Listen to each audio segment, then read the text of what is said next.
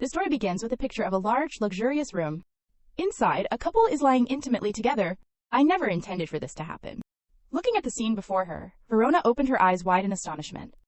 She was startled and realized that something was wrong and sat up abruptly. What is happening here? The scene before her made Verona's face turn pale. Did I really sleep here? This is crazy.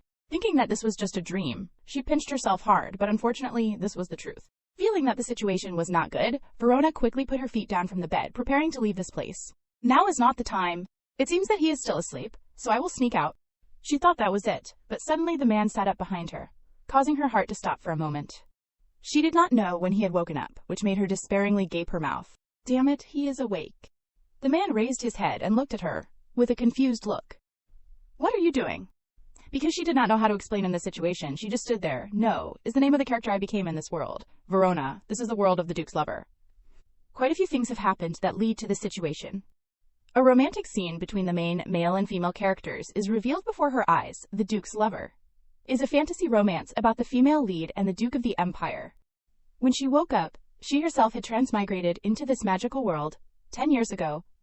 I woke up in Verona's body, the Princess of Waterfall, and I remembered.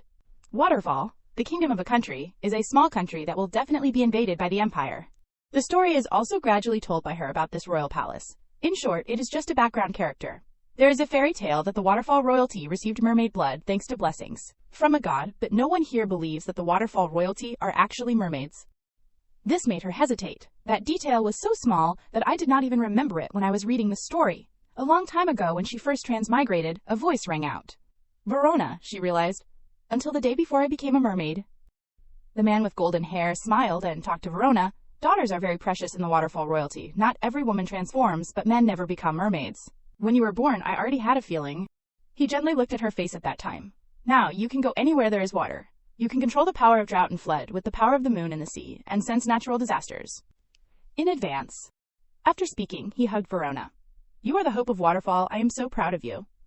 Verona as a child cherished these feelings. My father, who loved me dearly, thanks to his gentle affection, something I never felt from my family in my previous life. She gently closed her eyes and comfortably accepted these affections. I gave up the idea of living recklessly, even if she did not want to remember. Painful memories from her previous life kept appearing in her head. Returning to a loving environment, Verona was extremely happy and even cherished every moment. I decided to survive at all costs, but to do that, I had to solve a problem. That is also the reason why the man appeared before her. In the original story, the cruel emperor, the second male lead, declared war to get revenge after being rejected by the female lead. And then the end is, this place is filled with blood and tears. The small Waterfall kingdom had no way to resist and suffered a miserable defeat. I can't let that happen. This also awakened the determination in Verona's heart at that time. To protect Waterfall, I need to plan before the emperor's wrath comes. If the royal family can fully use the mermaid's power, the chance to overcome this crisis will increase. Only she also knew that she alone was too weak, but currently, it is just me and my sick father, so the situation is not very stable. Verona pondered and picked up the letter. Need at least one more member of the royal family to ensure the future. If so, I need an heir.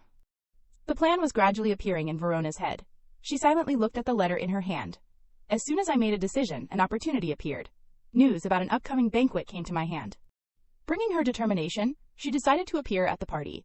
Although it is in Florence, another country, and the main setting of the novel, so I am a little worried. But it is a banquet held by a noble in the suburbs, so I can easily hide my identity and attend.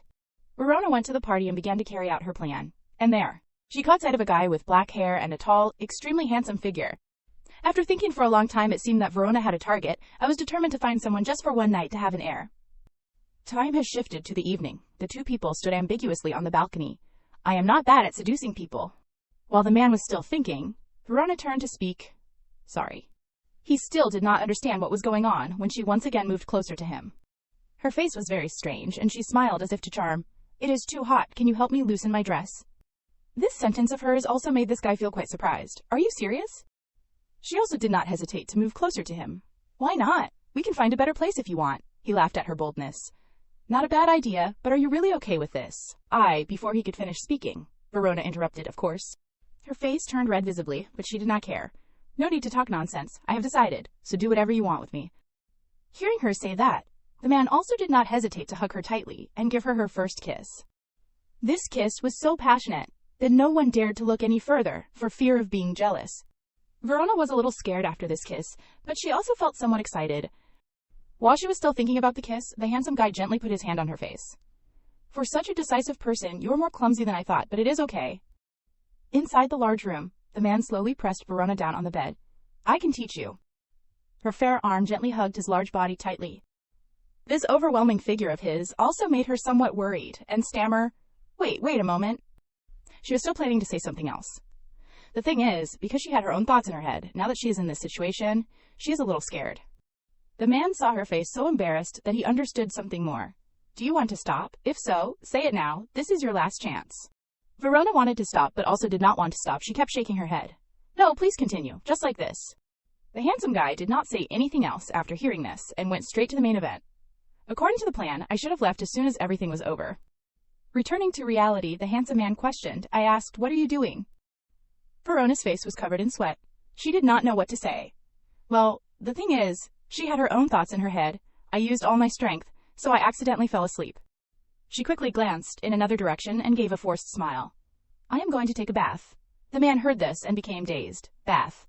She continued to point forward and asked, you do not have to get up, the bathroom is over there, right?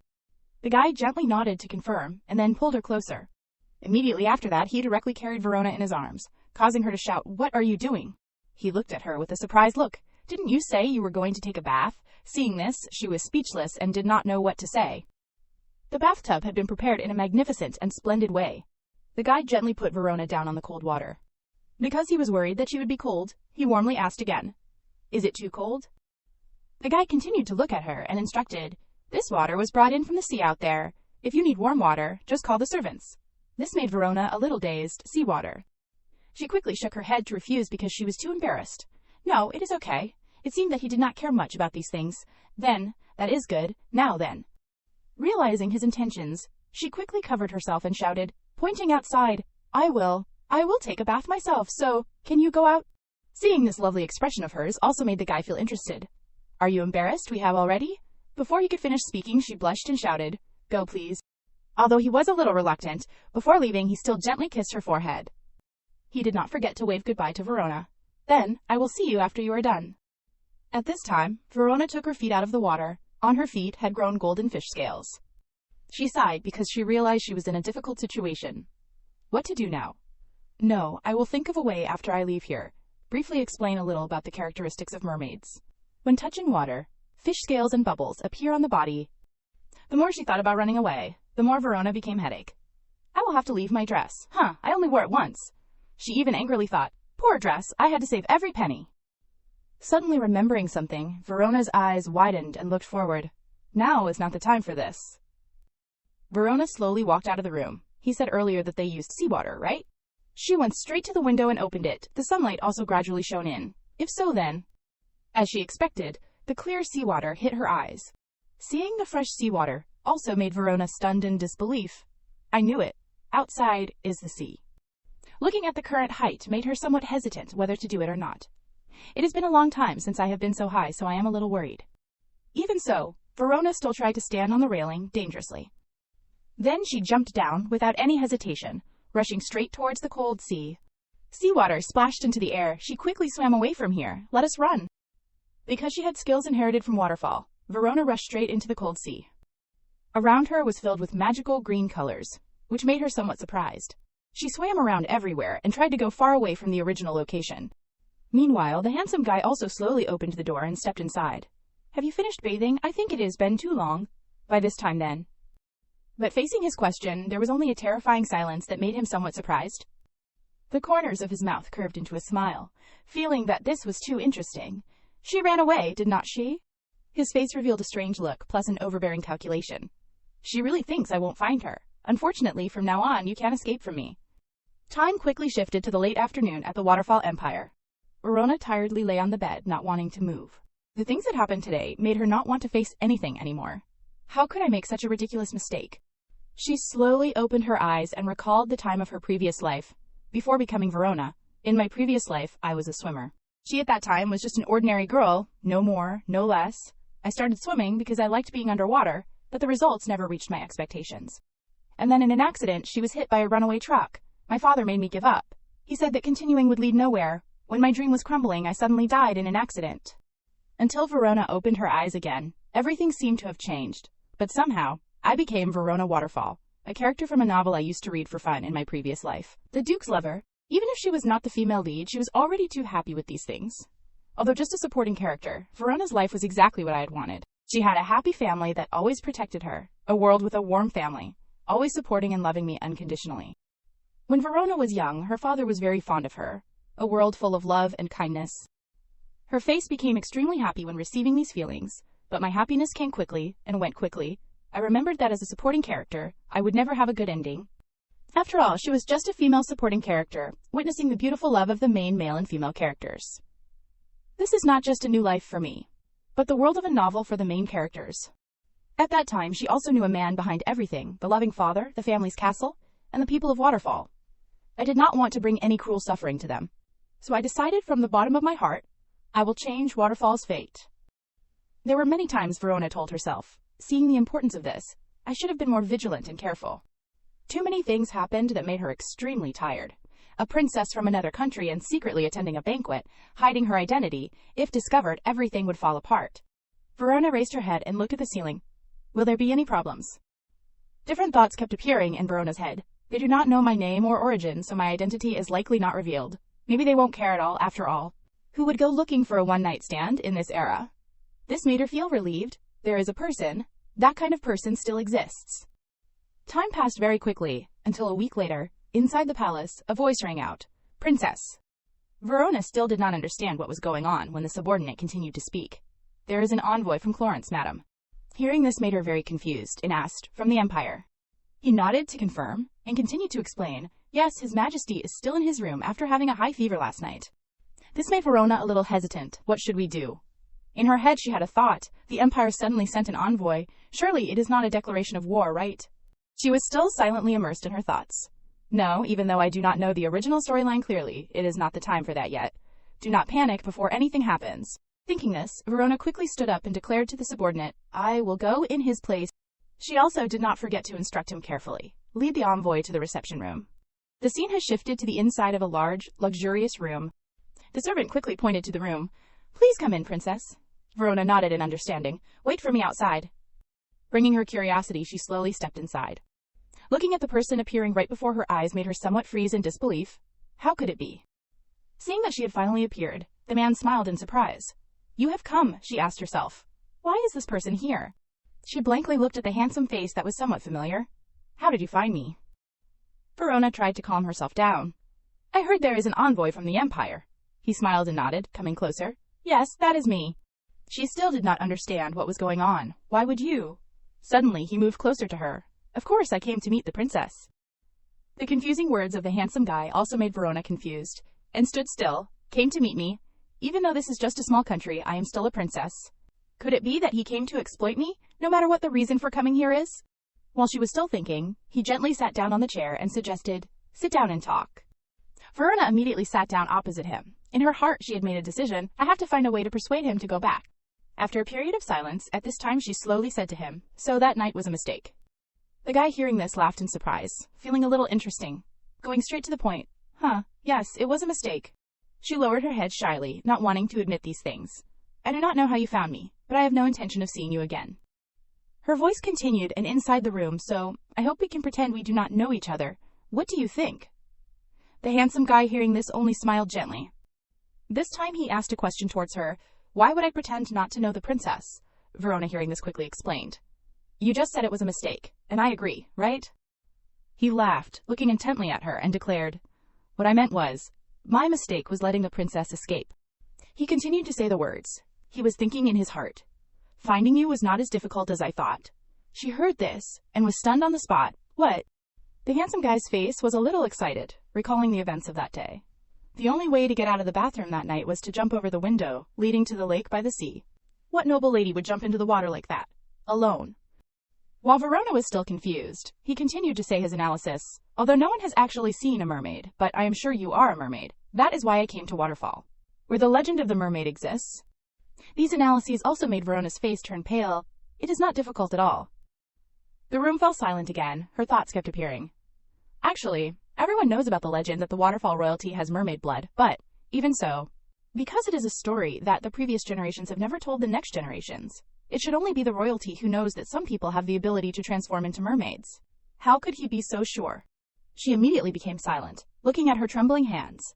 Not only coming here alone, but coming here under the name of an envoy of the Empire, so the Emperor also knows the legend is true. And he sent him here as an envoy. The more she thought about it, the more desperate she became. To take the excuse to invade Waterfall, it is crazy, it is all my fault. She tiredly hugged her head and cried out, "Oh!" While she was still in despair, the envoy gently put his hand on her shoulder. "You should be more careful." She heard this and became dazed, not knowing what to say. Careful about what? Is he telling me to pay attention to my actions?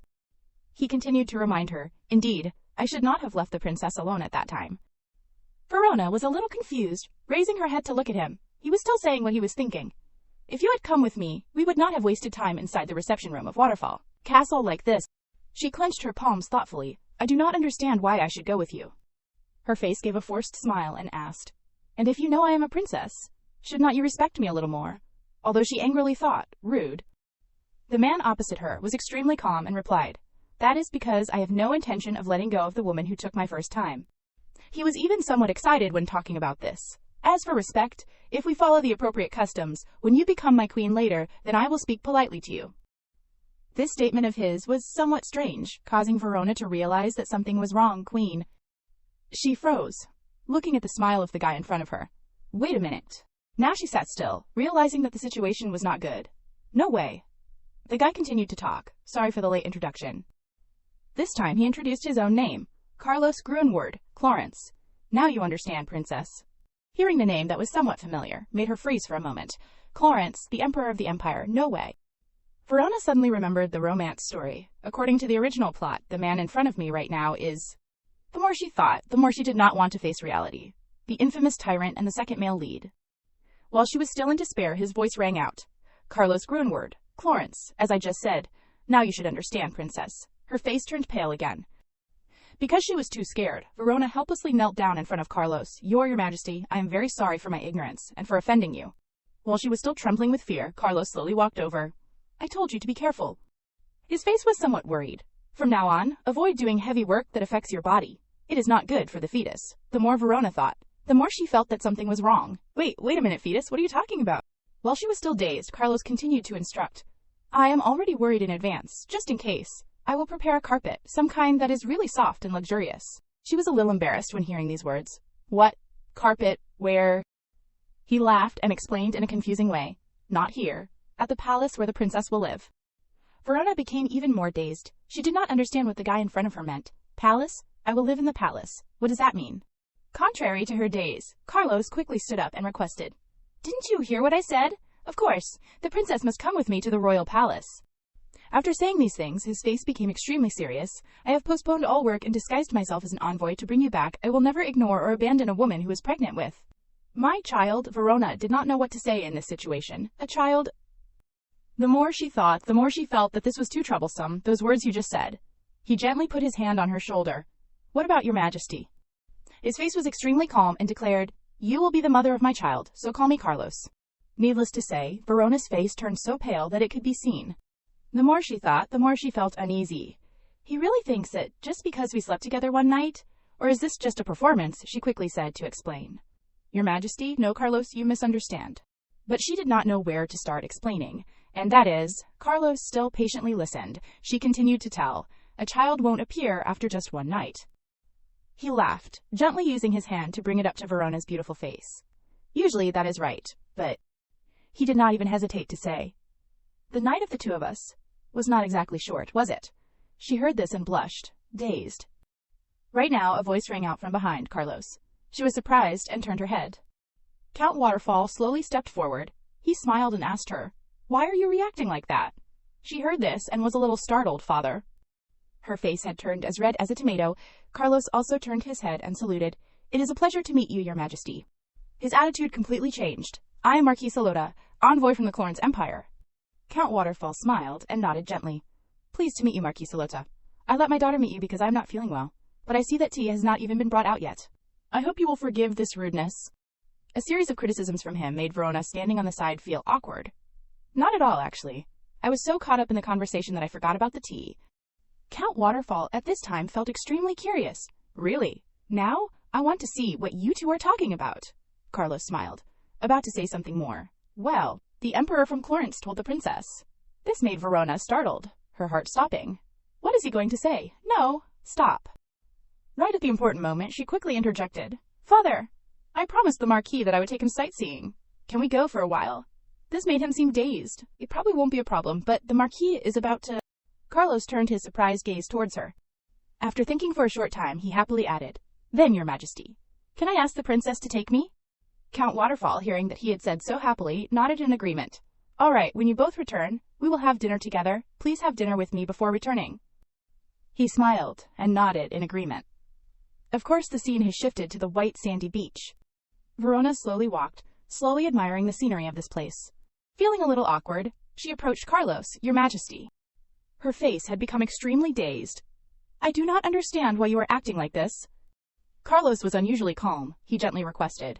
I told you to call me Carlos.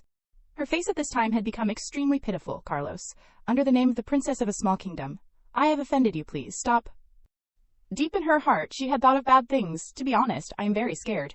In the original plot, after Florence invaded Waterfall, images of prison quickly appeared. He captured my father and forced him to walk on sharp sea stones until his feet bled. As for her, she had to sit in prison and kneel in front of him, according to the original plot. He also had people cut out Verona's tongue and ordered her to be tortured to her last breath. This made her helplessly ask, Could it be that you are taking revenge because you thought I was mocking you that night? The thoughts constantly appearing in Verona's head made her helpless. Perhaps he came here to repay the humiliation with a fate much worse, or it could just be a misunderstanding. Whatever the case, if I do not resolve things, then he will hate me for life. After thinking this, she used pleading eyes to look at Carlos. It has only been 7 days since that night, so there is no way to know if I am pregnant or not. If you want any compensation for that night, please vent it all on me. He heard this and gently brought his hand up to her face. Didn't I tell you, princess? I have no intention of letting go of the woman who took my first time. This statement of his made her even more afraid, not daring to face him. But Carlos's face became extremely calm and declared, I will definitely bring you back to the Florence Royal Palace, along with my child. His hands gently touched her face. Although she had realized that the situation was extremely unstable, it is crazy, there is no way to reason with him. Feeling that there was not much time left, Carlos quickly grabbed her hand.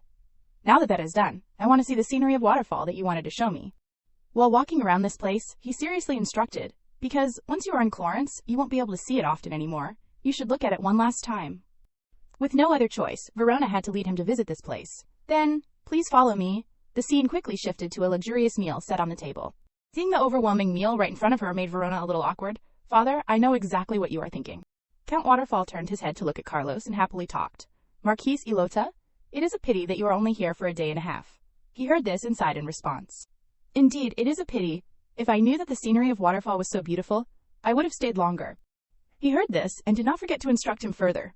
Because the Emperor wants to establish relations with Waterfall, if you came to visit often, how wonderful would that be? He heard this and nodded happily. If you say so, I will definitely come back here soon.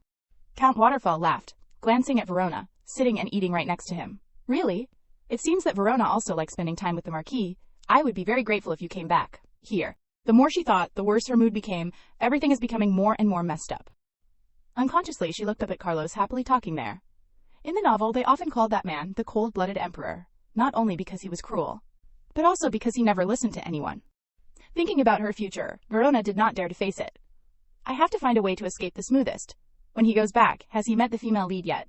Considering the nature of his possessiveness, strong enough to destroy an entire country, he will fall in love with her once they meet. Seeing Verona still dazed at the dining table, Carlos called out, Princess Verona. She heard this and startled, reacting, Marquis. He smiled and looked at her. You are very pensive. Verona gently picked up the glass of wine. I am sorry, I am just a little different. I am thinking vaguely, and did not hear you. He seemed surprised when he saw this sad face of hers.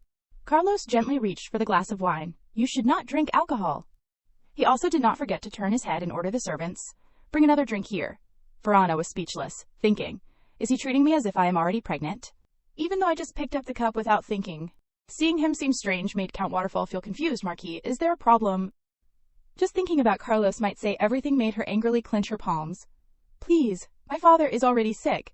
We can't talk about having a child when nothing is certain.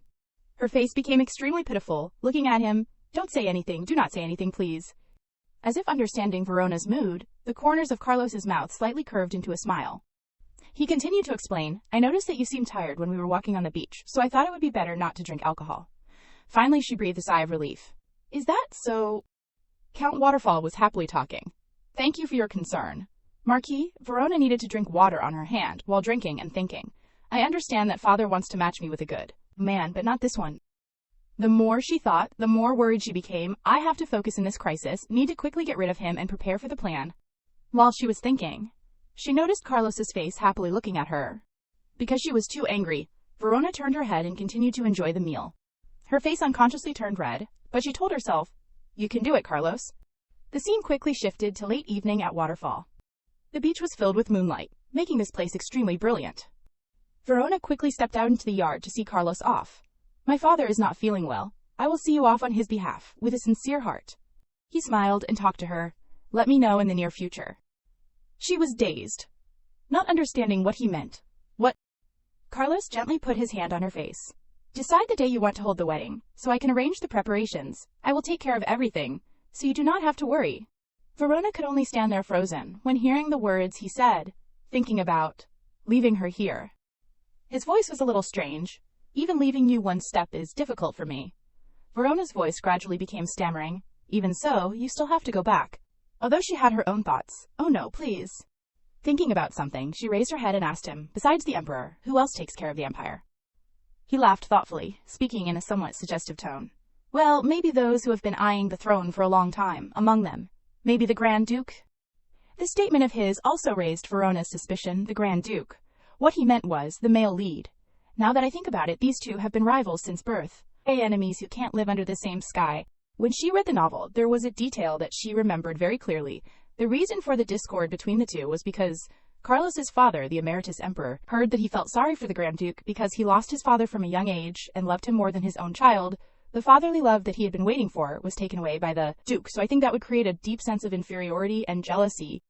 Thinking of this, Verona felt a little annoyed. It seems that he is quite comfortable about this. In the future, they will fight for a woman while she was still dazed. Carlos called out, Princess. His face was somewhat confused. I have noticed it for a while now. He surprisingly looked at her. Are you really okay? Verona angrily affirmed to let him understand. Of course, I am very okay, on the contrary. Because she was afraid that Carlos would still think, she did not forget to comfort him in another way.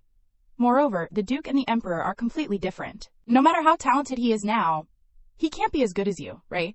Her eyes sparkled, not forgetting to add. Don't think too much, of course. Your Majesty has to go back to Florence.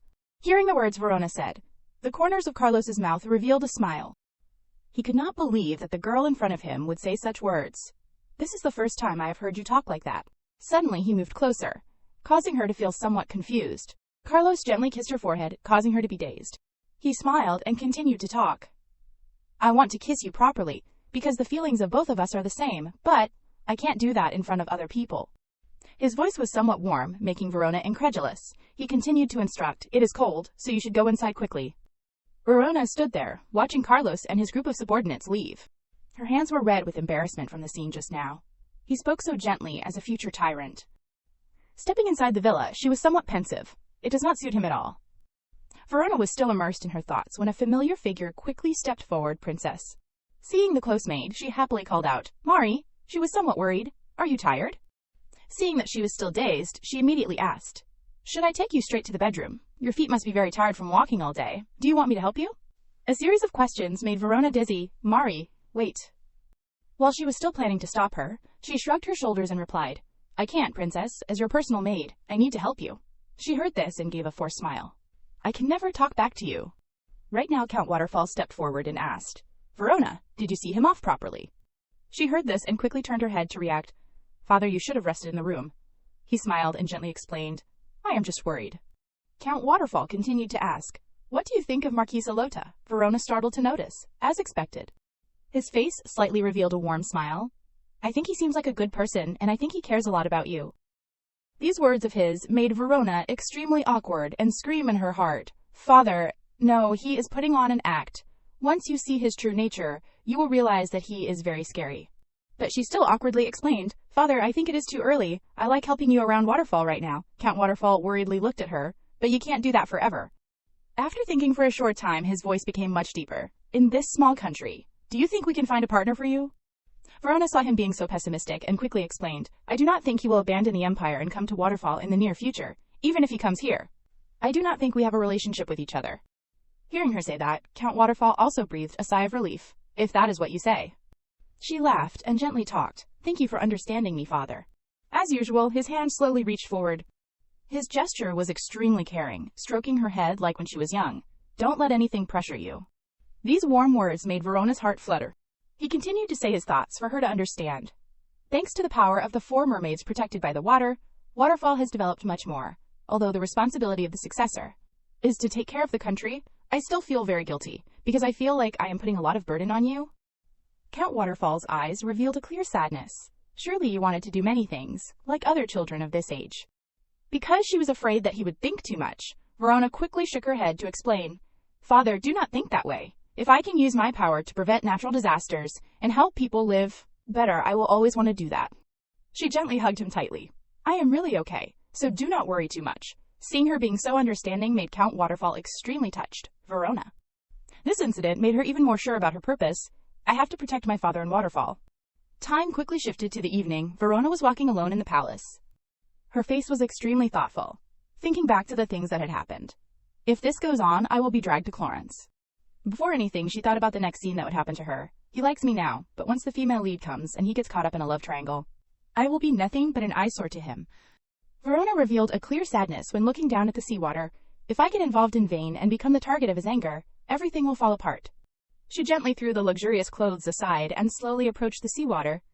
I should keep living quietly and secluded until the Emperor forgets about me.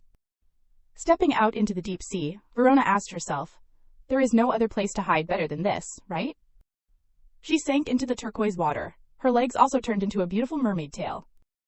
A long time passed. This place was still quiet and deserted. Verona surfaced. She also relieved some of the pressure when underwater. Seeing the gate had been closed, since one made her somewhat surprised. The gate is closed. She stood there still pondering, wondering, did the guards close it? But this did not make Verona think much. She quickly swam back to her original position. Seeing a strange light coming from the bushes on the shore, caught her attention.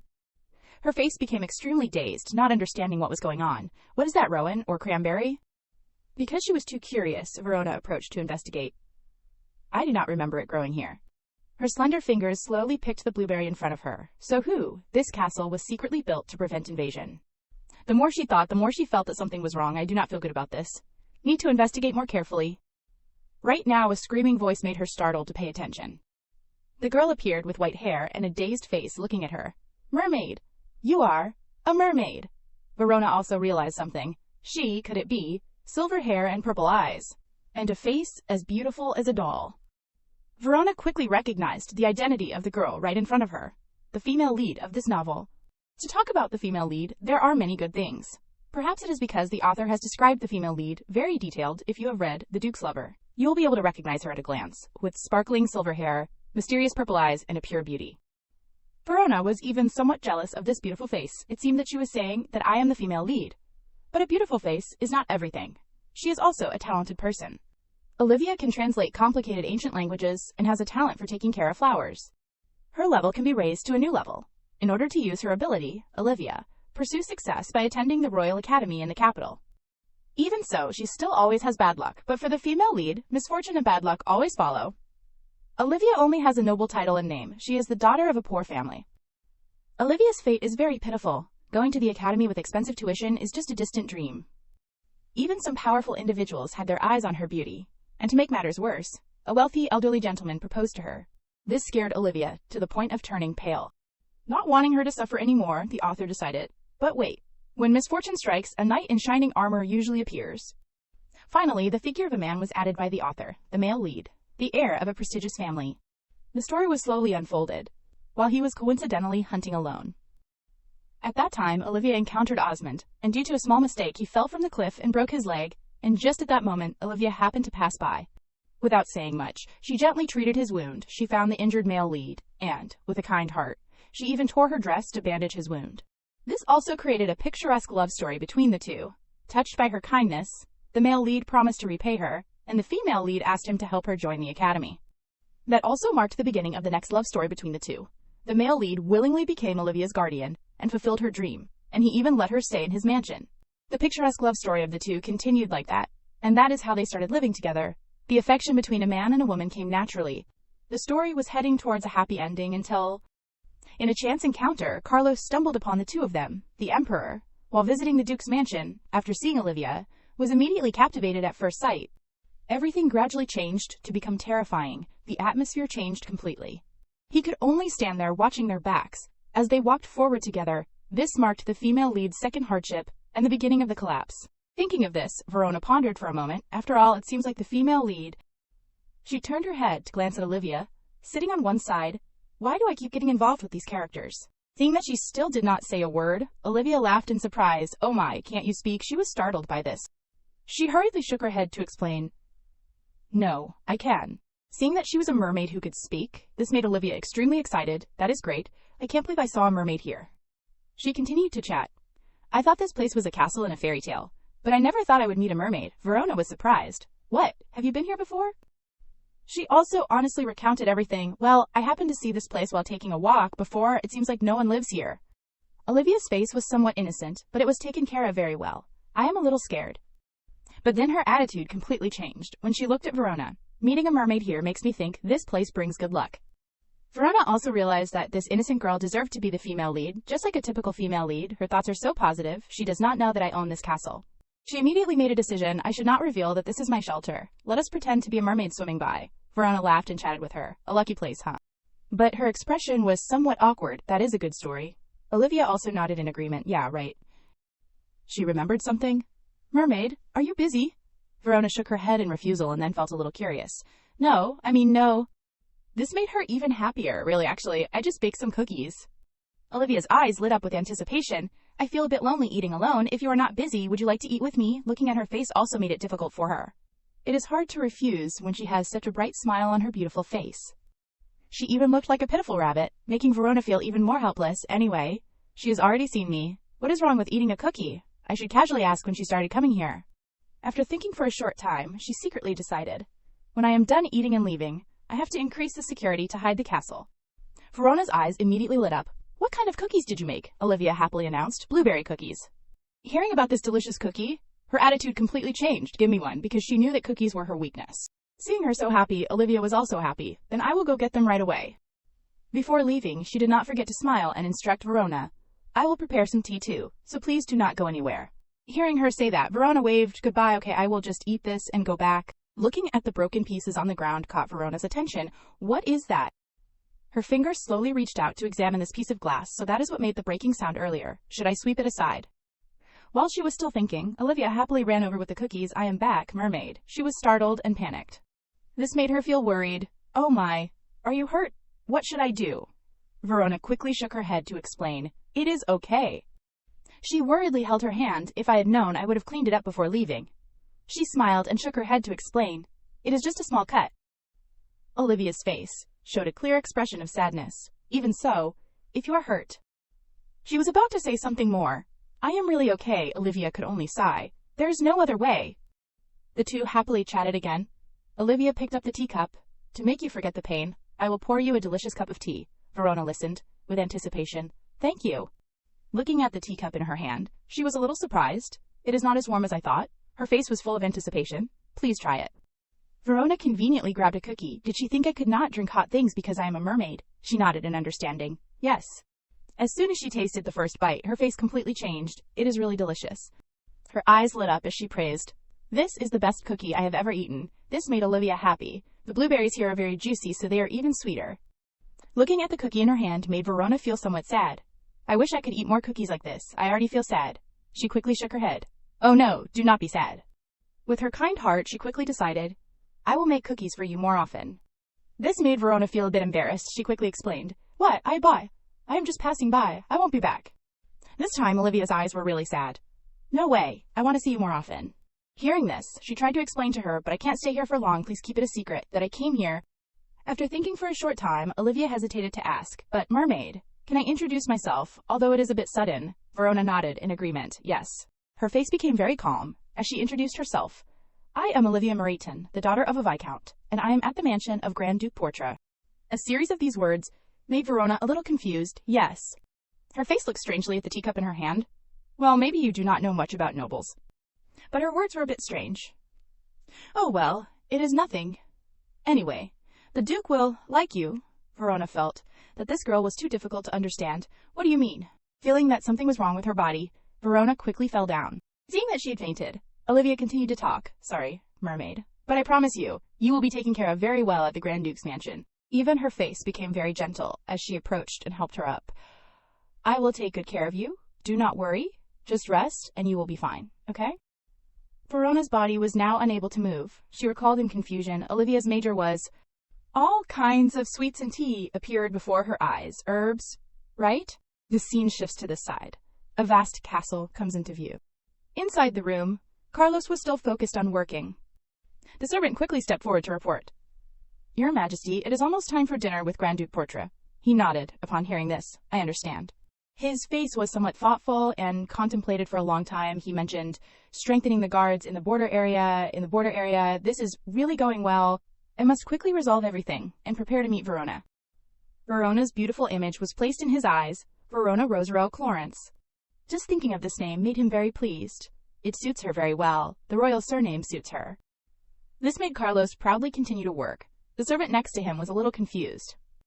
The more he thought, the more confused he became. Now, did he really smile after hearing about lunch with the Grand Duke? There is no way that is possible. He slowly recalled everything. He had been acting strangely since attending the victory celebration party. At that time, the servant ran into the room, Your Majesty. Looking at the empty room surprised him. A person who was always dedicated to work had left the palace for a whole day. While he was still pondering, Carlos called out, Jess, prepare to renovate the inner palace. This made him feel surprised. Which palace is the inner palace? His face proudly announced, of course it is the harem. This information made Jess freeze on the spot. The harem. His strange attitude made Carlos feel uncomfortable. Is there a problem? He hurriedly shook his head to explain. No, Your Majesty, where should we start renovating the harem? He continued to announce, first, make sure it is worthy of the person who is about to become my wife. Jess stood still upon hearing this news. Wife. To hear His Majesty say the word wife. While he was still confused, Carlos continued to ask, since the Empress Dowager passed away, has not the harem been empty for a long time? Although a little confused, Jess still nodded in agreement. Yes, he did not forget to add. And one more thing. Have someone dig a deep lake in the garden. This made him stunned. A lake? Carlos continued to pick up his pen and focus on working. Yes, if you can bring seawater from the north, that would be even better.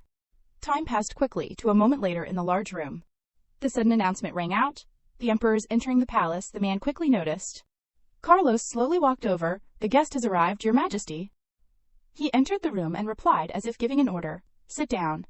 Osmond revealed his discomfort when looking at him. He had observed the strange smile on Carlos's face. He is smiling. The more he thought, the more confused he became. Surely, the news I just announced should have annoyed him. Osmond called out, Your Majesty, about strengthening the guards in the border area, although he had his own thoughts in mind. Is he harboring some kind of scheme?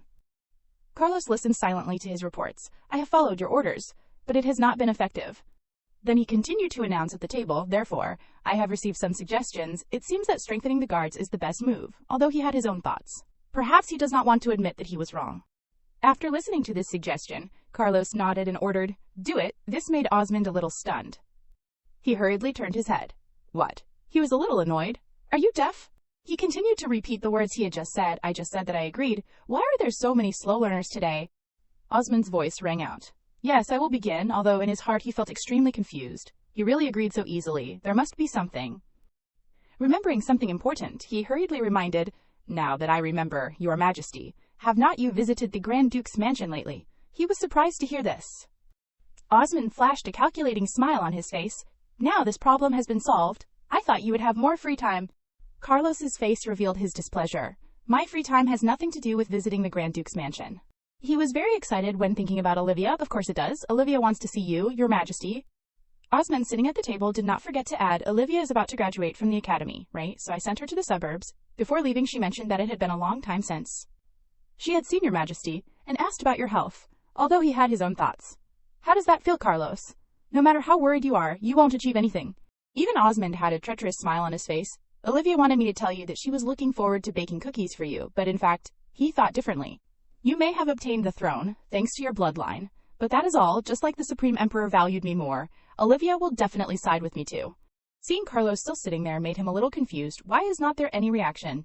At this time, Carlos asked back, "You are really telling me to go to your house to eat cookies?"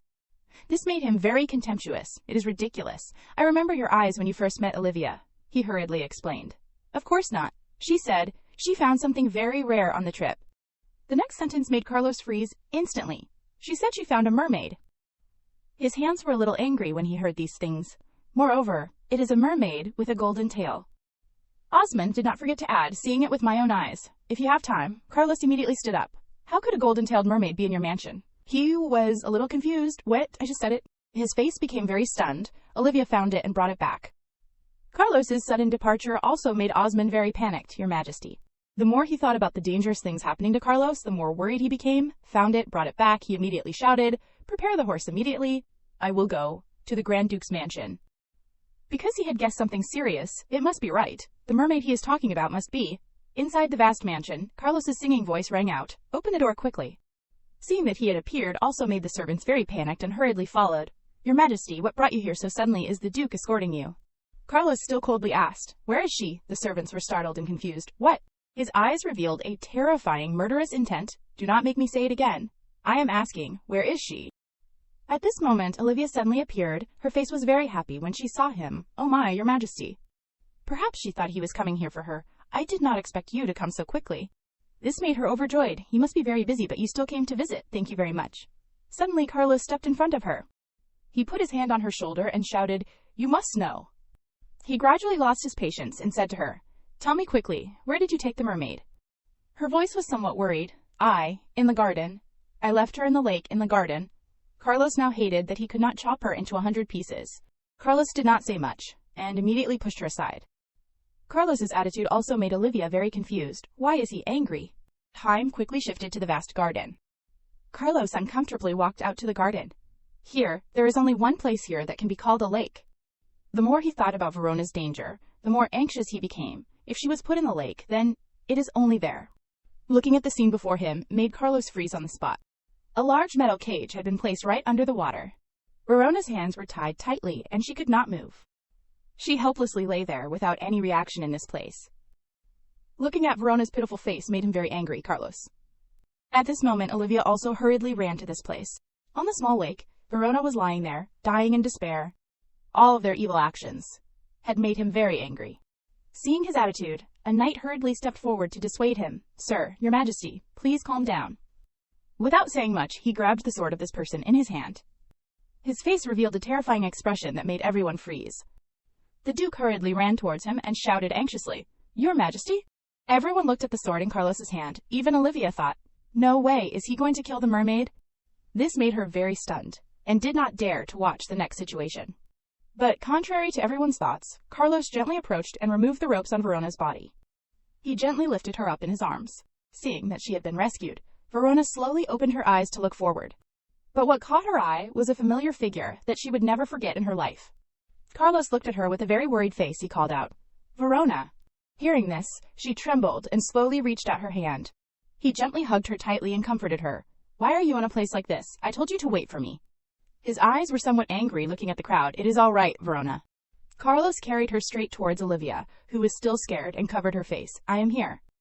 As time passed, looking at Carlos's face in front of her made Verona somewhat embarrassed. "I have gotten into a very embarrassing situation." She forced a smile and turned her head to look in another direction. Carlos personally spoon-fed her porridge. "Come on, quickly." She was somewhat embarrassed and did not know what to do. After thinking for a short time, she immediately closed her eyes and put this spoonful of porridge into her mouth. Looking at the scene before her made Verona unable to believe the truth. "While I was unconscious, this is what happened. The female lead kidnapped me." Olivia gave her a bag and took her away. She continued to throw her into a lake, and then, like that, released a fish into a tank. "She locked me in the lake." I do not know how he knew. At that time, she remembered the scene when Carlos saved her. But this man came to rescue me. Thinking of this made Verona somewhat touched and could not believe it. Seeing that her face was somewhat strange made him worried. "What is wrong? Is the food not to your liking?" She shook her head to explain, "No, I am full." But he still did not listen and continued to give her a spoonful of porridge. "Even so, you should finish it," she forced a smile. "That is enough." While the two were still happy, a figure quickly appeared and caught their attention. Olivia, with a guilty face, slowly walked towards her. As soon as she observed her face, Verona was surprised. "Olivia?" She shed tears of helplessness. She still did not know how to deal with it. When Carlos called out, "Miss Mermaid," she was startled upon hearing this. He became very scary and intimidated. No matter what your purpose is, you must know that your sin is unforgivable. Olivia still desperately shed tears on her face. "Yes, your majesty." The more he spoke, the angrier he became and ordered, "Go back to your room immediately. The decision will be announced later." Olivia clutched her dress tightly. Seeing Carlos's angry face also made Verona on the side feel surprised. It seems like they know each other. What is that cold attitude? Is it before he liked the female lead? While she was still confused, he continued to turn his head to look at her. "How are you? Are you okay?" Verona was still listening when Carlos continued to recount. "What you drank was not just tea, but a type of herb used as sleeping pills." His face was somewhat judgmental when looking at her. According to Miss Mermaid, the mermaid is blessed by the gods, and she did this to enhance Clarence's reputation. How naive. This made Verona sigh when thinking about Olivia. No matter how patriotic she is, she acted so recklessly. From some other perspectives, she is also impressive. But she did not blame her and took all the blame on herself. "It must be because I was too careless. I should not have eaten food given by strangers like that." Carlos sighed and nodded in agreement. "Yes, that is your fault." This made her stunned. He continued to advise, "How many times have I told you to be careful, especially because of the child? Do not eat indiscriminately." She was stunned upon hearing this. Again, talking about pregnancy. After thinking for a short time, Carlos immediately decided, "Indeed, it seems best to keep you by my side. I can't let you stay while I am so worried like this." His words also made her freeze for a moment. He continued to smile and propose, "Come with me to the palace." Verona did not know what to say in this situation. Regardless of her attitude, he continued to tell, "It seems that renovating the harem will take longer than expected. They said they will arrive later than scheduled. The servants are very busy preparing this place, you guys. Are the garden repairs still not here?" Talking about these things made Carlos's face very excited. "Do not worry. There are many rooms for you to stay in the palace." Verona was speechless. "No, I am not worried about that. I am not going anywhere." But Verona still chose her words to explain to him. "But if I go to the palace like this, my father will be very worried. First of all, I will go back and—" Before she could finish her sentence, Carlos shook his head in refusal. "No, you are carrying the heir to the empire." His voice continued to ring out. "How can I guarantee that this will not happen again if I leave you alone?" Verona thought blankly. "I have the same question. How can you guarantee that a child will be born?" He continued to talk about his plan this time.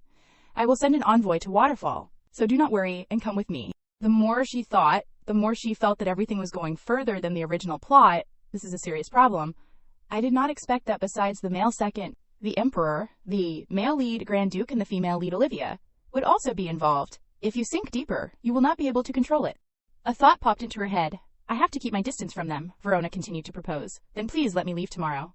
She continued to look around the room. "I need time to prepare. I have not been anywhere other than Waterfall Castle." Seeing her so stubborn, Carlos could only sigh helplessly. "Then it has to be that way. Because you have also agreed to my decision. Please understand," she thought in confusion. "I am doomed."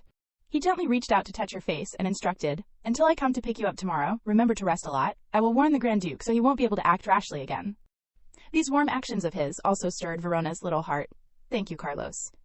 The sound of his name echoed in the large room. "Carlos." He gently kissed her forehead. "As I said before, you can just call me Carlos." Seeing that he had left the room, Verona breathed a sigh of relief. But she felt that she was getting involved in something more serious. Even though they will send an envoy, it is no different from an announcement. She was even worried that her father would be shocked. After hearing this news, "At least I have to give my father a sign first. My frail father needs absolute stability. If he hears that his daughter, who went to check around, has gone missing and is suddenly preparing to get married in another country, how shocked will he be?" Verona continued to look at her hands and think, "Moreover, if he finds out that the other person is the Emperor of the Empire, the shock will double." Currently, she does not know what to do next. Even if I make up a story for my father, I still have to meet him before the envoy arrives. Her hand slowly reached out towards the sea outside. "I can go and come back before dawn, so there will be enough time." Time quickly shifted to late at night in the large garden. Verona, wearing a gorgeous dress, slowly walked around this place.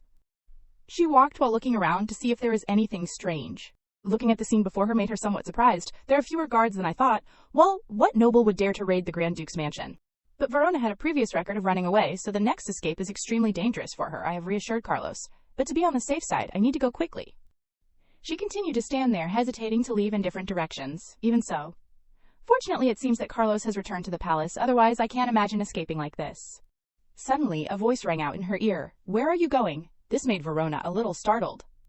She hurriedly turned her head. Seeing a familiar figure made her scream in fear. Carlos.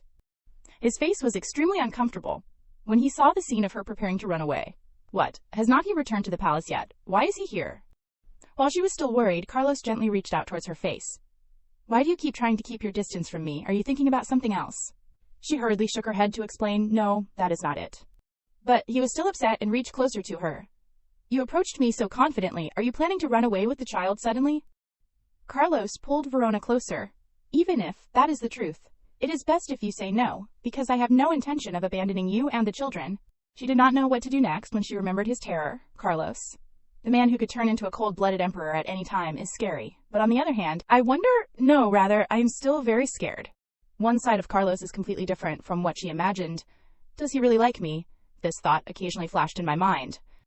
The image of the two of them being close to each other also appeared in Verona's mind. He looked at me so gently, even though I am just a one-night stand for him. If that look appeared on such a handsome face, then everyone would fall into the same illusion as me, I am sure. There is still one thing that comes between this, and that is Olivia. Love at first sight only happens to the female lead. Up to this point, there is only one reason for him to treat me so well. A side character. The image of a child appeared in her mind, just like I have my own desires. This man also needs an heir.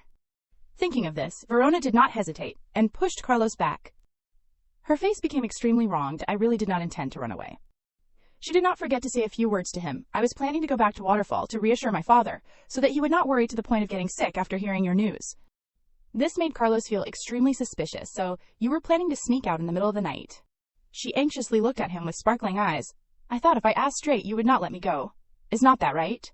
He did not think much, and nodded in agreement. Yes, I won't let you go. You are pregnant, so you need to be completely stable. His hands were very gently placed on her shoulders, but in the end, you drank sleeping pills, and were kidnapped. In the scene here, Verona listened silently to his words. You should rest and go see the royal physician, not swim across the cold ocean to Waterfall. Carlos was somewhat serious when talking about these issues. I think the princess needs to understand her pregnancy better. At this moment, Verona interrupted, but her face was somewhat sad. Currently, the child must be very, very small, so small that it is no different from not existing in this world. Maybe it does not even exist at all. But he does not want to believe this truth, right? In the early stages, it is very small and weak. The more she heard about this issue, the more confused Verona became. To think that she is carrying his child, based on what is he so sure? She even thought about her fate later. He is too obsessed. If he finds out that I am not pregnant, then he will definitely vent his anger on me. While Verona was still thinking aimlessly, Carlos gently took her forward. I have explained enough, so you must understand now, so it is best if we go back. His hands slowly placed on her shoulders, but she was still thinking, I am not sure if there is a pregnancy or not, but it feels like he really cares about it. After thinking for a short time, Verona raised her head to look at Carlos. Carlos, do you really want to be a father? This sentence of hers also made him freeze for a moment. Seeing the surprise on his face, she remembered something, now that I remember. In the original work, Carlos was a child who was not loved by his biological father. When he was young, he was completely ignored. The former emperor, throughout his life, never loved his son even once. There have even been many times that Carlos tried to reach out to his father. The novel does not describe it in detail, but I can imagine what Carlos was thinking. He was just a very pitiful child, growing up like that. Everything gradually changed when he grew up. Perhaps what this man really wanted was not an heir to continue taking care of the empire, but rather, Carlos happily hugging his son in his arms appeared in her head, flesh and blood, to give the love that he had never had. Thinking of this, Verona closed her eyes tightly. But my situation is more desperate. This is a matter of life and death for myself and my kingdom. After thinking for a long time, Verona immediately decided, I have a proposal for our relationship. Carlos felt very curious after hearing this. Tell me. In her head, she had already set out a plan. It does not matter what he wants. I can't let this child become the emperor. If the heir to Clarence is not my child, then it is okay, but it must be the heir to Waterfall, so for now, just drag on the time. She immediately stated her intention. I want to postpone the wedding. This words of hers also surprised Carlos. Verona continued to explain. Getting married so suddenly is a bit too much. But he was very anxious and placed his hand on his chest. I told you not to worry, right? I will solve everything. But she spoke according to her own thoughts. Carlos and I need to build an emotional connection. Seeing her face about to cry, he was a little confused. Emotional connection. Seeing that Carlos was still stunned, Verona nodded to explain, yes, I mean dating. Feeling too embarrassed, she hurriedly blushed and added, we have only known each other for 10 days. Verona, like a child, blushed and announced, and getting married so early, there is no reason for it at all. Because he saw her too stubborn, Carlos sighed tiredly. What are you talking about? There are plenty of people who meet for the first time at the altar. Compared to that, I think we have known each other for a long time. She became very pitiful and sadly explained. Maybe I am pregnant. But, no, I do not want to choose someone to spend my whole life with, just because I might be carrying their child. These words of hers also made Carlos silent for a moment. Finally, he seemed to have accepted her request. So, you mean, we should date? However, his face was still very serious. You can't hesitate about getting married even if you are not pregnant, do you understand? Verona raised her head to look at him with sparkling eyes. It won't take long. She continued to talk about the letters. Let us try dating for 3 months. Hearing this number, Carlos still did not understand much. 3 months, and what will that solve? She calmly informed him. 3 months is enough to have feelings. Her face slightly flushed when talking about these issues. Before 100 days are up, we will know if I am attracted to you, or if you really love me. Clearly, in the historical dictionary of Carlos, there is no word, love. Seeing that he was still unmoved made Verona even more embarrassed. At this point, just agree. She continued to chat. I also think it will be better for the child. She was trying to use her own images to convince Carlos. If the mother and father do not have feelings for each other, then how can they love the child? He nodded in understanding. I see. Remembering something important, he asked again. But after 3 months, will you voluntarily marry me? Her eyes lit up and nodded in agreement. Yes, Carlos also nodded. Then, his hands gently grasped Verona's small hand. Let us try the relationship you were talking about. He did not forget to put her hand on his heart, but Carlos grew inward. Clarence. I swear in this name. Time seemed to stand still as he read his oath. Carlos, I will love you, so promise me, you won't run away again. After a short period of thought, Verona also nodded in agreement. I promise, although in her head she had her own calculations. Sorry for lying, I am just a weak side character. So unlike the main character, I can't love recklessly. She did not forget to add, thank you for understanding, Carlos, but both of them did not know that someone was standing behind listening to everything. Osmond laughed in surprise when he saw this story. Princess Verona, interesting. Time quickly shifted to the next morning at the vast mansion. Verona stepped outside and looked at the scenery and sighed. Vo gently sat down on the chair to make herself comfortable. Finally, it is quiet. Yesterday was like going to war. Her eyes were somewhat thoughtful when she remembered, I was the one who suggested dating first, but Carlos's words rang out. Prepare for a deeper relationship. These words were accidentally heard by the servant. Even in the morning, he kept picking up food. For Verona, come on, you should eat more. Before leaving, Carlos looked at Verona with a reluctant face. Tomorrow, I will send a carriage with soft pillows. The subordinates behind kept urging, Your Majesty, you should go. A series of his actions made Verona sigh, extremely embarrassed. Why be so careful? Especially in someone else's house. But she realized that things were gradually becoming more complicated. No, this is just the beginning. There will be more people seeing it in the palace, so at least I have to endure this much. Verona stood up to leave this place, so tired. A voice rang out, Oh my, is anything bothering you? She was still not understanding what was going on. When Osmond quickly stepped forward, It is good to finally meet you. She was a little surprised. And you are. He smiled and greeted, Hello, Princess Verona. Looking at the handsome face in front of her, she immediately recognized, Is this the male lead? She knew quite a bit about this character. In the novel, the only rival of the Emperor, and the winner who gets everything he wants, the male lead of the love story of the Duke. His name appeared in her head, Osmond Portra. He smiled and chatted. If you do not mind, can you spare a few minutes for me? Verona felt curious. After hearing this, what is going on that we can't discuss here? His face was somewhat thoughtful. Osmond turned his head to look at the two subordinates standing behind him. His face was always so gentle and chatted. Yes, it is better if fewer people listen. Then he smiled and suggested, Then let us go to the living room. There is no other way. She could only follow, yes, although in her head she had her own thoughts. It is too awkward to refuse. Let us go quickly. Inside the living room, tea was slowly being poured. The large room at this time only had 2 people sitting there. Osmond gently placed the teacup down on the table. At this time, he slowly spoke, making Verona pay attention. As her guardian, I want to apologize for Miss Olivia's bad treatment of you. Verona's image at that time as a mermaid was revealed through his story. She must have just been curious when seeing a mythical creature for the first time, but even if it was due to ignorance, it does not mean she is innocent. Osmond continued to calmly chat with her. His face was somewhat sad. Once again, I am really sorry. This made Verona think. Although I am the Princess of Waterfall, according to royal standards, I am probably just the daughter of a count.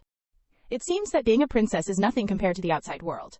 Yet he bowed his head without hesitation. Does he think I am on Carlos's side because of the Emperor's actions?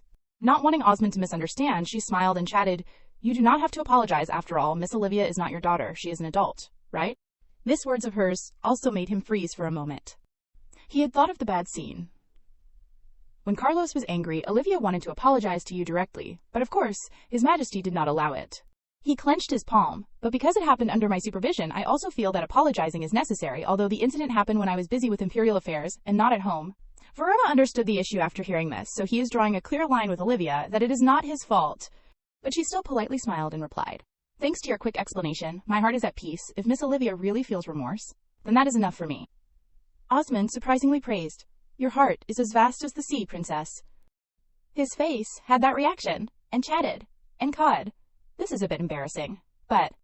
His next words also made Verona freeze for a moment. "When I met you, princess, I felt a strange and indescribable feeling." She froze, not daring to believe. "What?" Seeing her attitude like that, Osmond laughed and chatted, "I am not sure why, but after talking to you, it seems that I understand. Not only blessed by the gods, princess, but your personality also matches that blessing. That is why I feel that way." A series of these words made Verona scream in her heart. What the heck am I hearing? Why are both Carlos and the male lead suddenly falling for me like this? How should I answer? Seeing her embarrassed expression, he smiled and probed, "To avoid such a situation from happening again, I want to support you, princess. What do you think?" she helplessly thought. "No. Being near you is already tiring enough." Suddenly an idea occurred in her head, causing Verona's eyes to shine. She looked at him with very expectant eyes. "As a loyal citizen of the Empire, if you continue to support the royal family, I would really appreciate that." Because in her head she had her own calculations, saying that it is no different from aiming for the position of Empress, side by side with Carlos. Osmond felt quite surprised after hearing these things. The royal family? She happily nodded in confirmation yes. Verona had also made these calculations very carefully. If you do not want him to take advantage of the situation, it is better to make it clear that you are on Carlos's side. Even though I have no intention of becoming an empress. He gently placed the teacup down on the table at this time. I am doing my part, but... His face felt somewhat amused by her actions. "It seems that I have kept you for too long. Even though you are not feeling well, you should go back and rest." Verona did not hesitate, and immediately stood up, "If you say so." Before she left, he did not forget to add, "See you next time. If I have the opportunity to chat with you again, I would be very happy, princess." She also smiled and nodded in understanding. "If we have the opportunity." Just like that, Verona left, leaving Osmond inside the room. After stepping outside, Verona became very tired from the events of today. "So tired, I wish everyone would leave me alone." At this moment, Olivia slowly stepped behind her. She threw herself at her and kept crying, "Princess, I am very, very sorry." Seeing her wail and cry in helplessness also made her feel confused. Olivia, slowly, "Wait a bit." She raised her head to look at her with sparkling eyes. "I know that no matter how much I apologize, it is not enough, and I am sure you must hate me." Verona was speechless. "Hate, rather. I feel uncomfortable. After the Duke, you kidnapped and imprisoned me." Seeing that she was still standing and crying outside the hallway, Verona hurriedly opened the door. "We should not talk here. Come inside." Olivia's small finger slowly touched her hand. Her eyes sparkled and continued to look at her with a pitiful face. "What can I do to be forgiven, princess? Please, let me know." She did not know how to explain after hearing this. Looking at this face with Olivia, Verona wondered, is she really sincere? The more she thought about the things that had happened, the more she did not dare to believe. In the novel, Olivia is kind and pure, but having directly experienced this, I am not sure anymore. The more she thought, the more thoughtful her face became. Anyway, facing whatever reality, I am stuck with the main characters, and there is no other way than to go to the palace. After thinking for a short period of time, Verona quickly chatted, "So, Olivia, I want to ask you for a favor." Her eyes lit up and nodded in agreement. "Anything is fine, just say it. If it is something I can do, if you forgive me, I will do anything." She immediately proposed something. "From now on, can you bake cakes for me?" This made her a little surprised. "What, you mean?" Verona smiled and continued to propose. "Come with me to the palace. I will ask His Majesty for permission." This made Olivia stunned, not daring to believe her ears. "Princess." Verona had decided to cooperate for these two people under her plan. Because Carlos believes that I am pregnant, he can't think well of Olivia after kidnapping me. But if Olivia lives in the palace and builds a relationship, this will make everything move in a good direction. Carlos's attention may leave me, and she loves the Grand Duke. The possibility of war will decrease, and I will regain my freedom. Hearing this request of hers, Olivia gently wiped away the tears on her face. "Thank you very much, princess." Verona looked at her expectantly. "So, you agreed to become my maid, right?" These words also made her freeze for a moment. "What? A maid?" She continued to explain to her, "Yes, and I will make sure that you spend a lot of time in the kitchen." Her attitude completely changed. "What?" Seeing this expression made Verona somewhat surprised. "You do not like it. I thought you liked cooking." She hurriedly shook her head to explain. "No, that is not it." Olivia's eyes brightened and chatted.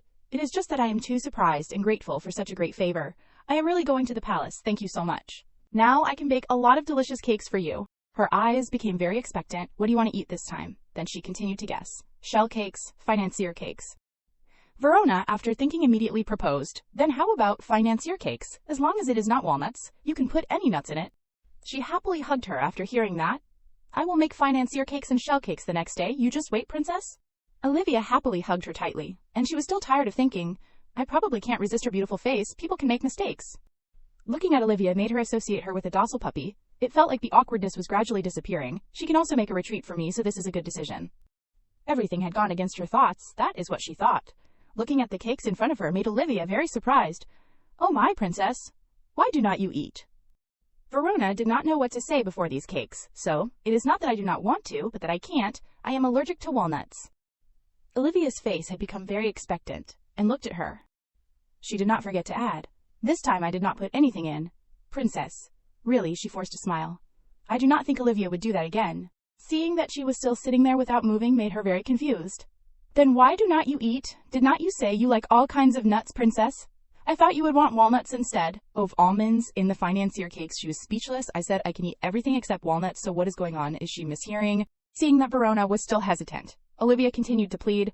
Please try a little. She did not know how to say it. Is she really a kind-hearted female lead? This time she called out, wait, Olivia was surprised to hear that. Princess. After thinking for a short time, she immediately decided. Then, I will eat when the cakes cool down a bit. Verona continued to patiently instruct her, now that I think about it. Since we came to the palace, you have only been baking cakes, right, Olivia? You should pack up and rest. Looking at the scene before him made Carlos somewhat uncomfortable. What is she doing? He picked up the cakes in his hand to examine. Are these cakes made by Miss Mermaid? Verona happily nodded in confirmation. Yes, she just made them. He looked at her and examined the cake carefully in his hand. Really? He continued to look up at her. From now on, if she makes anything else, bring it to me first. This made Olivia seem surprised. What? Verona on the side immediately rejoiced. Is this a sign of reconciliation? Just as I wanted? Hearing him say such words, Olivia happily nodded in agreement. If you want, I can personally bake the cakes and bring them to your majesty. But he coldly refused these things. No, there is no need. He even did not forget to measure her by saying, if I have to check more cakes for poison, it would be troublesome. Olivia immediately trembled when she heard these words. Verona did not know what to say. It is not easy at all. He looked at her and ordered. Then, Miss Mermaid, you can go now. She also nodded in understanding. Yes, your majesty. At this time, the room was only left with two people. Verona turned her head to look at Carlos. She smiled and chatted with him. We will meet a lot in the future, so can you be a little more lenient? As soon as she finished speaking, Carlos crushed the cake in his hand, causing her to hurriedly change her words. Nothing. He looked at her with calm eyes and recounted. The letter that you wanted to send to Waterfall has been delivered safely. It should have arrived by now. Verona was overjoyed after hearing this. Thank goodness, my father must be very worried. Carlos hesitated upon hearing this. She continued to ask him, do you want to talk about something else? Although she had her own thoughts, this is not what you wanted to say, right? He quickly stated his request to her. You said we should date, but I want something more formal. She hesitated upon hearing this. Just entering the palace is formal enough, is not it? He gently placed his hand on her shoulder and explained. I want to hold an engagement ceremony in front of everyone. Verona froze for a moment. What? Carlos's face showed a very happy smile and recounted. The engagement party is being prepared. I have ordered that invitations only be sent to high-ranking nobles. Verona stood still, not daring to believe the truth before her eyes. The more she thought, the more she felt that something was wrong. Engagement party. But she still had to act happy. Would not signing the paperwork be simpler than organizing a party? In her head she had become extremely desperate. Why suddenly a party? I ruined everything just because I attended a party. Carlos's face was very serious as he explained to her. Because this is the engagement between the emperor and a princess of another country, paperwork alone is not enough. He gently reached out and took hold of Verona's hair. The party will be held in 5 days, but you do not have to worry. Carlos lowered his head and gently kissed her hair. You traveled a long way to the palace. You must be very tired, so please get a lot of rest and sleep well. I will have the servants come to help you in the morning. She nodded obediently in understanding.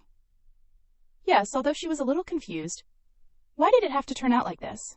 Time quickly shifted to the next morning at the vast mansion. The voice of the servant rang out inside the room. Good morning, miss. Verona at this time remembered something. Carlos said that he would have the servants come this morning, right? A team of servants quickly stepped forward and bowed. Greetings, head maid, Luisa. Under the order of His Majesty, I have brought the maids to serve you in the harem. The servant smiled gently and looked at Verona. We will serve you bit by bit, princess. Luisa's voice rang out throughout the room. If you need anything, please let us know. Seeing them so dedicated, also made Verona feel embarrassed. Thank you, everyone. The maids continuously served Verona carefully. Princess, your hair is so soft. This dress suits you very well, princess. Looking at this scene made her a little surprised. Thank you. Looking around the room, Verona felt confused. By the way, where is Olivia? She continued to look at the maids serving her. If the female lead has to serve me, it would be troublesome. A knock quickly rang out outside the door, attracting Verona's attention. The door was gradually opened, carefully. Olivia quickly ran inside with a sleepy appearance. Princess, are you awake yet? Are you awake? She hurriedly ran over quickly. Good morning, princess. Looking at this appearance made Verona also have to be surprised. Did she just wake up?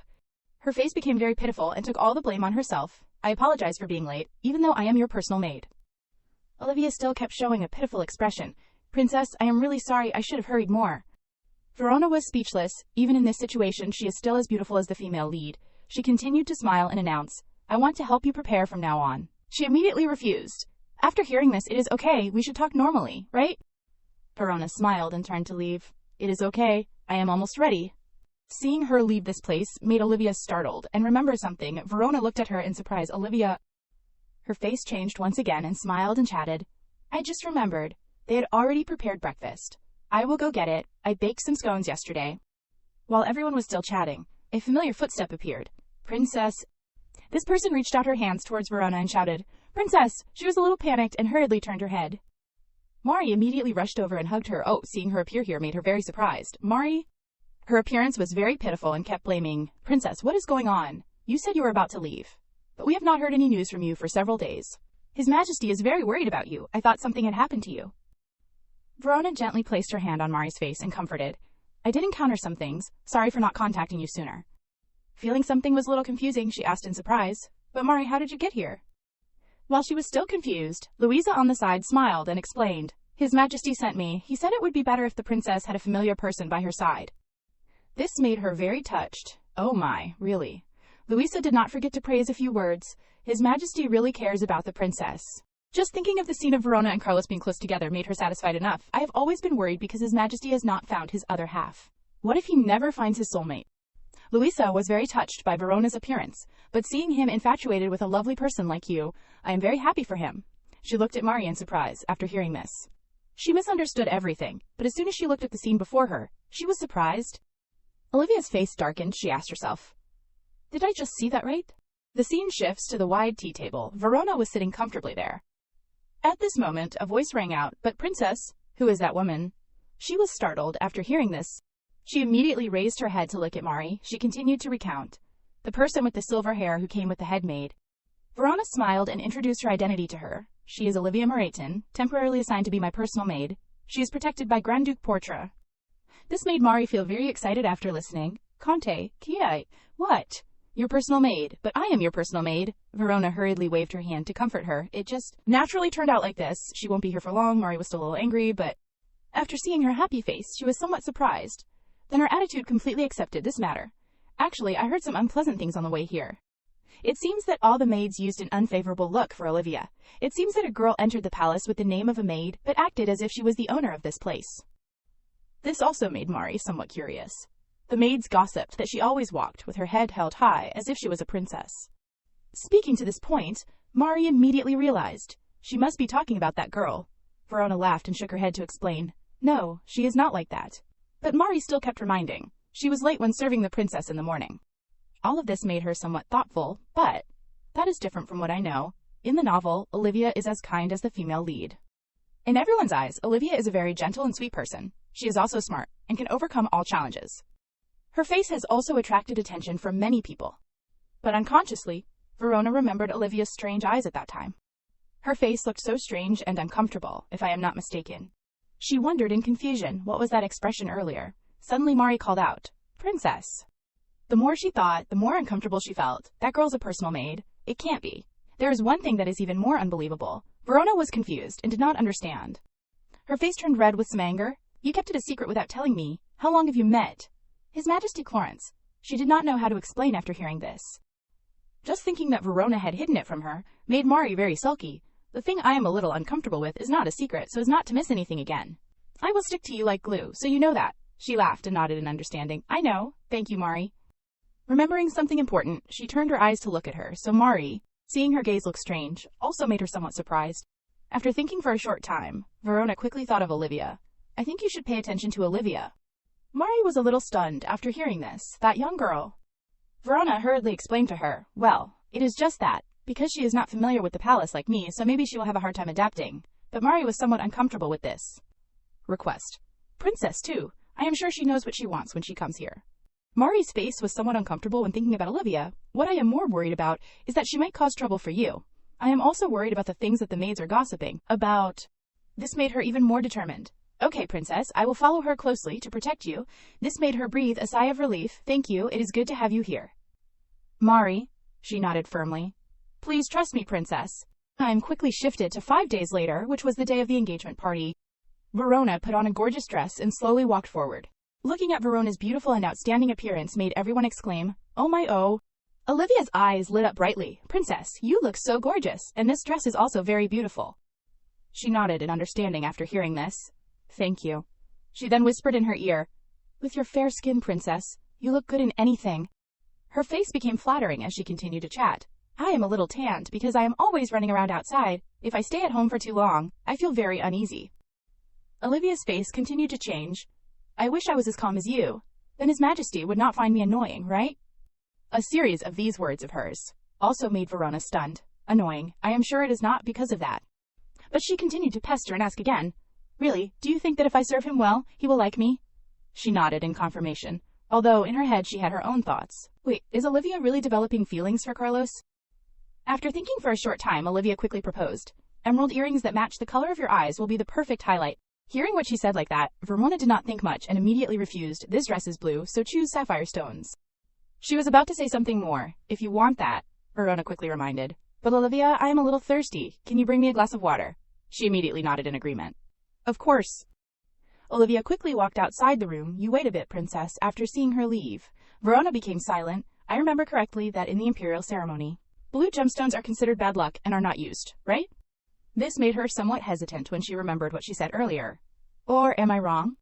While she was still thinking, a voice rang out from behind. Verona. She turned her head in surprise. Carlos, why are you here? He calmly explained after hearing this. I came to escort the princess. She laughed and continued to chat with him. I was about to go down. Do not wait downstairs in the future. Carlos gradually approached her closer. I have some things I want to tell you, but I guess it is not needed anymore. She was stunned after hearing this. What? She suddenly remembered the incident earlier. You are talking about the rule against wearing green gemstones at the ceremony. Carlos was a little surprised, Verona laughed and nodded to recount. Yes, the head maid told me. The two were still chatting when Olivia opened the door and stepped in. Princess, the water you requested. Seeing that Carlos had also appeared there, her attitude completely changed. Oh my, hello, Your Majesty. His attitude looked at her was very uncomfortable. Verona did not know what to say. I am sure I have met the female lead. But it felt like Carlos was still trying to protect her from this wicked woman. Why is the atmosphere like this? So unstable. After a period of silence, Verona hurriedly announced. Thank you. I will drink it after I come back. Let us go down there now. She was preparing to leave when Carlos turned his head to look at her. Wait a bit. Something's missing. She felt confused. What is it? He quickly brought her a diamond ring. This ring is the wedding ring for the prince's wife. Verona looked at the sparkling diamond on her hand in surprise. Carlos praised. It suits you very well. His face was slightly flushed as he praised. Now, the owner of this ring is the princess. I would be very happy if you always wore it on your hand. These words of his also made Verona blush in a daze. She hurriedly explained to him, how can I wear such a ring all the time? Carlos hurriedly coughed a few times and turned his face away. Why can't you? Rings are made to be worn. Seeing the closeness of the two made Olivia on one side very uncomfortable. Verona had also noticed this. Always like that, right in front of Olivia. Carlos quickly urged Verona, we are ready. Let us go down there. She nodded in understanding, okay. Seeing Olivia standing right there without moving made her somewhat embarrassed. What is the situation? So awkward. Time quickly shifted to late at night at the palace. The royal carriage quickly appeared. Carlos, with his footsteps, asked Verona, why is the princess so concerned about Miss Mermaid? She did not know how to explain. After hearing this, he gently pinched her cheek. I hope that the princess will pay more attention to me. This words of his made her confused. What do you mean? He calmly pointed and explained to her. Miss Mermaid is just acting, because she knows the princess always pays attention to her.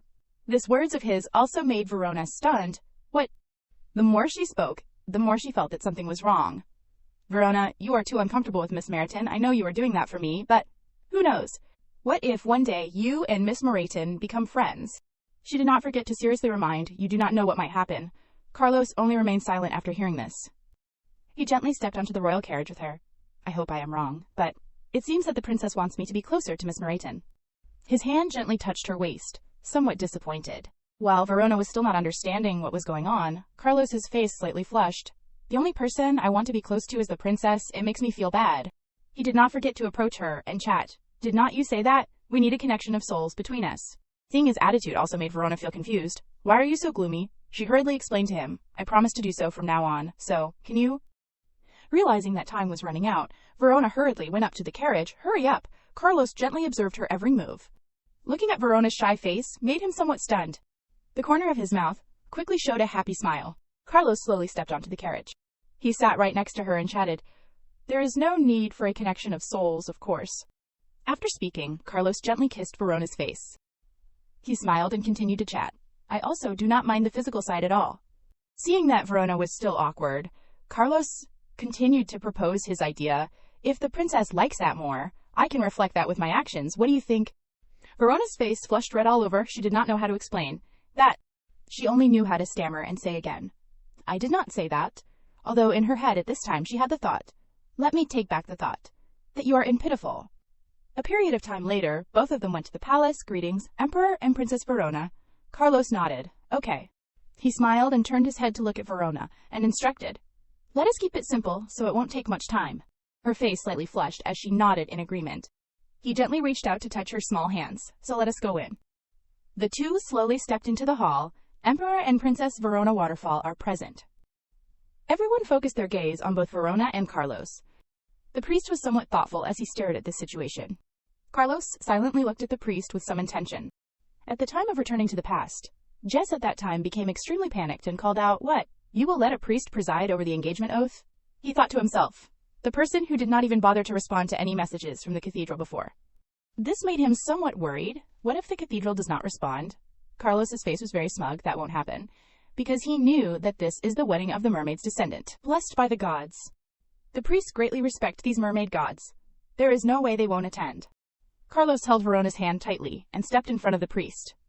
Feeling a little embarrassed, the priest coughed twice and announced, "Now we will begin the engagement oath." Carlos turned his head to look at her, causing her to be a little startled. He smiled and read out his oath. "I, Carlos Grunwald Clarence, swear to cherish Verona Waterfall with love and trust for life." This warm words also stirred Verona's heart somewhat. Realizing that something was wrong, she hurriedly looked up at the priest. She also immediately said, "Her oath, I also promise to cherish Carlos Grunwald Clarence with love and trust." In front of everyone, he gently lowered his head and kissed Verona's hand. Seeing his face somewhat happy made her very confused. Is he smiling? Carlos's face at this time had revealed a happy expression. He was smiling as if he was happier than ever, but I feel overwhelmed. After the ceremony, he was very expectant. "Will you dance with me?" Verona did not know how to respond. After hearing this, "I am not very good at dancing." He continued to look at everyone. "But if you do not dance now, those troublesome people will surround us." This made her a little worried. "I hate that even more." All the nobles are looking at the two people with expectant eyes. Princess Verona, oh my heavens, what kind of person is His Majesty? There was no other way. Verona could only let Carlos pull her hand and step forward. "Come on, let us go." She was somewhat worried because she was afraid that she would dance wrong. Seeing her worried expression, he gently comforted. "I do not mind being stepped on by you." She worriedly reminded him that these shoes are quite high. Carlos approached her body closer. "Better than constantly looking at your shoes." Even right in the ballroom, he lifted Verona up high, causing her to be somewhat unable to react. Her face flushed red with a shy expression. Everyone around saw this scene and continuously discussed together. "It seems like it is just a sudden engagement announcement, right? I did not know that His Majesty Carlos had this expression. Is she really the future empress?" Everyone inside the room was excitedly discussing. This made Verona a little headache to the point of blushing. "I heard you guys talking. I heard everything." Suddenly, a sound rang out, causing her to immediately pay attention. The music changed. "It is time." Without thinking much, she immediately let go. This made Carlos seem surprised. "Verona!" She hurriedly turned and left. "I am going to get a drink for a bit," he sighed after seeing this, and did not know what to say. At this time, she only knew how to run forward as fast as she could. It startled me. Just thinking of the things that had just happened made her afraid to imagine. "I am panicking. My heart is pounding." Looking at the eye, catching glasses of wine in front of her, Verona quickly paid attention. She asked in surprise, "What kind of water is that?" The servant smiled and explained, "It is apple juice." Wanting to enjoy a glass, Verona slowly held a glass of apple juice in her hand. After tasting the first flavor, her face became excited. So delicious. What is this? Both spicy and sour. After finishing the glass in her hand, Verona continued to look at the servant. I want to drink another glass. Without thinking much, she immediately took all the glasses in the servant's hand, causing him to be very panicked. Princess. Outside on the balcony, Verona relaxed and sighed. She was drinking the glass of apple juice in her hand, full of refreshment. So good. Just remembering what she was possessing made her very happy. A beautiful diamond ring, a dress made of high-quality fabric, and a romantic oath with a handsome man. Verona quickly looked at the ring emitting light on her hand. It is just a short-term illusion, but will I ever have another experience like this?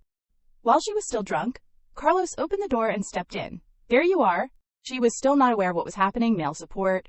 He was surprised after hearing this. What? Seeing her still staggering made him somewhat worried. Princess. Verona still did not pay much attention. She gently placed her hands on his face. The corner of her mouth smiled and said some very incomprehensible words.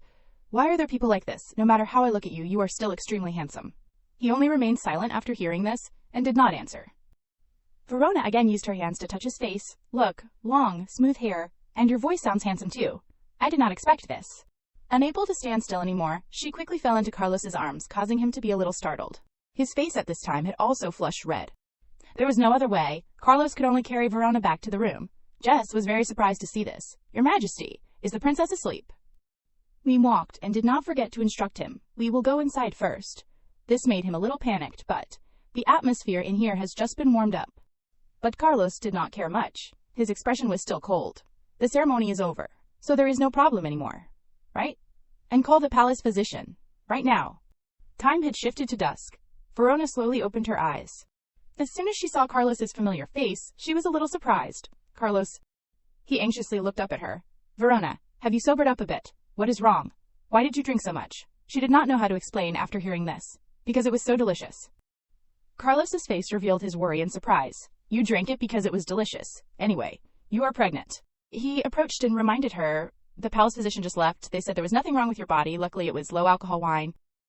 Before he could finish speaking, Verona gently kissed his face. Do not nag. Carlos sighed after hearing this. His face was somewhat impatient as he reminded, Verona, if you keep doing that, I won't be able to restrain myself. She still did not understand what he was trying to say. Why are you restraining? He patiently explained. You are carrying our child, so I... Before he could finish speaking, Verona gently pressed him down, causing him to freeze a bit. She kissed his cheek and said some incomprehensible words. I chose you first. The two continued to exchange kisses. So why are you restraining? Her face flushed red as she smiled and chatted. You do not want to? Unable to stand it anymore, Carlos gently pressed her down. I give up, Verona. His hands gently touched her fluffy hair. His face had some intention of preparing to do something big. I will do as you wish. Time quickly shifted to the next morning at the royal palace. Verona sighed and continuously called out. Mari, water, give me water. A hand gently helped Verona sit up and handed her the glass of water. She did not know anything and slowly drank this glass of water. Seeing the big, somewhat familiar hands made Verona stunned. She turned her head and saw Carlos appear there. Carlos, he smiled and chatted. Are you feeling better? Seeing him appear here made her very surprised. It is still early in the morning. Why are you here? Until she sobered up, Verona remembered all the events of yesterday, from her actively approaching him to her doing something big with him. These things made Verona freeze for a moment. She panicked and blamed herself. I am crazy. I am really crazy. Looking at Carlos's smug expression, she became even more desperate. I am going crazy. Verona's face had now turned pale. She did not dare to believe the truth before her eyes. Looking at his expression, it seemed like he remembered everything. Is it because of the wine yesterday? Carlos sat there patiently wiping the sweat on Verona's face. I got carried away because I was drunk. Just thinking of the things she had done made her even more desperate and decided I will never drink again, not even once. Seeing her face somewhat thoughtful, Verona laughed in surprise. Have you finished thinking everything? She was startled and reacted after hearing this. Not daring to face Carlos, she hurriedly pushed him away. Please, stop it. He was about to say something more, Verona, last night. His voice was somewhat regretful. I am sorry. Verona's face was now covered in sweat. Wait, I was the one who got carried away. Carlos continued to take all the blame on himself. You are pregnant, and you did something like that. I was too rough. I am sorry. He did not forget to add, this will never happen again, I promise. Verona hurriedly covered her red face. This person. Remembering the events of yesterday, Carlos hesitated and decided, there were no signs of illness from the alcohol you drank yesterday. But, because this may be someone's conspiracy, you need to be more careful in the future. He did not forget to announce further. so I will order a guard to be stationed next to you. Verona hurriedly explained. After hearing this, I think the servants you gave me are enough. At this time she thought to herself, there is no one conspiring. I was drunk. But Carlos's tone became very decisive. No, when I am not around, he will be the one to protect the princess. He is a trustworthy person. There is nothing to worry about. Carlos stood up to leave. He did not forget to gently instruct. So take a rest, princess. I will be back soon. These warm actions of Carlos also made Verona's heart gradually fall. She quickly lay down on the bed and covered herself with a blanket and blamed herself. I do not know. If they insist on having a guard, what can I do? I guess I will rest a little longer. She had just thought of that when the door was opened. Mari hurriedly ran in. Princess, please get up. After a long night had made her very tired, Mari, can't I sleep a little longer? She seriously pulled her up. It is past lunchtime, you have to get up now. Just thinking of the tiring things that had happened made Mari have a headache. Oh my. Just because the engagement ceremony is over does not mean everything is over, she asked hesitantly after hearing this. Is there anything? She continued to tell her all the things. Yes, it is this. The gifts are pouring in for the princess. The empire has a tradition of sending gifts to someone who is about to become a royal concubine. Verona remembered something at this time. Her face was very happy and chatted further. There are so many that we are still arranging the list. You have to see them yourself. I do not know if there is enough space in the warehouse to store them. At this moment, Olivia slowly stepped in. Hello, princess. You are awake. Mary saw that she had finally appeared and quickly ordered, You came at the right time, miss. Can you hand me that comb? She quickly noticed the comb on the table after hearing this. This time she carefully handed the comb to Mari. Here it is. Mari still did not pay much attention to Olivia and continued to comb Verona's hair. We will arrange them quickly. You look at the list. If there is anything you want to use right away, tell us. She nodded in agreement. I understand. Seeing Olivia standing on one side, she became very confused. What is that about? Why is it so quiet? Today's the day after I slept with Carlos. At the same time, she knew that the novel had completely changed. It seems that her suddenly transmigrating into the original story had changed the content. She looked at Olivia's face, still standing there smiling. This made Verona even more worried. Furthermore, there is something strange that makes me uneasy. Hearing a knock on the door, she called out in surprise. Come in. The maid quickly brought a file to her. Princess, the gift list is ready. She brought it in front of Verona. Do you want to check it now? Mari laughed and proposed. Let me have it. Looking at the file right in front of her also made her overwhelmed. Too much. She laughed and added, See? I told you. Mari brought all these things in front of Verona. You look at it slowly. Looking at the first categories made her very stunned. Wait a bit. It seems that all these gifts are from Duke Portra. Even though they are gifts, is it okay to receive this much? The image of a ring representing the mermaid struck her eyes. Verona was a little embarrassed and hurriedly decided, I have to review this later. There are too many gifts that I have a headache. Mari nodded in understanding after hearing this and took the file from her hand. Okay, then I will put this here for now, she nodded. Thank you. Then she quickly took the file out, while not forgetting to instruct Olivia. While I am away, can you choose a thin dress for the princess? This made Verona desperately plead. Wait, do not leave me, Mari. Olivia busily chose each nightgown. She did not know what to say next. It is too awkward to be with Olivia. After a long period of choosing, she smiled and looked at her. Princess, I think this dress will suit you. She nodded in understanding. After hearing this, I understand. She continued to chat. As expected, the largest number of gifts came from the Grand Duke, right? Her face was very innocent, but had some intention. Can I ask what he gave you? I could not contribute to the arrangement, so I am very curious. Olivia's voice kept ringing out. Because it is really your personal maid, so, knowing this will be useful, Verona noticed after hearing this. She smiled and explained to her, just some jewelry, dresses, and perfumes. She also nodded in surprise. It seems that he values you very much. Thank you for letting me know, princess. Luckily, Mari returned in time. Your Highness, the guard recommended by His Majesty has arrived. Verona quickly stepped out without forgetting to instruct Olivia. Miss Olivia, you must have been very busy this morning. You can go back and rest. At the same time, she continued to chat. Mari, can you help me? After getting away from Olivia, Verona felt relieved. Her presence is too uncomfortable. Is it okay to keep Olivia by my side like this? The scene quickly shifted to the spacious and luxurious room. The man rested his feet on the table and took a good nap. He did not seem to notice anything around him and continuously fell into a deep sleep. Verona saw this scene and was speechless, really. Mari felt a little strange but still nodded in agreement. Yes. With an uncomfortable face, Verona quickly approached. Is this person really a guard? Looking at the scene before her made her even more confused. Mari, she immediately approached. Yes, Your Highness. She wanted to ask again, as if wanting to confirm, is that person really a guard? Is he a knight? Mari was probably not sure of these things either. He is wearing armor, so I guess he is a knight. Carrying a suspicion in her heart, Verona slowly stepped forward. She hit the table and shouted loudly, "Hey!" This made the knight seem startled. He hurriedly fell to the ground, causing her to be very confused. The high-ranking guard that Carlos sent was this man making her very confused. Something's wrong. He was a little angry at her actions just now, damn it. His face revealed his displeasure. Why did you suddenly hit the table like that? Verona was surprised after seeing this and thought, what is wrong with this guy? Mari saw that the situation was not good and hurriedly stepped forward to stop her. Wait a bit, please respect the princess a little. But this guard did not care much and continued to yawn. So you are...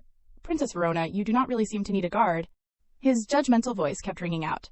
I was assigned to be your guard. But what is the problem? Verona gradually felt uncomfortable. What? This man continued to say the words he was thinking. Are you threatened by assassins, or are there some cunning spies who are poisoning the princess? His face became very uncomfortable when he received this mission. I want to finish this quickly, so just tell me what you need. After a period of silence, it seemed that Verona was thinking about something. She turned her head to look at the guard. What is your name, sir? He continued to introduce himself. It is Retrius.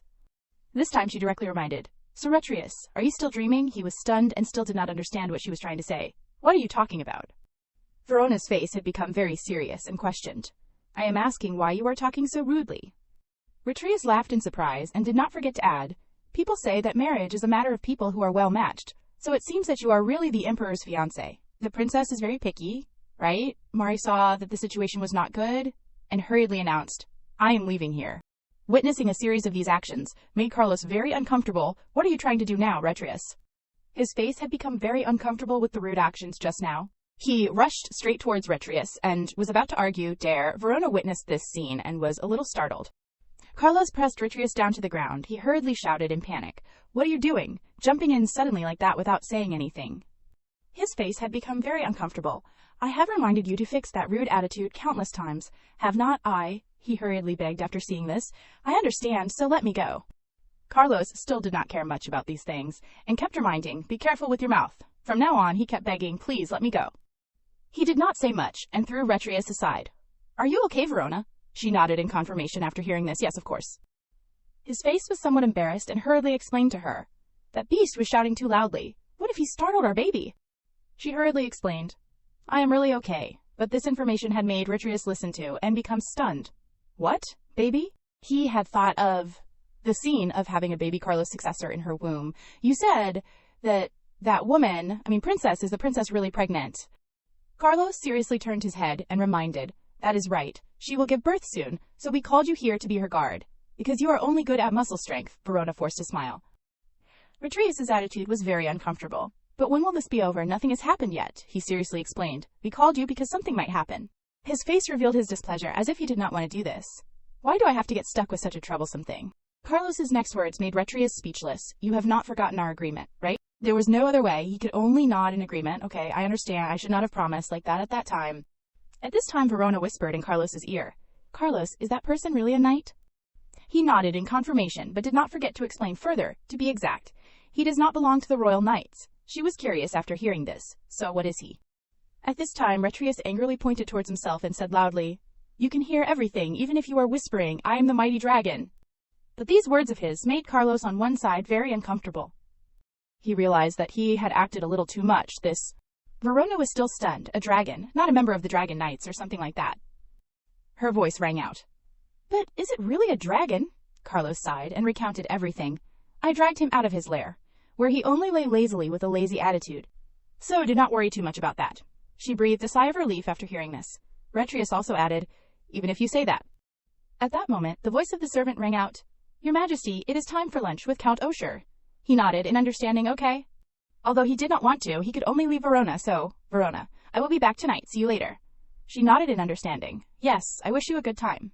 Carlos left, leaving Verona with Retrius standing there. At this time, he sighed and chatted, that temper of his. But she was very curious about him. But are you really a dragon? You are completely conquered, as if you have some weakness. His voice became very uncomfortable and announced, I said I am a dragon. I have some reasons with Carlos. No, His Majesty the Emperor. She was stunned after hearing this. Reasons? Retrius laughed smugly and added, That is right. Something like that. Dragons value trust, so this is a secret. Even with you, princess. Seeing his attitude made Verona speechless. Okay, although she thought to herself, look at him, always acting strong. Staring towards Verona caused Retrius to be somewhat thoughtful. She looked up at him in surprise. Is anything wrong? It gradually approached her face. Now that I look closely, you are not human, are you, princess? You are a mermaid, are not you? Seeing that he had discovered the truth made her a little embarrassed.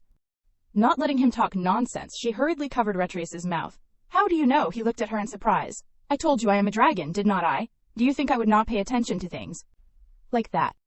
He did not forget to say his thoughts. I guarantee there was no one around before he said that. But is it okay for you to treat your husband like this? Verona startled and realized her mistake. Sorry. She shyly hurried to explain. It is just that I was a little surprised. It is my fault. Retrius seriously chatted. Anyway, because you will give birth to the Emperor's child. His face was somewhat embarrassed as he scratched his head and announced, So I will be by your side for a while, Princess Verona. She smiled and understood after hearing this. After thinking for a short time, she immediately proposed her opinion. Then I will also rely on you, Retrius. Can I call you Retri? He nodded and glanced in another direction. Yes, you can call me whatever you want, princess. Seeing Retrius so stubborn made Verona speechless. He looks more like a puppy than a dragon. Perhaps it is also a relief that he is not a bad person, or a bad dragon. The scene shifted to inside the spacious room. Carlos's voice rang out, Are you okay? Verona nodded in response. I am fine. Why do you keep asking the same question? He sighed and said what was in his heart. If you feel uncomfortable anywhere, call the palace physician, or if it is too urgent, just tell the guard I sent. He can use simple healing magic. This words made Verona somewhat curious. So Retri also knows how to use magic. Hearing a strange name made him somewhat confused. Retri, she laughed and hurried to explain. Sir Retrius. I decided to shorten the name because it was too long.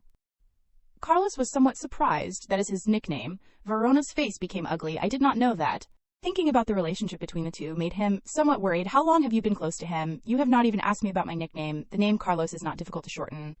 Either. His voices kept ringing out. A little jealous. Verona forced a smile.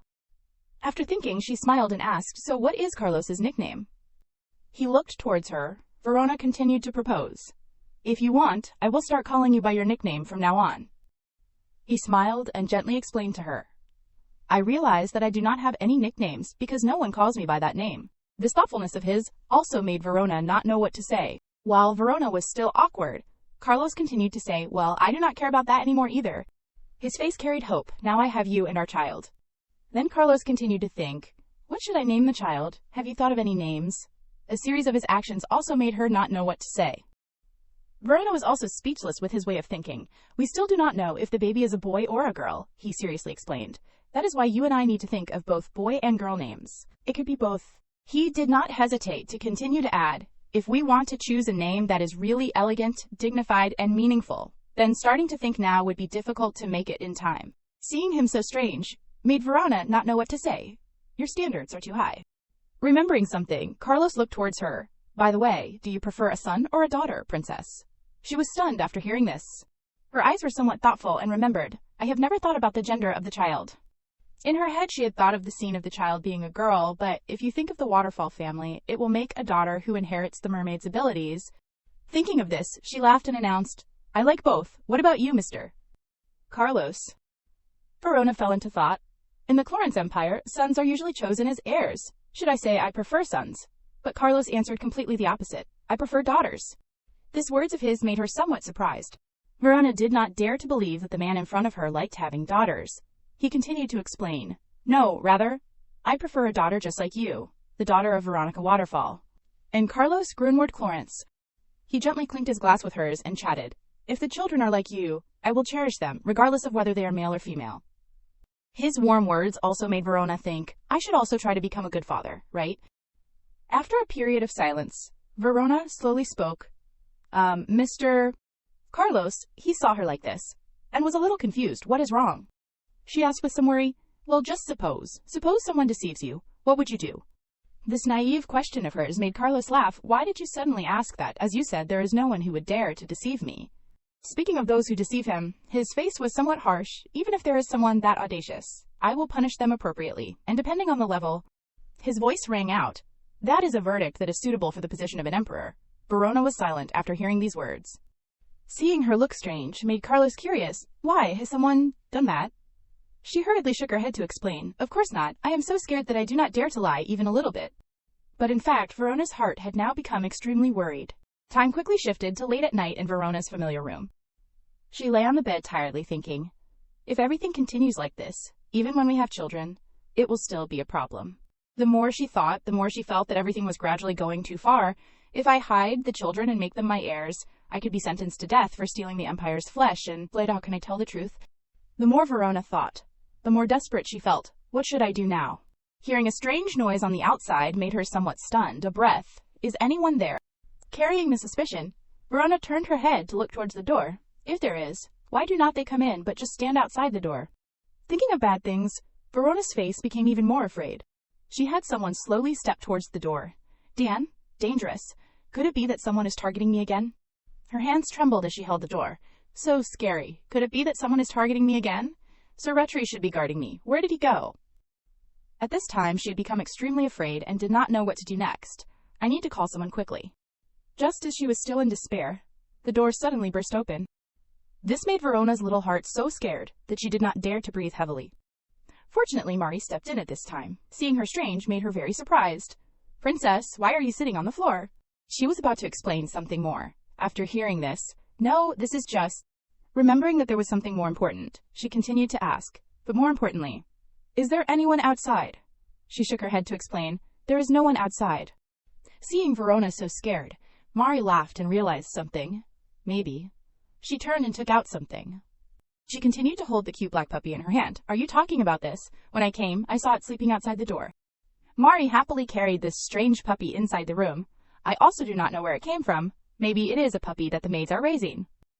The more she thought, the angrier she felt. Oh, and where did the knight who was supposed to protect you run off to? Princess, do not tell me they ran off to sleep. That is a sign of irresponsibility. The dog suddenly barked a few times. She gently stroked its head. Did I scare you? Sorry. Looking at the dog in front of her made Verona a little confused. Wait a bit. Why do its fur and eye color look so familiar? Verona's face became frozen, not daring to believe what she was thinking. Mari hugged the little puppy and slowly approached her. Sorry for you. You just go back to sleep, Princess. Do you want to hold it for a bit? Verona nodded. I am fine. Remembering something important, Mari startled and asked her. That is right. I forgot. Princess, why did you call me? The strange words of hers also made her realize something. She immediately stood up and smiled and explained to Mari. I just thought there was someone outside, so I called you. But everything is okay now. Thank you for coming. She nodded after hearing this. I understand. Mari quickly let the little puppy down to the ground. Then I will go, Princess. She nodded in understanding. Okay. Before leaving, she did not forget to add, when you go out, tell the captain of the guard team to send another night so that you can sleep peacefully. Verona nodded in understanding. Thank you, Mari. You also rest. The door immediately slammed shut. Verona looked at the little puppy standing on one side. Sir Retri. He was startled after hearing this. Her eyes were full of expectation as she glanced towards him. It is you. Right? You can also turn into an animal. While Verona was still wondering, Retrius had returned to his human form. He somewhat shyly sighed and recounted everything. I am sorry, Princess. It is just that. It has been a long time since I turned into human form, so I was a little embarrassed. I just wanted to relax a bit until you returned, but I fell asleep. Hearing him say that, she breathed a sigh of relief. I understand. You scared me. Next time, please let me know in advance. Retrius's face was very regretful. I am sorry. Seeing him so uncomfortable, Retrius also smiled and chatted. Now you understand, so I will let it go. And when it is just the two of us, you can keep whatever form you feel most comfortable in. This made him happy like a child. Really? She did not forget to add, just do not let Mari know. Although a little disappointed, he still nodded in agreement. Got it? Verona turned and climbed onto the bed. Okay, I am going to sleep now. Retrius also happily transformed back into the form of a small puppy. Knowing his place, he immediately wagged his tail and ran outside the room. Different things kept coming, one after another, causing Verona to sigh and lean back on the bed. I am so tired. I am even more tired lately. In her dream, Verona felt a change, the smell of wind. She gently got up and walked across the green meadow. Where is this? Cries rang out. When Verona looked again, she had a child in her hand. A baby? Her face had a somewhat smiling, surprised thought. I do not know why it looked so familiar, so warm and lovely. Time had passed. At this time it was the next morning in Verona's room. Remembering yesterday's dream made her very thoughtful. What is going on? What was that dream? Unconsciously, she touched her stomach. My period is coming, or has it passed? But she thought that this was not worth worrying about. It must be because of the unfamiliar environment, right? Well, I should not worry about nothing. A period of time had passed at the dining hall in the palace. Enjoying delicious food to the fullest, Verona announced, I am full. Seeing her eat so deliciously also made Mari feel happy. I will prepare some tea for dessert. She smiled and thought, I will use it later. Mari continued to step forward. At this time, Retrius had also appeared. His face was somewhat embarrassed. Seeing him appear right there also made her somewhat surprised. Remembering the events of a night yesterday, Mari quickly approached. There you are, Sir Knight. Seeing her attitude like that also made Carlos feel worried. Mari, Retrius seemed surprised when looking at her. Are you talking to me? Her face became very uncomfortable looking at him, and judged, besides you, who else am I talking to, Sir Knight? Where did you run off to last night? Because she was too angry, Mari kept scolding. You left the princess alone while being her bodyguard. That is an irresponsible action. Do not you think so? Retrius scratched his head embarrassedly. So strict, can't I go around a little? But she was very angry. If you have to go like that, you have to ask another knight to replace you. A series of these scolding had made Retrius confused. That, seeing Verona ignoring him, made him not know what to do. There was no other way. He could only apologize. Okay, it is my fault that I was careless, Mari seriously reminded. Please pay more attention next time. Although he did not want to, he could only scratch his head in agreement. Yes, madam. This made Verona, who witnessed it, laugh. Mari is really strict about these things. Remembering something, Mari turned her head and asked Verona, Oh my, that is right. Where is the puppy last night? She smiled and explained to her. It went out this morning, she sighed somewhat regrettably. It must be someone's pet. Mari's face excitedly remembered the cute dog. It is too bad. It was so cute. At this moment, Luisa slowly stepped inside. Sorry for interrupting your meal, princess. Seeing her appear here also made Verona curious. It is okay, I am almost done. What is wrong? She nodded and approached. Yes. Seeing that Verona still had not remembered something, she continued to remind her. I thought you would make a decision today, so I came to ask for your opinion. Carrying the confusion, she asked in surprise, What decision? This made Luisa feel startled and surprised. Did not Mrs. Mermaid send you a letter? At this moment, Olivia happily held the letter and stepped inside. Princess, you have a letter. Seeing that she had appeared made Luisa very uncomfortable. Miss, why did you bring it now? Her face became innocent and replied, I am sorry, I was going to bring it yesterday. But His Majesty took it away. This made her even more angry, even if it is His Majesty. He still has to hand over that letter. Olivia's voice was somewhat afraid when talking about Carlos, His Majesty. She once again showed a very pitiful, maybe you do not want to see me. Contrary to her pitiful, Luisa was very seriously blaming, that is your business, not the princess's. It is not right to affect the person you are serving just because of subjective opinions. Please be more flexible next time. Seeing this scene of teaching also made Verona feel embarrassed on one side. She gently picked up the letter. I will read the letter. After opening the letter, Verona was a little surprised and slowly read the contents. Let us see.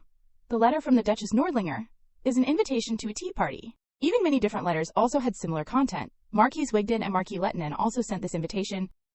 Luisa bowed her head and gently asked her, Everyone must be curious about you since you became His Majesty's fiancé.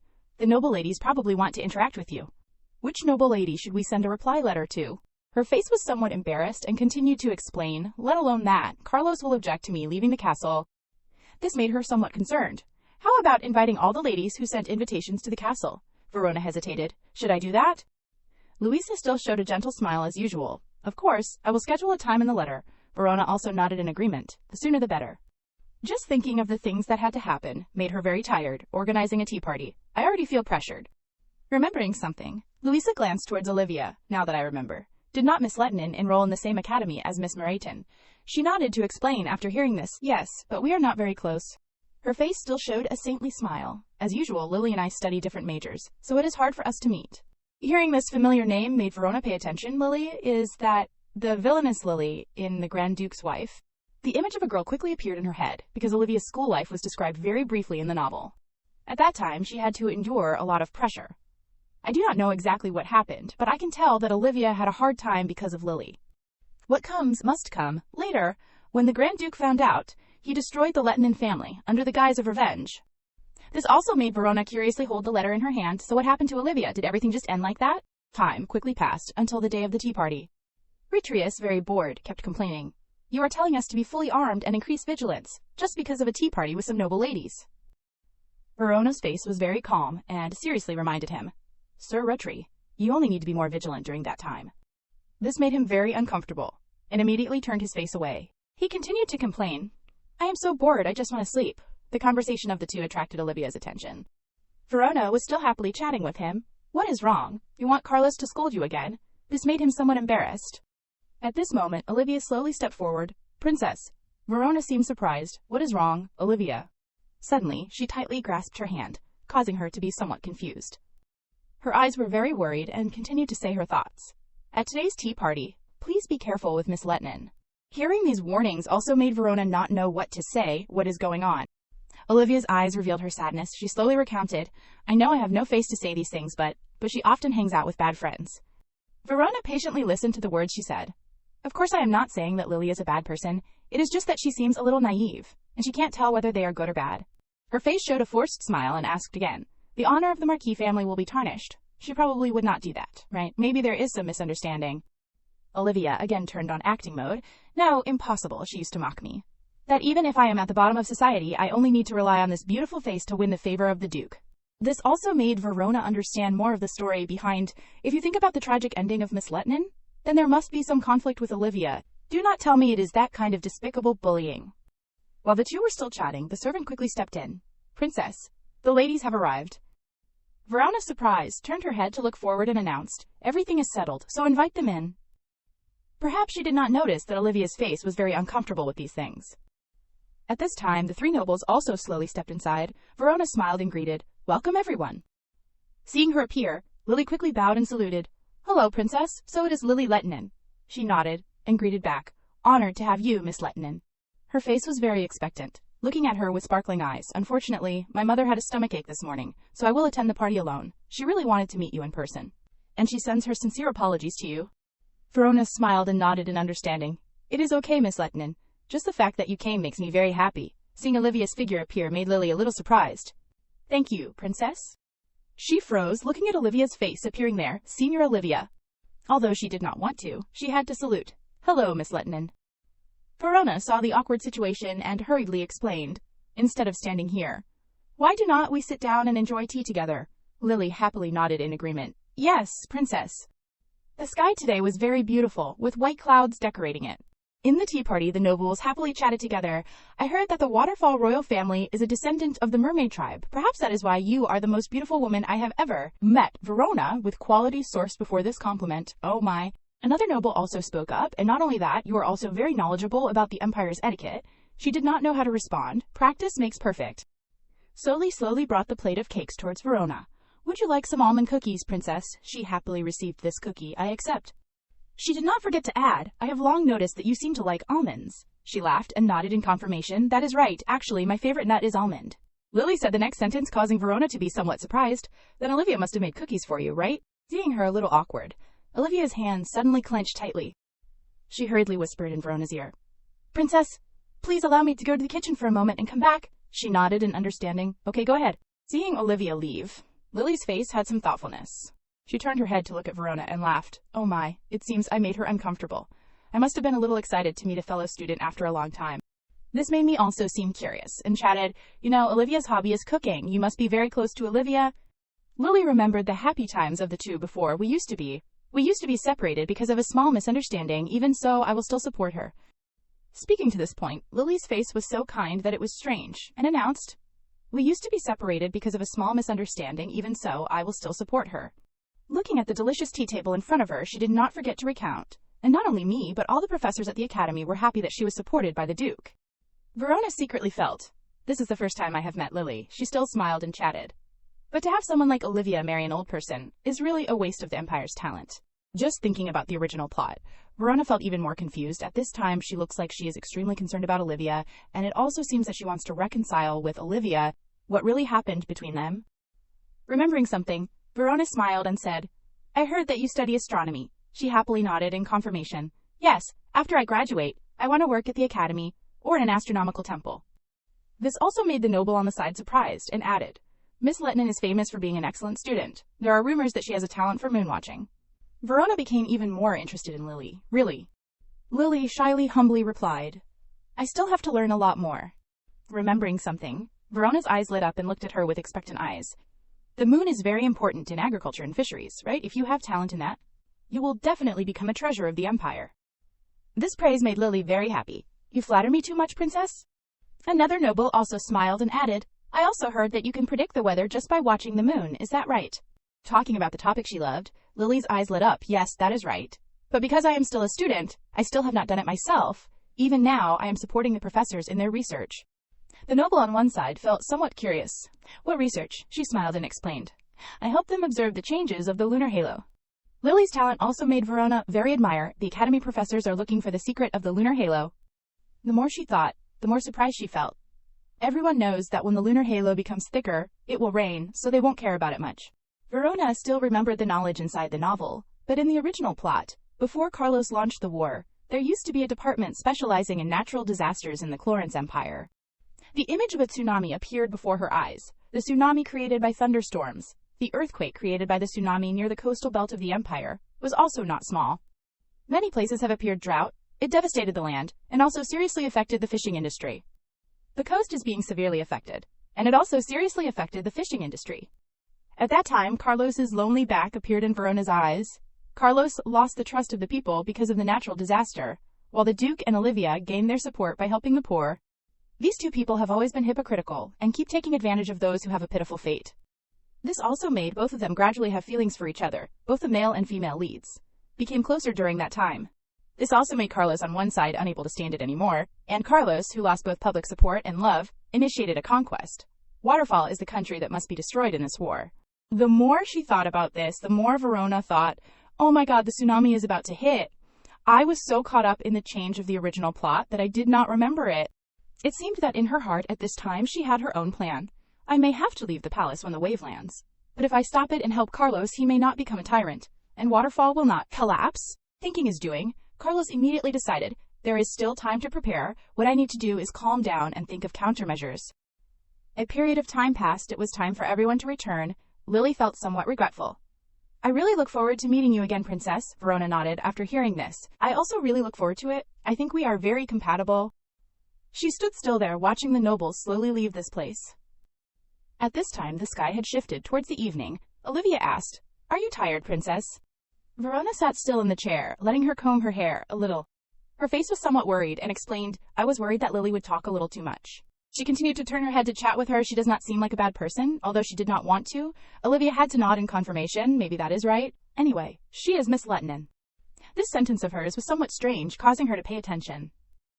Thinking for a short time, Verona called out, Miss Merriton?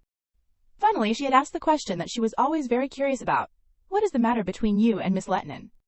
Olivia did not know what to say after hearing this. Lily and... At the important moment, the door was slowly opened. Carlos stepped inside, causing Verona to be somewhat surprised. Carlos. Seeing that he had appeared, Olivia hurriedly bowed and saluted. I ask permission to leave first. You and the princess, please talk slowly. He anxiously looked towards her. Was it hard to chat with the ladies? She smiled and shook her head to explain. Compared to what I thought, the ladies were very friendly, so it was not difficult. Remembering something, Verona asked. Carlos. I do not know if there is something going on at the church lately. He was surprised after hearing this. The church? Carlos remembered everything, since the day we were no longer near the palace. I have not had any news about that place. She was a little confused.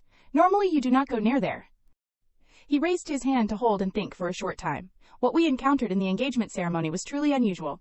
Hearing his somewhat sure words, Verona silently thought, even though it can't compare to the academy, perhaps the church has also noticed the signs of the tsunami. She continued to look up at Carlos, but this man, perhaps there are many people who hate, in many places.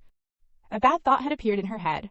The capital said that it has not revealed its intention through the moon, so there is no way it can't be recognized. Clearly, he deliberately did not tell me. This made Verona feel even more sympathetic when she looked at Carlos, a man who had everything but was always lonely. How pitiful. After thinking for a short while, she quickly decided, Carlos, I want to go to the church. He was a little surprised to hear that. Why did she suddenly want to go there? That place was located on the south coast, so it would take quite a long time to get there. Her eyes were full of anticipation and pleading. I want to receive blessings from the gods for our child. She even used her pitiful face to continue explaining, and there are many things I want to see there too. Okay. This action made Carlos close his eyes tightly. He was very thoughtful, not knowing what to do next. Blessings, I do not have a good relationship with the Pope, and I am not someone who worships God. Thinking of this, he looked at Verona's pitiful face in front of him. But for my child, and it is rare for Verona to ask me for anything. Without thinking much, he immediately nodded in agreement. Okay, should we choose a day and set off early? Hearing him say that surprised Verona. Is Carlos going with me too? He nodded and did not forget to add, of course, the purpose of the trip is to receive blessings for our child. I will go along as a father. This made Verona's eyes light up. If Carlos goes with me, maybe he can change his relationship with the church. Just thinking about her plan gradually succeeding made her as happy as if Tet was coming. That is great. Of course we will go together. Carlos smiled gently and asked, by the way, would you like to go for a walk with me? He immediately took her hand, making her very curious. Where to? His face was always gentle. As he held her small hands, I think it would be better if you went directly to see where it is. Looking at the magnificent scene in front of her made Verona unable to believe it. This is the Queen's Palace garden. He nodded in confirmation. That is right. Carlos did not forget to explain to her. The lake has been built. I want to show it to you. Hearing this made Verona very surprised. Didn't you say it would take a long time to build? Carlos laughed and said as if nothing had happened. I forced that guy to work faster, and that guy here is Retrius. He pointed to the large lake in front of him and did not forget to add, this lake connects to the sea, so whenever you want to relax, you can easily go out and come back. Of course, that is for later. Looking at the large lake in front of her made Verona somewhat thoughtful. She suddenly asked, besides this, you can do other things too, right? Her strange words caught Carlos' attention. He turned his head to look at her. What other things? She did not know what to say. Because she was too worried. Verona's hands were tightly intertwined. I was going to tell you before we set off to the church, but after thinking for a short while, she immediately informed Carlos. A tsunami will appear in the nearby areas soon, and after the tsunami there will be an epidemic. Her words also made Carlos stunned. A tsunami and an epidemic.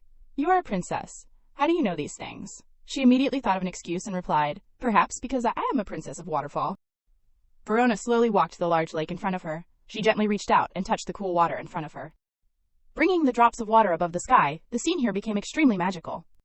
Retrius, standing on one side, witnessed this scene and became extremely stunned. Heavens! Is that the mermaid's power? It is true that people say mermaids are blessed by God. Verona suddenly turned her eyes to look at Carlos. She looked forward to saying her request. I will stop the tsunami. If an epidemic occurs, I only hope Retrius will use magic to help. Because in her mind she had a determined thought, she could not ignore the things that happened before her eyes. This also made Retrius very uncomfortable and complained. Treating humans, how annoying. Carlos glared at him indifferently, causing him not to dare to say anything more. This time he was somewhat puzzled and turned his head towards Verona, so this was the reason she wanted to go to the church. She clenched her hands and explained hurriedly, I can't know exactly when the tsunami will come, and I need the help of the church. When can we go? It would be better to go as soon as possible.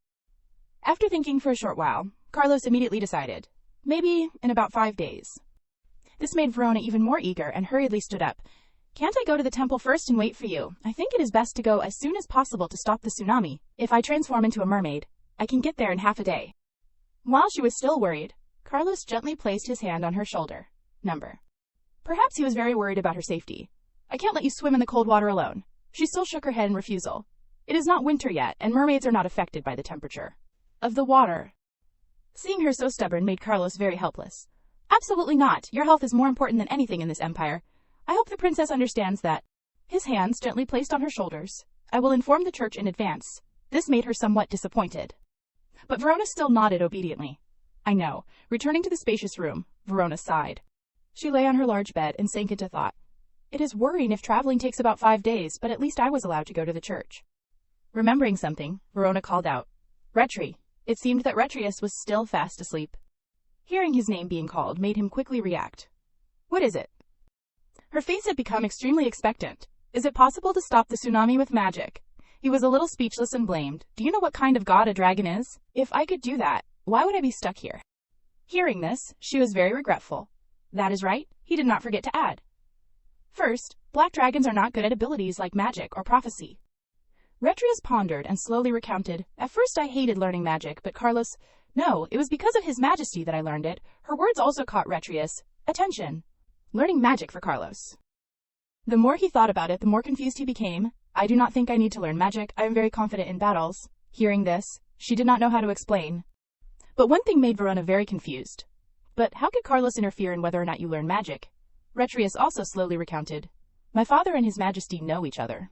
We have known each other since I was born. She was surprised, to the point of disbelief. Wait, since birth. Feeling that something was wrong, Verona asked in surprise, How old are you, Retri? He did not explain, but immediately turned into a small dog. That is a secret. Play princess. She was speechless. Because he is a dragon, I thought he was hundreds of years old, a rebellious dragon. Seeing Retrius hurriedly running towards the door of the room, she was a little worried about her future plans. Is it okay to let a baby dragon follow me as a guardian? But Verona still tried to comfort. After all, it was a dragon, so it should be okay, right? Her face had a somewhat thoughtful and calculating look. She had to focus on preventing the damage caused by the tsunami first. The scene shifts to the large church. A voice rings out. Is it true that signs of a tsunami have been seen off the Kilat Sea? A young priest quickly steps forward to explain. Yes, Your Majesty. Fortunately, it subsided after only 2 hours. The priest present here gratefully looked towards Verona, just as the princess said. It is true that the royal lineage receives the princess's protection. This makes the priest extremely happy. In fact, I thought that Your Majesty would never come to the church again. Carlos sighed and added, if it were not for the princess, it probably would have been. He knowingly looks towards Verona and speaks his thoughts. But because it is the will of Princess Verona, and because the child is about to be born, I think we need to visit the church. The priest smiles and nods. It is truly an honor for us. He curiously asks, so when is the child expected to be born? Carlos remembers the child carrying his lineage. I still do not know exactly when. My child is different from normal children. Upon hearing this, the priest gently places his hand on his chest. Perhaps this is a child who is different right from when it was formed in the womb. I hope that the blessings that I personally offer will be helpful, he nods understandingly. I thank you for your sincerity. The old priest continues to offer blessings for the unborn child. The new successor of Florence is the embodiment of peace. From the moment it was in its mother's womb, it has contributed to bringing peace to this kingdom. Carlos's face has a somewhat calm expression. If you help the child to be born safely. The old priest also surprisingly listens to his words. I promise to respect and honor you as Ninos. Hearing this name makes him somewhat surprised to realize Ninos is that the honorable title reserved for the Pope, who is considered the messenger of God. The more he thinks, the more the priest cannot believe it. It is truly surprising that Emperor Carlos favors the church. I never thought that he would call me by that honorable title. He hurriedly replies to Carlos's words. Please do not worry, Your Majesty. He also does not forget to add, the Princess of Waterfall is the one who carries the bloodline that receives God's protection. Childbirth will be smooth. Carlos hears this and turns to leave. Thank you, I hope so too. He also does not forget to turn his head to look around this vast place. Before coming here, I was also very hesitant, but everything is not bad, right? Seeing Verona standing tiredly on one side makes Carlos worriedly call out, Verona. He hurriedly runs towards her. Does it hurt anywhere? She hurriedly shakes her head to explain. Carlos, it is okay. I am just a little dizzy. What did you say to the Pope? But he does not pay much attention to her questions. That is not important now. She is extremely serious, of course. This is where I begged to come. Seeing her stubbornness makes Carlos sigh. Signs of the tsunami appeared but quickly disappeared. Verona finally sighs in relief, thankfully. Dedication. Her words also make Carlos bewildered. Dedication, she startles, and realizes that she has let something slip. She also does not forget to explain the reason she said that. Dedication to Cretia. To keep an eye on this issue so everything has been resolved, although in her heart she thinks. Thankfully, before leaving for the church, the effectiveness of grasping the flow of water through the lake and the palace has been demonstrated. At that time, Verona soaked herself in the cold water. Perhaps I am used to the North Sea, so it is a bit difficult to come into contact with the cold water of the South Sea. It is like being completely frozen. It is so weak. It is truly a futile effort. Just thinking about the delicious dishes makes her extremely crave them. When I return, I have to ask Mari to make waterfall-style soup. If I have that dish, I can recover quickly. I am counting on you, Mari. While she is still thinking, Carlos gently reaches out towards her. Because she carries the blood of the lineage protected by God, the public opinion in the Empire is also very positive. He smiles gently as he looks at her. It won't be long before there are rumors that she visited the church. Surely that rumor will spread, especially in the regions most affected by Kilot. Verona hears this and is surprised. It is not something to worry about. What is wrong with it? Carlos suddenly calls out, Verona. She still does not understand what is going on when he suddenly picks her up, causing her to scream in fear. He gently looks at her innocent face. From this incident, I have learned a lot from her. Before I only thought about making the Empire rich and powerful by force. Stabilizing the people's spirits through religious power is more important than expanding territory and wealth. His somewhat warm words make Verona a little shaken. She is doing things that I have not been able to do, Verona. Carlos gently carries her away from this place. Perhaps tomorrow we will return to the royal palace. Although they say that the tsunami did not spread, half of the fish farms in Kilot have been destroyed. Her face turns somewhat red as she listens to his words. It is necessary to consider whether that is really okay, because this is an area that contributes a large portion of taxes through fishing and aquaculture. Carlos's words make Verona somewhat embarrassed. Are you telling me these things without hesitation? He laughs slightly to explain. What is wrong with it? She is the focus of this matter, so she has the right to hear it. The two continue to walk while constantly talking to each other. Are you thinking of cutting taxes? For now, yes. He gently places Verona on the large bed and instructs, go to bed early today, I will come pick you up tomorrow morning. She smiles brightly and nods understandingly, I know. Seeing Carlos leave, at this moment she falls into thought. Will this hinder the danger that Carlos will see his waterfall? Her eyes are extremely worried, because everything has almost changed completely. Perhaps Carlos would become a good emperor if he had not been obsessed with war from the beginning. She remembers everything related to Olivia. In the original story, that man became a tyrant because of the influence of the previous emperor, or because of Olivia. Now everything is very different. From the original story, will it be okay? Because she is thinking too much, Verona hurriedly shakes her head to try to reassure herself. No, you will do well, Verona. Since the night I met Carlos, everything has been unpredictable. It is best to quell a war from the beginning, rather than prevent a war that has already happened. The image of the two sides shaking hands in peace appears before her eyes. Carlos stays at the church for a few days. On the surface it will seem like the power of the empire and the power of God are in harmony, right? Her face is extremely expectant and excitedly cheers. Clarence is peaceful. How wonderful. While she is still happy, Ritria suddenly opens the door and enters. Princess, where does it hurt? His appearance has become extremely angry as he questions. If the princess is not well, I will be scolded. Not only the emperor but also Mari will scold me. She looks at him in surprise. His Majesty is worth worrying about. But why do you care about Mari? Ritrius's face immediately turns red, he hurriedly explains. Because that is the person next to the princess, so I have to worry. If I do not do that, would not I be a heartless dragon? Verona seems to have read his mood, even if Mari scolds you. You still like to be petted by Mari, right?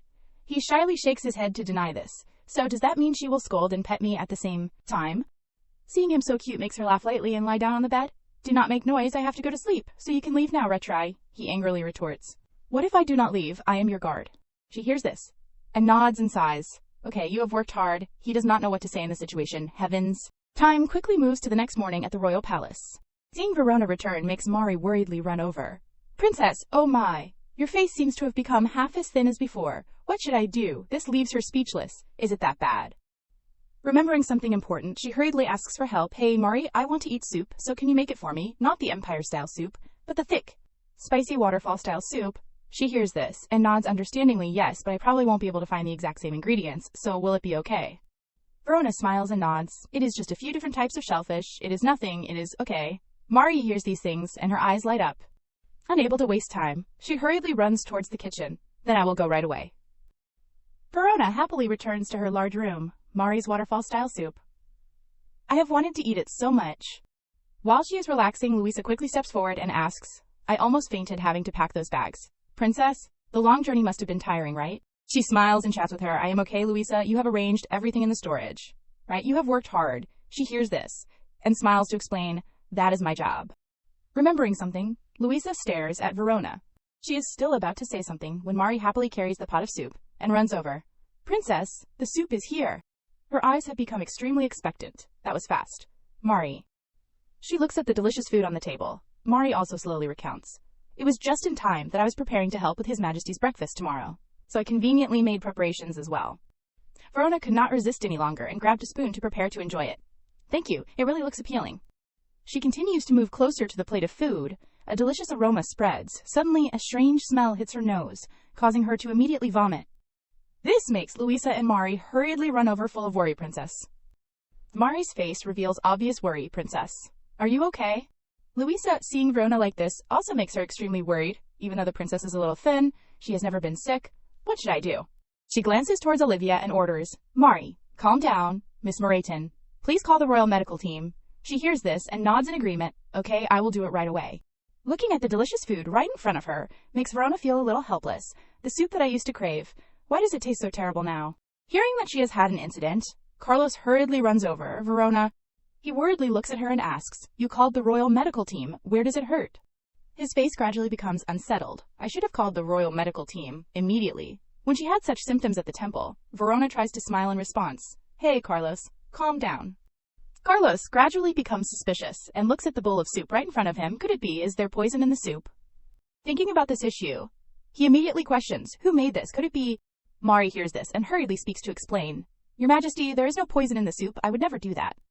She also does not forget to recount everything that happened at that time. Moreover, the princess has not even eaten a spoonful of soup. The princess only smelled it and felt nauseous. Carlos seems to have thought of something. He stands blankly on the spot. What? Nauseous? At the same time, the medical team hurriedly runs in. Your Majesty. He quickly steps aside. Quickly come and see the princess. Verona is somewhat worried. Suddenly nauseous. Could it be that I am? Everything happens in the blink of an eye. The royal physician smiles and announces, good news. Congratulations, princess. You are 2 months pregnant, exactly 7 weeks, just as His Majesty predicted. Carlos also slowly steps forward and chats. Verona, suddenly feeling nauseous, is... The royal physician laughs and turns his head to answer. Typical symptoms of pregnancy. Just thinking about having a child makes his face extremely excited. If the soup is hard to eat, what about other dishes? What do you want to eat? I will find anything for you. She hears this and hurriedly shakes her head to refuse. No need. Verona does not dare to believe the truth, really. Her eyes are sparkling as if she is about to cry. I am okay, she thinks silently. Am I really pregnant? Seeing Verona move to tears, Carlos hurriedly approaches. Hey, Verona, why are you like this?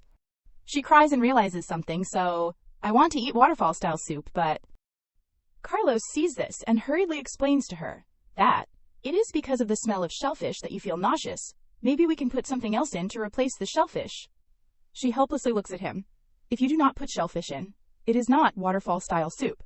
He hears this and gently comforts her, but Verona, because you have morning sickness, there is nothing else we can do. Tears on her face continue to fall. Could it be that I am really pregnant, I want to have children, and I am really happy about that, but...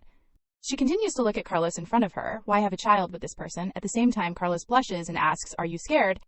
He also does not forget to gently put his hand on Verona's shoulder. I will protect you and the child, so... These words make her startled and her face turns red. After thinking for a short time, she immediately speaks. I am hungry. Carlos. He hears this and laughs slightly and instructs, let us try eating rice first. Time quickly moves to a moment later. At the dining room, Carlos worriedly asks, can you eat now, right? Tasting the first flavor, Verona nods in agreement. Yes. He continues to think deeply, thankfully. The transportation of waterfall seafood by air is useful, she cries, and confusedly blames herself. Why did I suddenly feel hungry after crying? But it is really delicious. While she is still thinking, Carlos announces, from now on I will also have meals here. Later on your morning sickness may be more severe, so I have to be by your side. She hurriedly shakes her head to refuse. It does not need to be that extreme. He is still very firm in his decision. I am also the father of the child, so I can't let you suffer alone. Seeing him so stubborn makes Verona helpless. I understand. Remembering something, she feels somewhat curious, by the way. Are not you busy? Maybe I have hindered you. He laughs in surprise. Hinder what? The two are still chatting with each other when the familiar footsteps of Retrius appear.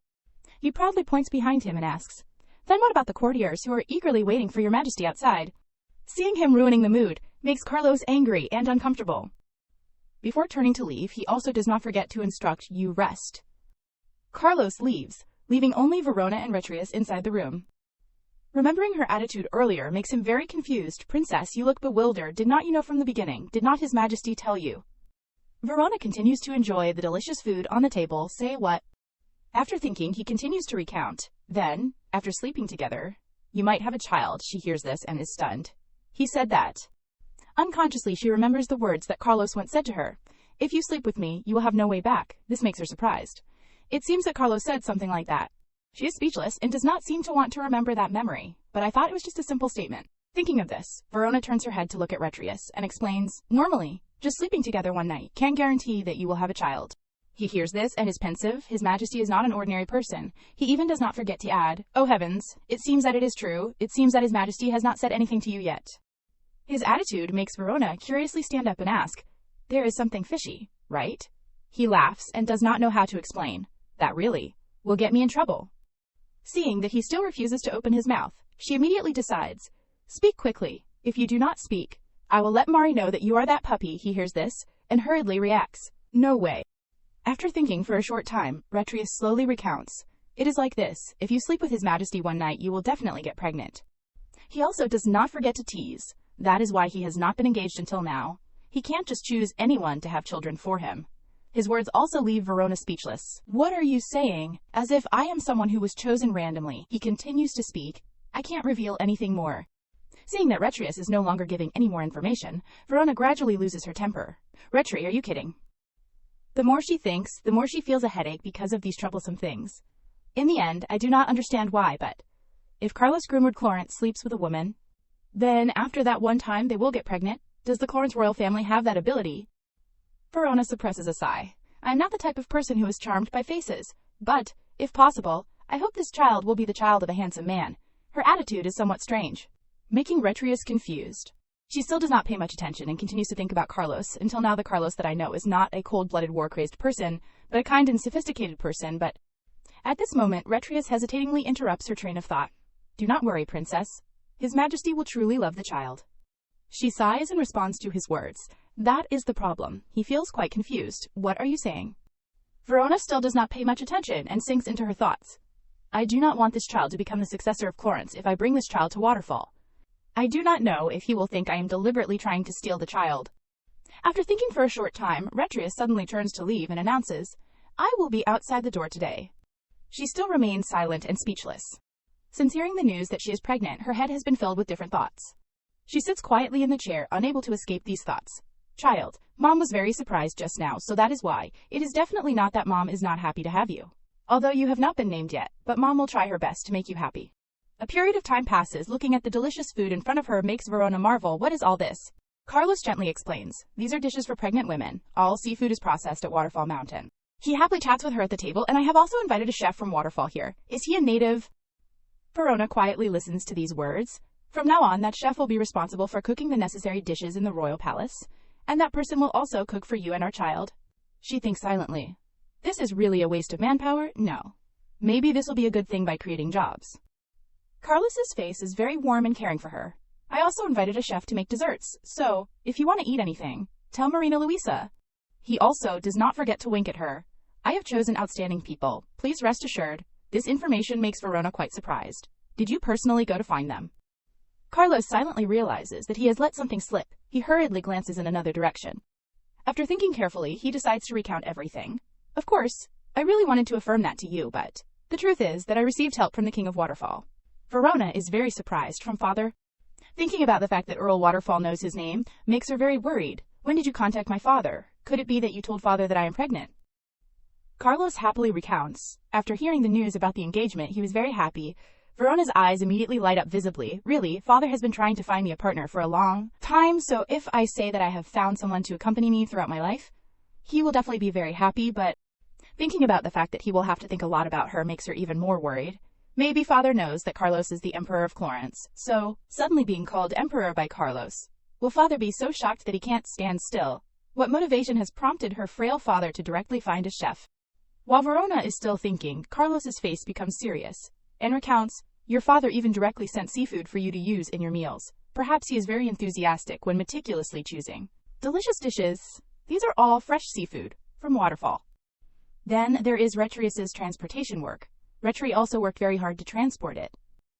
All the dedication of everyone makes Verona somewhat touched. I do not know why.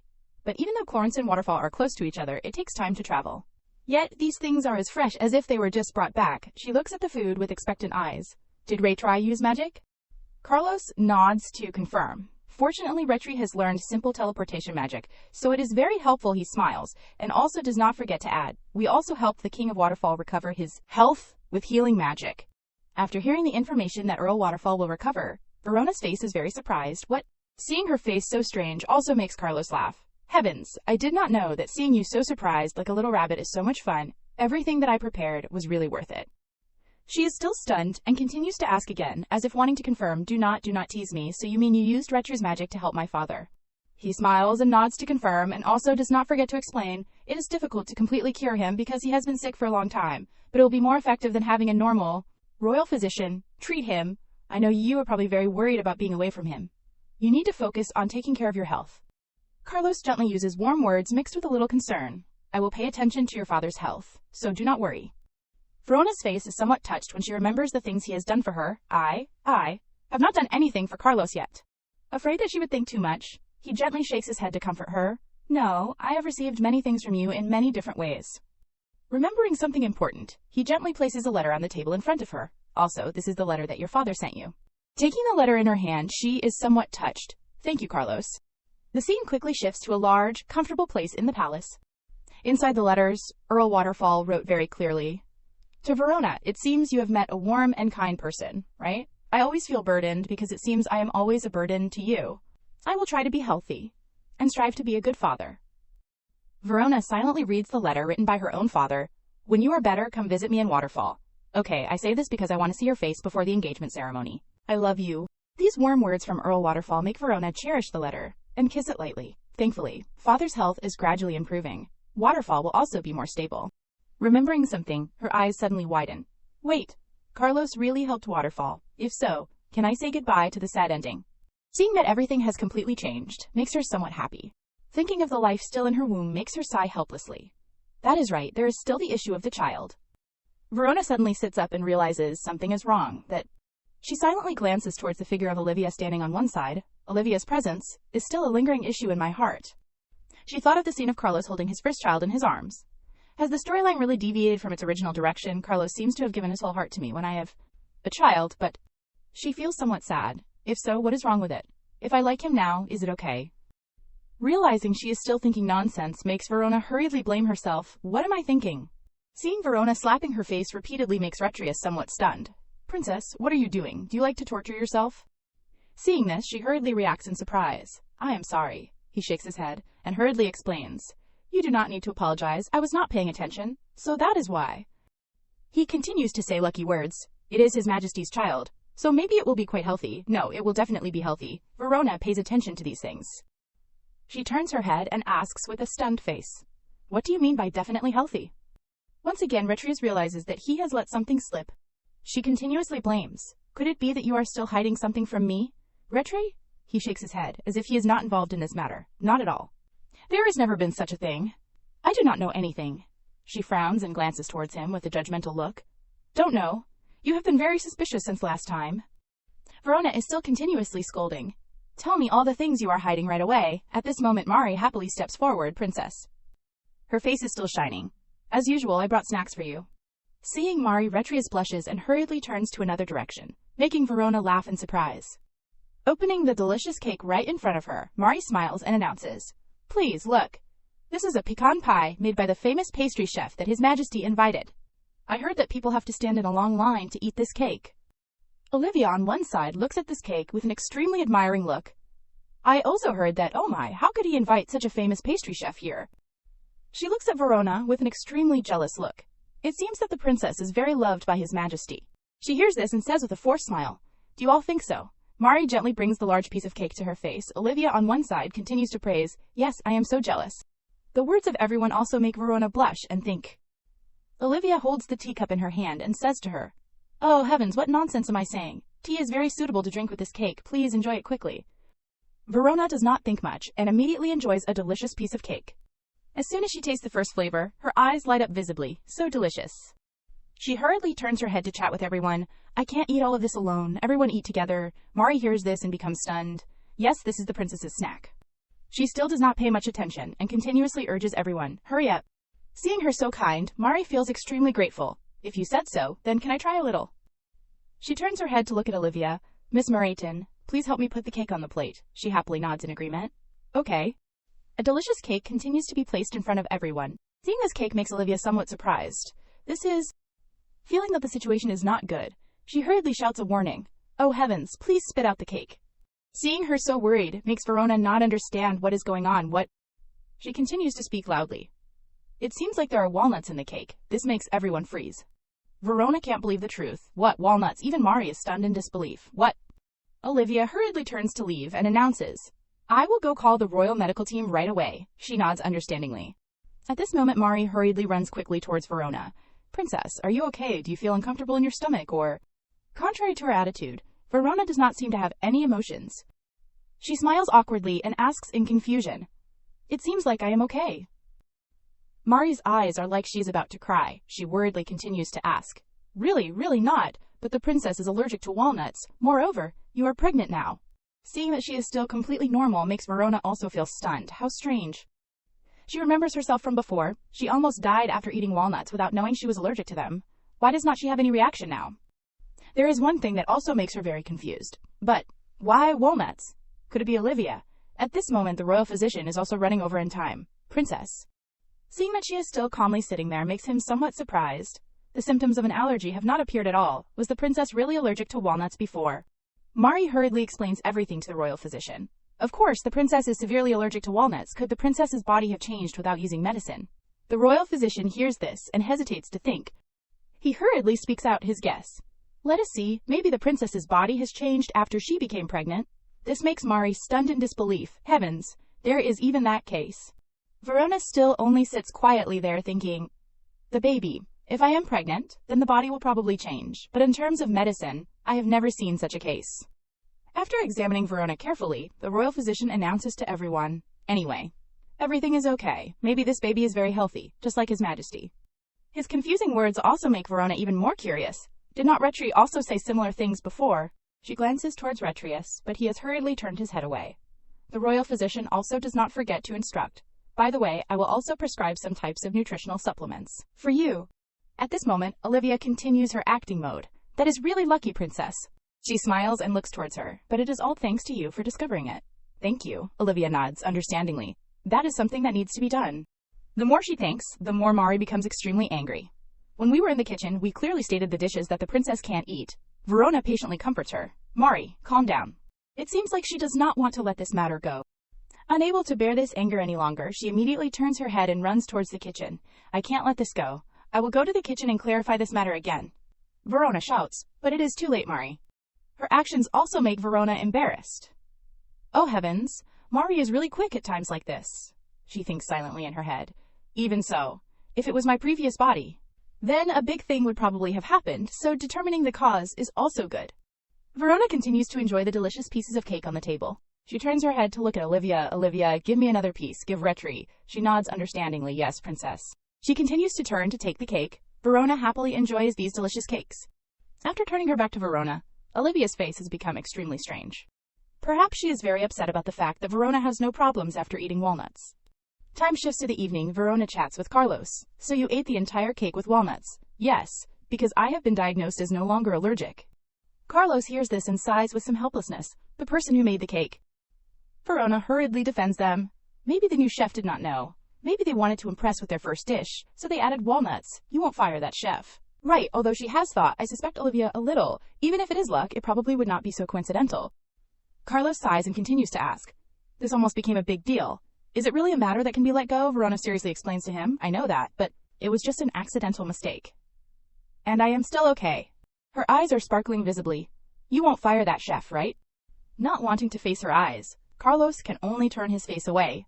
Only this time, next time I won't pay attention to the result, and will question the crime. She laughs and nods understandingly. Thank you. I will also pay more attention.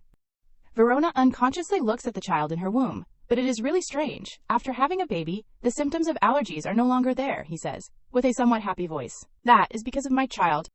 Verona hears these words and does not know what to say. That confident tone is really suspicious. Ritri's reaction is also the same. He smiles happily and chats, I told you that our child would be healthy, a filial daughter, right? That is indeed the case. This makes her somewhat surprised and thinks, now he even knows the gender clearly. Verona's face flushes slightly. She warms up and continues to ask. It is really filial. You said it is a filial daughter. What if it is not a daughter? His face gradually turns red as he explains. Of course it is good. If it is a son, I am just saying my wishes. She laughs lightly and looks towards him. If the baby hears that, it will be sad. Inside the room, the two happily chat together. If so, then it won't do. So that the baby does not get sad, then I will talk about the baby's name if it is a son. Verona looks at him in surprise. You have already named it.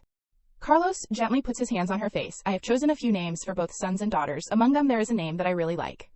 Seeing clearly that his face is very expectant, if it is a son, it will be Lennox. If it is a daughter, it will be Rainstra. He smiles gently and asks for her opinion. What do you think? Other names are also okay. But I only like that name. She sees this and hurriedly reacts. If you let me choose the name, then maybe the child will also like it. In her head at this moment she silently thinks. Rainstra Waterfall, or if it is not a daughter, Lennox Waterfall. While she is still thinking, Carlos smiles happily and says, Rainstra Grunwood Clorence, or if not, it will be Lennox Grunwood Clorence. Is the name nice? He smiles gently and recalls the nice name that he has thought of. Lennox is the name of one of my maternal ancestors. He was so good at tactics that people did not believe it was human ability. Verona hears this and becomes curious. Then what about Rainstra? He laughs excitedly and explains. That is the name of a goddess from the ancient magical era. At this moment, Verona is very sleepy. She feels somewhat embarrassed. Carlos still gently chats with her. It seems like the story is too long. Let us go to sleep. Seeing that he is also getting into bed makes her somewhat surprised. Together, don't you have a lot of work to do? Carlos slowly sits down on the large bed.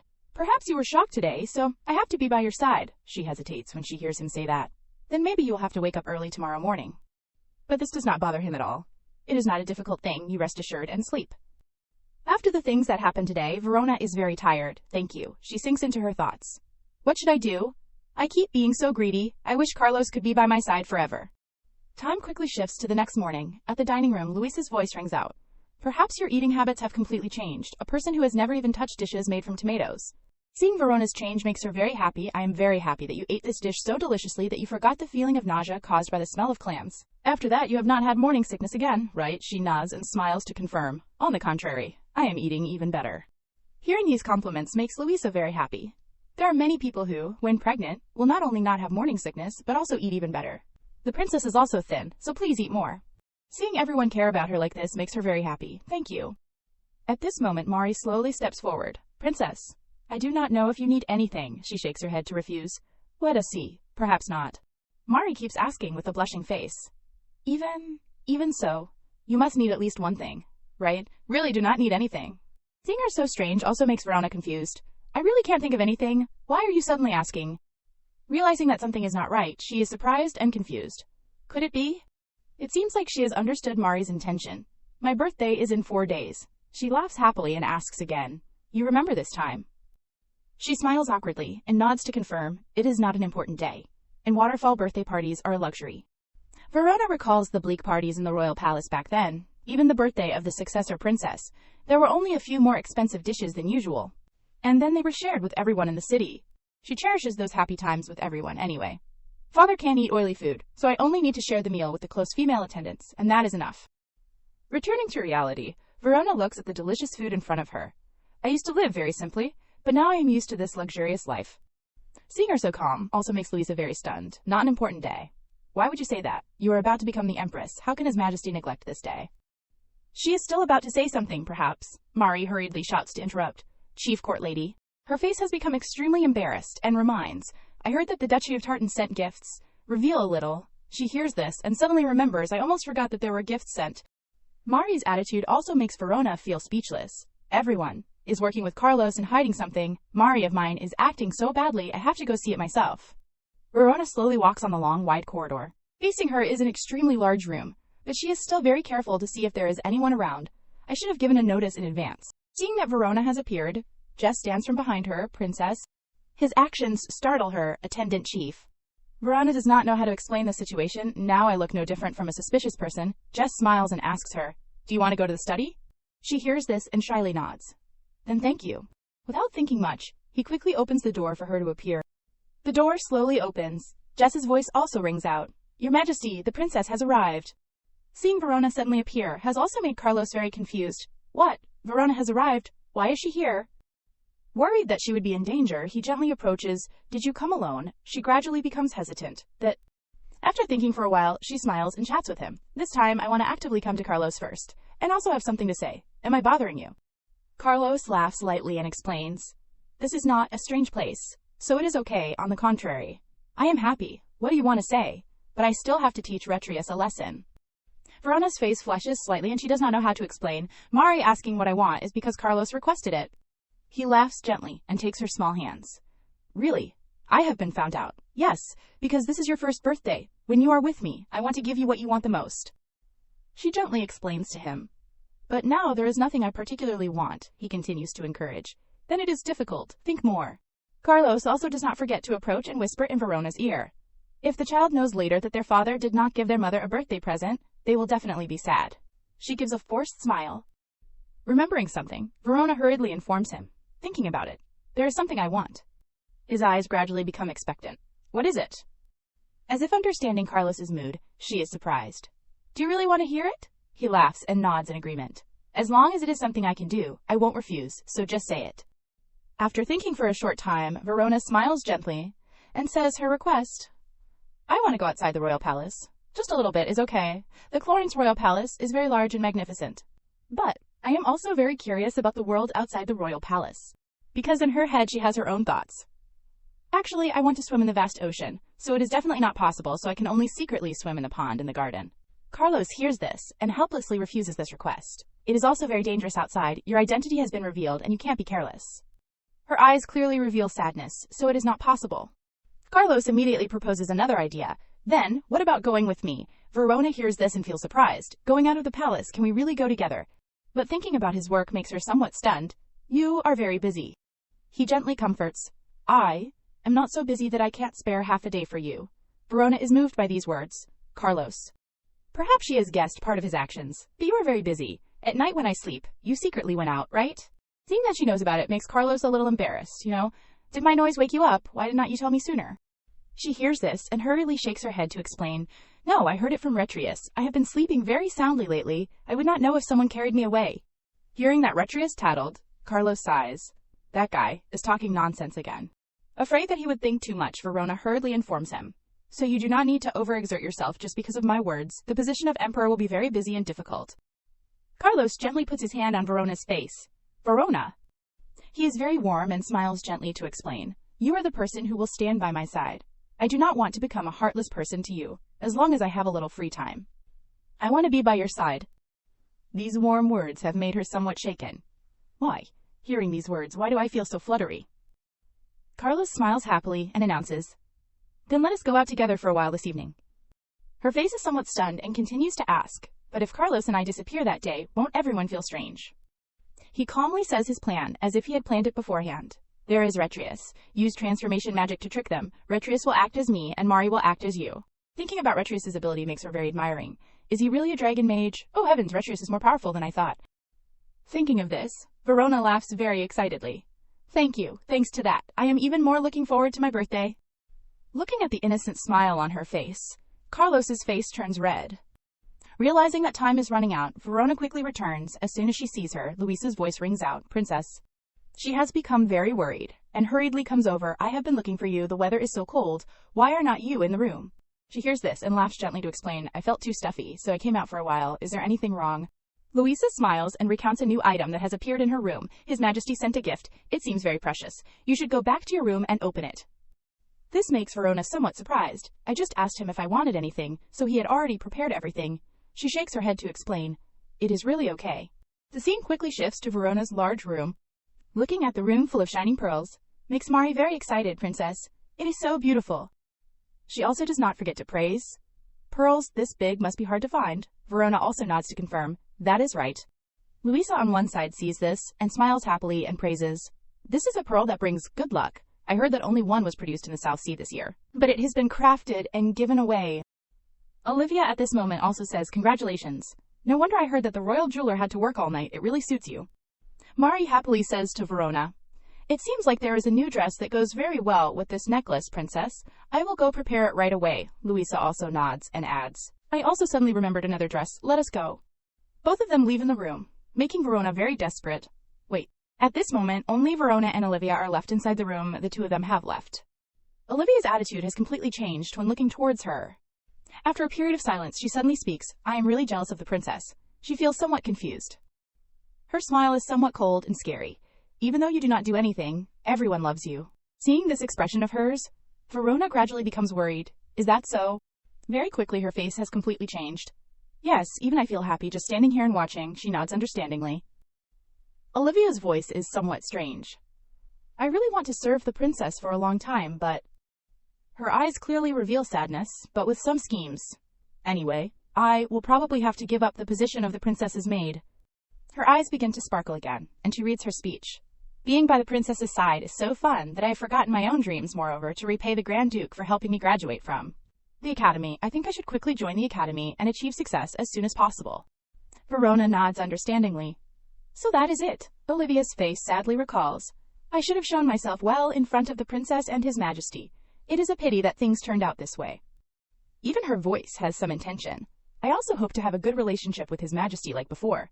But it is a pity. Realizing that she has let something slip, she hurriedly explains. Don't misunderstand me. Verona is still very calm and not angry at all. I do not think anything, although it is a bit of a pity. Mrs. Dreams are also important. The more she thinks about the things she has done, the more Verona feels somewhat guilty thinking about it. It is because I prevented the tsunami that Olivia could not become the female lead. Although I feel a little guilty, but who knows, maybe this is the best direction for everyone. Thinking of this, she turns her head to look at Olivia. I am not clear about the resignation procedure. Please ask Luisa. She nods in agreement. Okay. Verona continues to inquire. Miss, do you have anything else you want to say? Seeing that she is still standing there in contemplation, makes her somewhat confused. After a period of silence, Olivia speaks. Before, you asked about the matter between me and Miss Lettinen, right? Verona remembers that matter. That is right. She starts her acting mode again, and kneels down to hold her hand. Actually, I was once framed by her. I tried to endure it, but recently I heard the maids talking about that framing when I was at the academy. Her eyes have some hatred. It must be Miss Lettinen who did it. Verona does not understand this matter very well. What? Framing. Although she thinks in surprise. I have never heard Mari talk about that. Olivia uses pitiful eyes to look at Verona and warns, "They said I seduced the Grand Duke and used improper means to enter the academy because I can't be by the princess's side anymore. I want to remind you of this. Be careful of Miss Lettinen." Listening to the things she said, Verona nods and also does not forget to inform, "I understand. Thank you for worrying about me. You must have been very hurt. I will talk to His Majesty so that you can leave the palace as soon as possible." Hearing that her intention has succeeded, the corners of Olivia's mouth turn up in a smug smile. "Thank you, Princess." Time shifts to the evening in the large room. Carlos's voice rings out. "Good." He sighs in relief. "I should have eliminated her sooner." She hears this word and is a little surprised. Eliminated, although she thinks silently. It is strange that he originally liked Olivia but said that. Verona's face gradually becomes thoughtful as she remembers everything. Could it be that I am getting concerned again? I do not want things to become more complicated. No, I am thinking too far. Seeing her acting strangely also makes him confused. "What is wrong, Princess?" Verona's face turns red as she explains, "It is nothing." Remembering something important, she happily opens her mouth. "That is right, this pearl necklace. Thank you. I am so embarrassed to keep receiving things." His eyes become very expectant again. "Do you like it?" She nods in a sure way. "Of course, I have never seen pearls as clear as this." Carlos also does not forget to add, "This room has magic that creates a protective shield." She is surprised in disbelief. "Shield," he nods to confirm. "It is like a shield against physical attacks." Perhaps he feels uneasy about Verona, so he made this ring to protect her. "I made it to prevent surprise attacks. You should wear it often." Her eyes are somewhat curious. "This is also made by Retrius." Carlos laughs and shakes his head. Number. Seeing that it was not made by Retrius makes her even more surprised. Besides him, who else can create these magical items? So it is the royal mage. Only a faint smile appears on the corners of Carlos's mouth. He suddenly hugs Verona and kisses her forehead, making her confused. His face turns red and he smiles as he chats. "Let us sleep, right? From tomorrow, we have to prepare for the party, so it will be very busy." Although there is some confusion in her heart, Verona can only nod. "Yes, that is right," she thinks helplessly. Again, being so gentle again. Time quickly shifts to the next morning in the large room. Verona wakes up. Mari's voice hurriedly rings out. "Princess is awake. Please sleep a little longer." She sighs and tries to sit up. "I can't. There is a party tonight. How can I sleep in? There are many things to prepare." She also has to nod, but is a little worried. "That is right, but..." Mari's attitude becomes very confident. "The princess is pregnant, so health is the most important thing. Moreover, I have already planned everything." She is very curious. "Planned?" She laughs excitedly. It is a plan for the princess to have time to rest. These words leave her speechless. Remembering something important, Mari immediately speaks to remind, "That is right.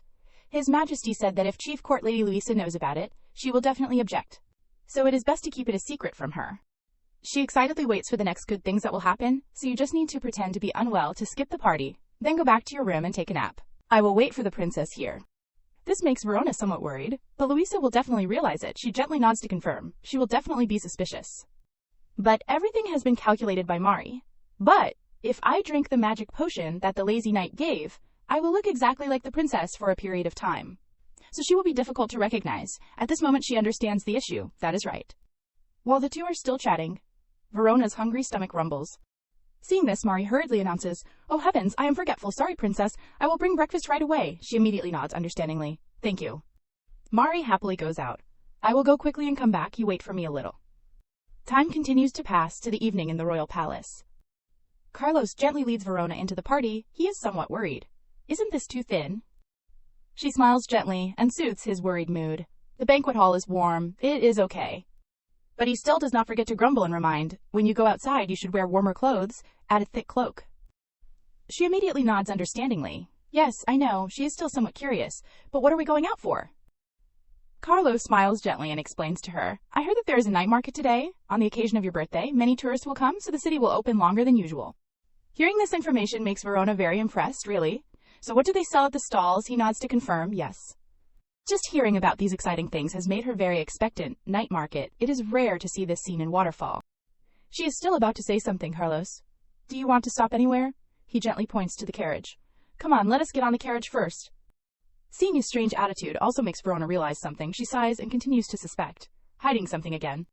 The two have moved together to Verona's birthday party. Seeing Verona and Carlos enter inside makes Lily pay attention. She quickly steps closer and smiles to greet, "Your Majesty, greetings to you." Lily gently salutes. "And also, the princess, greetings to you, happy birthday to you." She looks at her in surprise. "Miss Lettinen." She can't hide her excitement when looking at Verona's face. The princess looks so beautiful today. She hears this and laughs and nods. "Thank you," although she has become very suspicious. Did Miss Lettinen spread rumors about Olivia? Carlos quickly pulls her away. "Verona, come here." She hears this and nods understandingly. "Yes." Looking at the delicious cakes in front of her has made her very surprised. Carlos continues to urge, "Eat quickly." He also does not forget to add, "I think you should eat something. It is still better." She laughs in surprise. "It will probably be very busy outside, so it is good to eat a little first." Seeing the special dishes on the table makes Verona very touched. "Isn't this the salmon steak I said I wanted to eat?" She quickly takes the piece of fish and brings it towards Carlos. "Carlos, you eat too. Do you want to try a piece?" He hears this and only remains silent. Suddenly his face darkens to the point of disbelief, making her very worried. Seeing Carlos standing there blankly makes Verona a little surprised. "Carlos, what is wrong? Are you feeling unwell?" But clearly he does not want to answer this question. "No, I am okay. You eat." She is a little confused by this action. "It seems like I have seen it somewhere before." Understanding what the issue is, Verona asks in surprise, "Could it be morning sickness?" He hears this and remains silent, not knowing how to explain. His face has some thought as he slowly recounts. "The royal physician said that. There are also cases like that sometimes. Thankfully it only happens when there is lemon." Verona understands. If it is lemon, then... Afraid that she would worry about him, he also does not forget to urge, "I am okay, you just eat." Seeing the delicious food that has been prepared there, she is very touched. "Could it be that you prepared this just because I crave sour things?" She hurriedly glances towards Carlos. "Carlos, you should also eat something." Verona turns her head and orders the subordinate, "Hey, get me an appetizer from the table over there." He hears this and nods in agreement. "Yes, princess." Seeing this action of hers makes Carlos a little surprised. He sighs helplessly. "I can't believe you." She worriedly looks towards him. "You have to eat your fill to have the strength to move around." He laughs and nods in agreement. "You are right." The sounds of discussion from behind constantly ring out. Those two are really affectionate, unexpectedly. What a surprise. Verona is a little startled when she hears these words. "Oh heavens, was my expression too much?" Her face flushes slightly, and she hurriedly puts pieces of food into her mouth. So embarrassing. A period of time later, looking at the dishes that have been enjoyed, Carlos smiles and says, "You must be full now. Right, let us go now." Verona also slowly stands up. "Yes." The scene shifts to the wide balcony. The moonlight shines everywhere. Carlos leads Verona to a wide room. Stepping inside, he gently instructs, "Jess has prepared the clothes. Can the princess change clothes herself?" She slowly steps inside. Hearing this question makes her somewhat stunned. "Why can't I change myself?" He laughs and teases, "If it is too difficult, I can help you."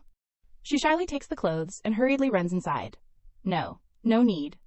Time quickly passes. The scene shifts to the bustling streets. Verona looks around this place in surprise. "There are so many people," Carlos calmly explains. "It is because it has been a long time since the night market reopened." He smiles and turns his head to look at her. Dorable Square is close to the royal palace, so it will be very bustling, so the night market only opens occasionally. She hears this and nods understandingly. Carlos walks forward, and also does not forget to explain. During this time, taxes are reduced, so many stores open all night. Verona nods in surprise. "So that is it." He gently puts his hand on her shoulder. "It was applied a few years ago, and the effect is quite good," she thinks in surprise. "The closer I get, the stranger it feels." Taking advantage of Carlos not paying attention, she silently glances at him. This person is very smart, and from his words, he seems to sincerely think of the people. Even if he is blinded by love, and hurt no matter how much, she wonders and asks herself, a person like this, why would he choose to wage war? While Verona is still thinking, a scent wafts over, making her stunned. This scent is... Carlos looks at her face in surprise. "Verona." She has noticed the food stall on one side. Could it be the smell of grilled skewers? Unable to resist the flavor of the food, Verona walks towards the grilled meat stall. "Carlos, wait for me a moment." Holding the grilled skewer in her hand, she quickly brings one to him. "Take it, it smells so good that I can't pass it up. Do not you want to eat?" Looking at the thing in his hand makes him somewhat surprised to examine it. Afraid that she would be sad, he nods and accepts it. "No," Verona smiles slightly. Both of them eat the grilled meat skewers while chatting happily. Eating and drinking on the street like this is also quite interesting, right? That is why I borrowed money from Mari to come out. Hearing that Verona had to borrow money to spend makes Carlos very dissatisfied. Borrow money. Clearly you are given a separate allowance. She hears this and laughs gently to explain to him, "How can I use gold at the night market? The merchants would be very embarrassed." She continues to taste the flavor of the meat skewer in her hand. So delicious. turning to look at Carlos. She is a little stunned. You have eaten it all. How does Carlos feel? He laughs happily and praises. Very delicious. The princess bought it for me. After you finish eating, give me the stick. These warm words make Verona a little embarrassed. What? This makes the woman selling flower crowns on one side pay attention and smile to invite. That couple is so affectionate, just married, right? Take a look at the flower crown. He quickly steps closer and smiles to ask, flower crown? I want to find one that suits my wife. Can you help me? She laughs and nods. Oh heavens, just say it, and it is fine. A moment later, a flower crown, woven with beautiful flowers, is brought. Let us see, what about this one? This is made by my daughter. Is not it beautiful? Looking at the flower crown right in front of her makes Verona also marvel. It is really beautiful. I have never seen this flower before. What is it called? The shop owner gently explains. It does not have a name, because it is a wildflower, but the fragrance lasts much longer than the high-end variety.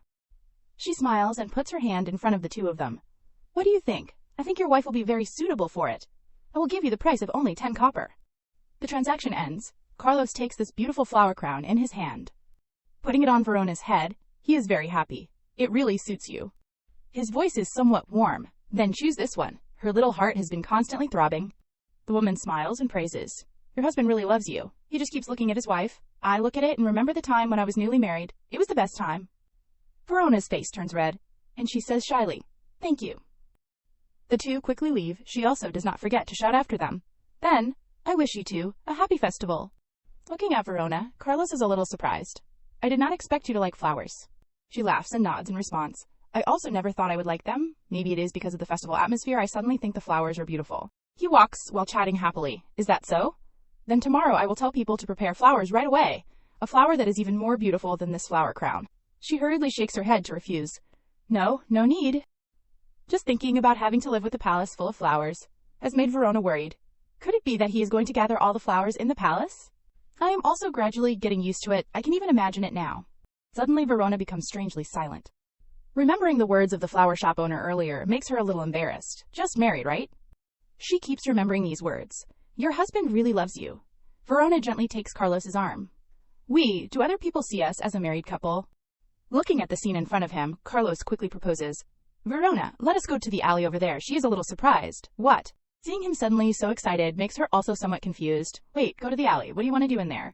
He laughs lightly and glances towards her. I have something I want to show you. His attitude makes Verona very curious. A moment later, the two have gone to the vast scene in front of them. Seeing that this place is a little strange also makes Verona confused. Isn't Dorable Square the endpoint? He nods to confirm. Number? While walking, she looks around this place. So this is where he really wants to go. After walking to a large river, he smiles and says, Verona, wait a moment. Look over here. She hears this and is a little stunned. She is still not understanding what is going on when Carlos pulls out a piece of crystal in his hand.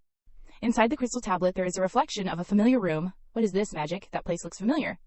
As soon as she sees the figure of Earl Waterfall there, she is surprised. Father. Am I seeing Father in Waterfall now? Looking at his face, Verona has become very touched. He is still seriously working, handling everything, making her worried. Father is in his office, right? His health is weak, so most of the work is done on the bed or given to the secretary. She is a little sad when she remembers his current health. Father is holding a brush and sitting there reading documents, proving that he has really recovered. Carlos also slowly speaks. It is difficult to know how much your father has recovered just through letters. He gently looks up towards her. So I thought I would let you see your father this way.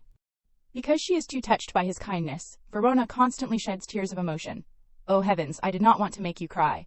She lowers her head and hugs him while constantly crying loudly. Thank you, really, thank you. I did not expect to receive a birthday present like this. I only know how to say thank you. Sorry, Carlos. Carlos only gently puts his hand on her face, Verona. His attitude is very gentle, seemingly completely different from the original story. If you really cherish this, then instead of apologizing, you should give me a present. Just as he finishes speaking, he realizes that the situation is not good. Arrows constantly fly over. Carlos hurriedly pulls Verona into his arms. She is still stunned, not yet understanding what happened.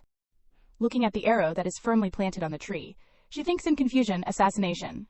But I did not sense any killing intent. Carlos immediately turns his head to inform Verona. We have to go back to the square. She is very worried when she looks at his face. Carlos, your face is injured. He still does not pay much attention to these things. The most important thing now is to leave here. I will go quickly. Be careful of your feet. Are you wearing that pearl ring? She hesitatingly explains. I was afraid it might get lost if I brought it. Her face has become very regretful. Sorry, I was too negligent. Time quickly shifts to the late evening at the main square. At this moment, the night regiments also arrive in time, Your Majesty. They run quickly towards Carlos. He calmly informs the night group. There is an assassination on the other side of the lake. They nod and obey. We will go there right away. He continues to look towards another knight. You take the princess back to the palace first, she nods understandingly. Yes, Your Majesty. Verona is very worried, Carlos. What about you? He realizes that there are people behind this whole thing. Perhaps he can't let it go. You go back first. I will investigate this matter, and then... Verona looks at him with a pleading look. No, you are injured. Clearly, Carlos does not care much about these remaining wounds. This wound is nothing. When I was on the battlefield, this is nothing. Suddenly, a familiar voice rings out. I did not expect you to be here too, Your Majesty. The two look up in surprise to see Osmond appear. Grand Duke Portra, why are you here? He gently puts his hand on his chest and smiles to greet Your Majesty. I also want to ask you that, because I was a little tired, I asked for permission to leave early. Verona is a little worried when she sees that Osmond has also appeared here. But why are you two here? You are still injured. Carlos's face reveals clear discomfort when looking towards him. Did I hear wrong? The Grand Duke is worried about me. He laughs lightly and puts his hand on his chest. I am always worried about Your Majesty, he coldly announces. Then, to show your loyalty, please protect me. These words make him a little confused. What do you mean? Carlos does not say much. He immediately orders, bring the carriage here. Osmond on one side is completely ignored. He gently leads Verona towards the knight. Verona, you get on the Grand Duke's carriage and go back. Rudium, you hold the reins. She immediately nods, understandingly. Yes, Your Majesty. Carlos turns to leave and also does not forget to instruct, I will be back soon. With no other choice, Verona can only leave. She does not notice that Osmond's face is somewhat confused. After thinking about these things, he slowly speaks. I still do not understand. Carlos raises his head to look at him. What are you talking about? Osmond's face becomes very curious. The Emperor of the Empire values a small princess of a small country, of course. It is not just me who thinks so. He is still about to say something more. The noble circles have. Before he can finish speaking, a voice rings out. Your Majesty. Carlos turns his head to look towards the night regiment. Have you found them? They quickly bring a boy over. Yes. The boy is still constantly crying helplessly. The knight also does not know how to explain. But Osmond is a little surprised when he sees this scene. Did that boy steal something? The boy becomes very regretful for the actions he has done. This child was practicing archery nearby. Hearing this information makes Carlos stunned, practicing archery in the forest. He helplessly lowers his head and constantly apologizes. Please, please forgive me. No, please forgive me. I did not think there would be anyone there. Another knight also immediately speaks up to recount. We searched the surrounding area and found the target practice, along with some arrows. This boy's house is also nearby. He seriously reports. The boy's father is a hunter. Carlos nods understandingly. Okay, release him. But Osmond does not let this matter go. Your Majesty, I think this matter can't be let go. How can you spare the life of someone who dares to harm a noble person? He also does not forget to threaten. Quickly reveal the names of your parents. No, you have to be locked up. You have to receive a fitting punishment. This makes the poor boy extremely scared. While he is still handling everything, Carlos speaks up to remind. Grand Duke Portra. His eyes are very cold and decisively announces, this is my order. His decisive voice rings out. Take the boy and his father to the public order team to receive a fitting punishment. Only accuse them of using weapons near the square. The night regiment also nods. Yes, Your Majesty. They hurriedly run off to do their work, leaving Carlos and Osmond there. His face is very uncomfortable with the action just now. Are you going to lower your authority? He coldly responds. So you want me to arrest this child and behead him? But his eyes are very cold as he nods and announces, yes, you should have done that. Perhaps the thoughts in Osmond's head are very different from him. Kindness and authority cannot coexist. Hearing the words that he just said, Carlos laughs in surprise. This is originally a matter that can be let go. Does the Grand Duke want me to become a tyrant? He still shows a friendly smile, as before, impossible. Then he also does not forget to mention Verona as a story. The noble circles are having discussions about Your Majesty's authority, you can probably guess. They are discussing whether Princess Verona is worthy of being the Empress or not. Osmond's face is very calm as he says these things. Engagement is not a problem, but the position of Empress is different. Perhaps he has foreseen that many people will gossip behind his back about this matter. No matter how highly you value her, the princess is only the daughter of an earl. If you make her the Empress, Osmond is still about to say something more, then there will be people who will not accept and oppose. At this moment, Carlos laughs and asks him, then what about the Grand Duke? Do you also oppose the ennoblement? He hears this and hurriedly says with a forced smile, I do not mean that, but I also agree that her status is not worthy of Your Majesty's position as Empress. What Your Majesty needs must be legitimacy. He slowly reaches his hand towards Carlos. A monarch should not be swayed by emotions, but it seems you are like that. After a period of silence, It seems like he is contemplating something. I understand what you want to say. The corners of Carlos's mouth reveal clear contempt. I am like the late emperor, right? Seeing that he is still silent, he laughs and continues. You are the one who understands the most, because the Grand Duke was the most loved by the late emperor. Feeling that time is passing in a wasteful way, he prepares to turn and leave. I understand very well the weight of the name Clarence, so do not worry anymore. Go back. Carlos continues to walk, ignoring Osmond standing still there. His face becomes very uncomfortable with these things. The time in front has passed to the next morning at the palace. Verona is focused on reading a book when Retrius's voice rings out. Princess, are you injured anywhere? She hears this and turns her head to explain. Retrius, I have said it already. I am okay. On the contrary, Carlos is the one who is injured, but he seems to not care much. His Majesty is fine, as long as the princess is not injured. She hears this and is somewhat thoughtful as she contemplates. Time returns to the evening of the previous day. Carlos gently says to Verona, I am only slightly injured. Look, it is really okay. Hearing this, she sighs in relief. That is really true. He gently leans down to kiss her hands. This concern from Verona makes Carlos happy. Seeing you worry about me, I am very happy. Just thinking of this, Verona's face turns red and she does not know what to do next. Retrius notices in surprise. Remembering something, she turns her head to look towards Retrius. And how are you and Mari doing? His face turns slightly red when he hears this. What do you mean? It is just acting, just pretending to be close. But she still does not give up, pretending to be close. How pretending to be close? How? He hurriedly turns his head to another direction. Dancing together, for example, she laughs in surprise. Don't tell me you practice dancing to play the role of Carlos, right? Hearing her teasing words, Retrius angrily explains. Princess, why do you think of me like that? Those human dances are nothing. I do not need to practice to dance with Mari. Verona asks again. Is that so? Then did you hold hands? No, of course you had to hold hands, right? Just thinking of these things has made Retrius blush like a tomato. What? Hands? His reaction is so intense that it makes Verona laugh with amusement. Why are you so startled? Could it be that you really like Mari? At this moment, the door slowly opens. Mari's voice rings out. She steps inside to remind. Miss of the Letton ducal house has come to say goodbye to you. Do you want to meet her? She hears this and realizes in surprise. So today is Olivia's last day of work. She nods and recounts. Yes, I saw the Grand Duke's carriage waiting outside the palace. Perhaps she intends to resign and leave right away. What should we do now? She immediately decides. Tell her to come in, although in Verona's heart there is some thought. Hearing that Olivia is about to leave, I suddenly feel a little strange in my heart. She sighs tiredly. Anyway, there are still many things to worry about. It is better to stay away from each other for the time being, until I give birth to the child. At the same time, Olivia's footsteps slowly appear at this place. She puts on the magnificent dress and smiles to greet Princess before leaving the palace. I wanted to come and say goodbye to you. Verona smiles and praises. Come in. You look very beautiful today. She is a little surprised. Really, thank you. She also laughs happily and recounts, the Grand Duke gave me this gift on the occasion of my enrollment. He cares a lot about me. Not only clothes, but he also always encourages me to enroll in the academy. Hearing this information, Verona immediately realizes, if it is the academy in the Empire, then a prestigious place appears in her head. Ingrid Academy, that place only accepts the children of prestigious and wealthy families. The male lead has made a move. Please do not blame each other again. Stay together and live happily. Thinking of this, Verona smiles and congratulates. Then you can study more deeply about the herbs that you have learned before. Right? That is really good news. Olivia smiles and looks towards her. It is all thanks to the princess. She is a little confused. I did not do anything for you. She continues to play the pitiful role and constantly says strange things. Of course you did, thanks to the princess. I had the opportunity to look at myself again and secretly realized many things. While Verona is still silently listening, she smiles and chats. If I and His Majesty can be close as before, then Princess, Grand Duke and His Majesty, let us have a tea party together.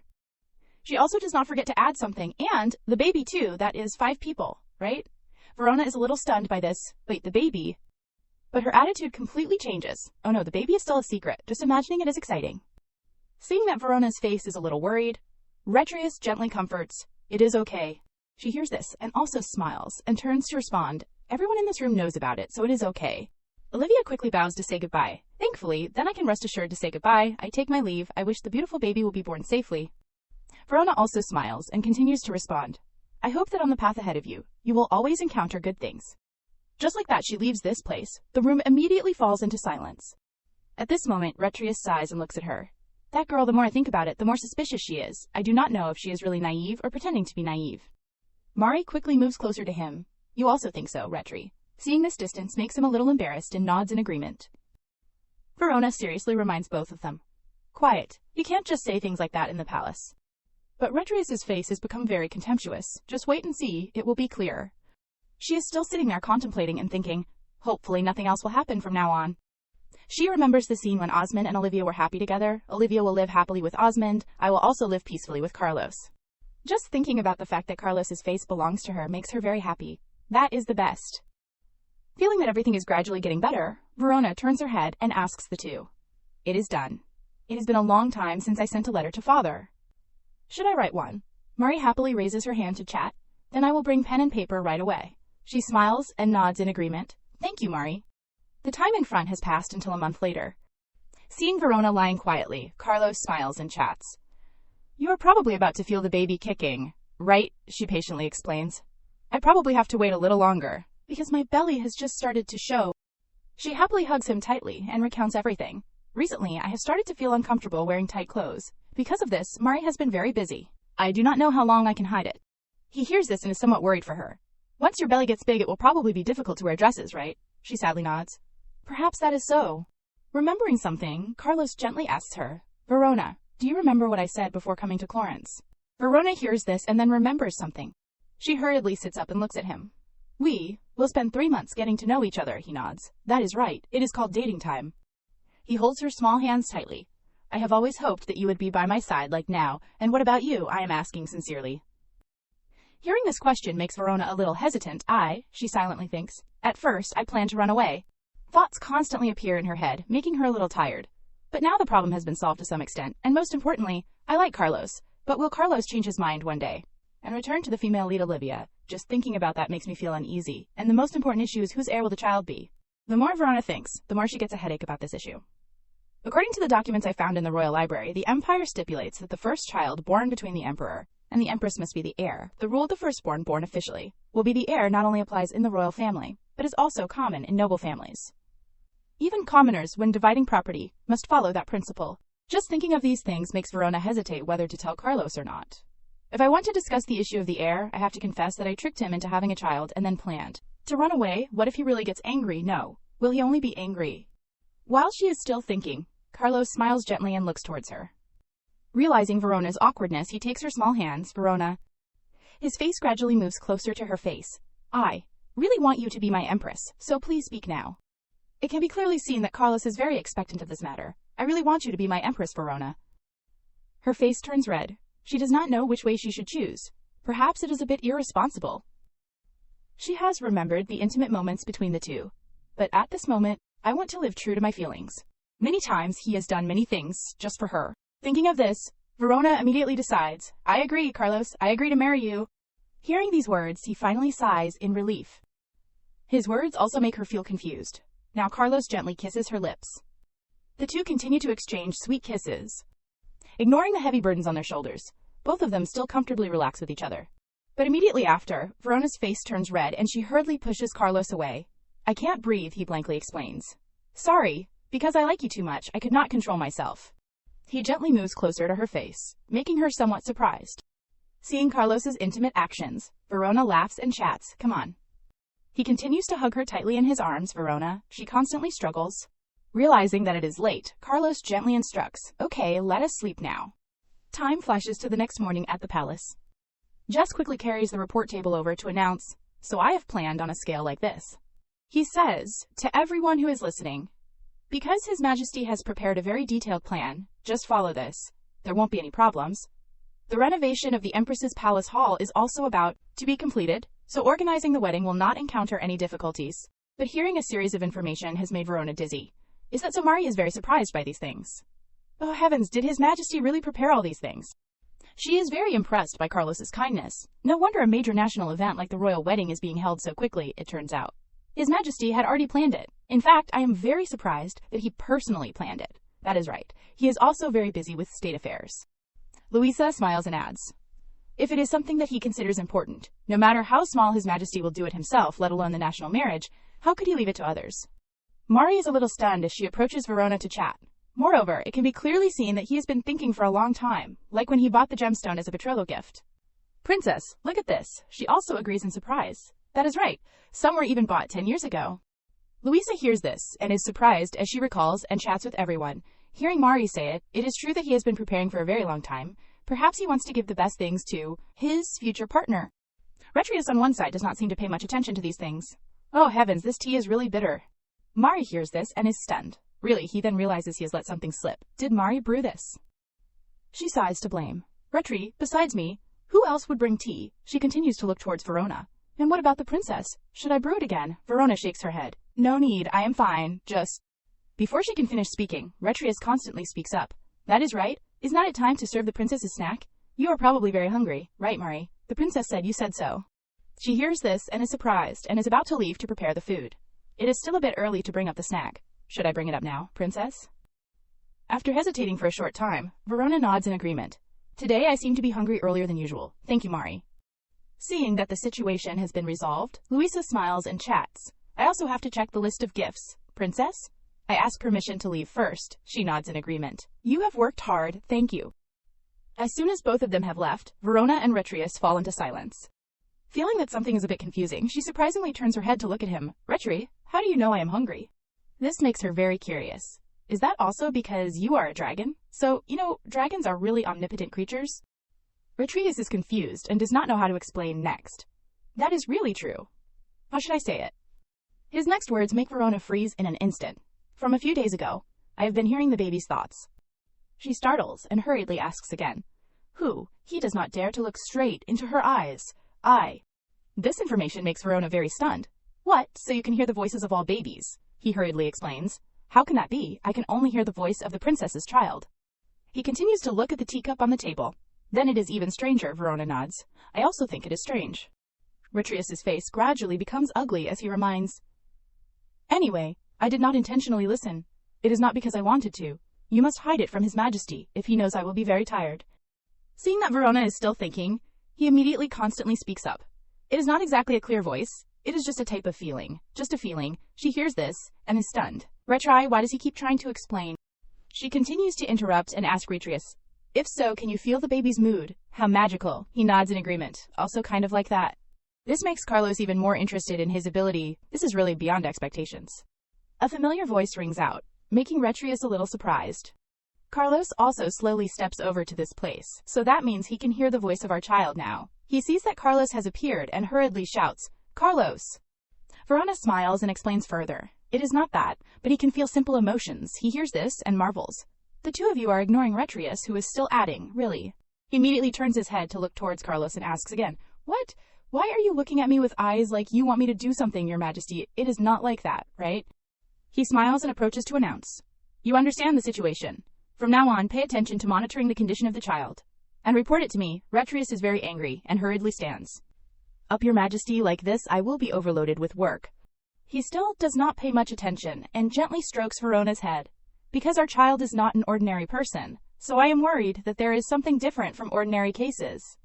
A smile appears on the corners of his mouth, which is very relieved. From now on, I am a little more at ease. Hearing him say that, Retrius immediately sighs. Hearing Your Majesty say that makes me feel embarrassed, because I complained just now. Carlos gently puts his hand on his shoulder. I know you always do what I tell you, so this time, I am also counting on you. He is very confused and hurriedly explains. What? Why is it like this, Your Majesty? I feel a little pain. Seeing that the two are still teasing each other makes Verona laugh with amusement. Looking at this scene, I would think the two of you are brothers, so cute. Seeing that the situation is not good, Retrius hurriedly runs away. I am leaving. You two continue talking. Remembering something, Verona smiles and chats with Carlos. That is right, I just heard from Jess. Every day they are building a lake that connects to the sea in the back garden. He smiles and nods to confirm. The back palace is deeper than the other private palaces, so it may be a bit difficult to travel to and from, but if you want to swim, the area is probably just enough. After the child is born, you can go there whenever you want. She hears this and nods and laughs to inform. It is also okay to go into the water now. But Carlos is still somewhat worried. Just walking also needs to be careful, let alone swimming. Seeing this, Verona can only give up. That is right, she silently sinks into her own thoughts. I thought that with me being a mermaid, water is as familiar as air. So it would be okay, it seems that I was careless. Remembering something important, Carlos smiles and announces, I plan to announce the news that you are pregnant on the day after the wedding. This makes Verona a little worried. So soon? Or should we wait until my belly is a little bigger and then tell them? Because she has thought, I still have not said anything to Carlos about the heir. Seeing her so worried, he only gently puts his hand on her hand. His face turns slightly red as he comforts, "Don't worry, Verona." She silently listens to his words. Everyone will definitely be happy when the Empire's heir is born. She is somewhat thoughtful, not knowing how to respond. Carlos is still only gently looking towards her.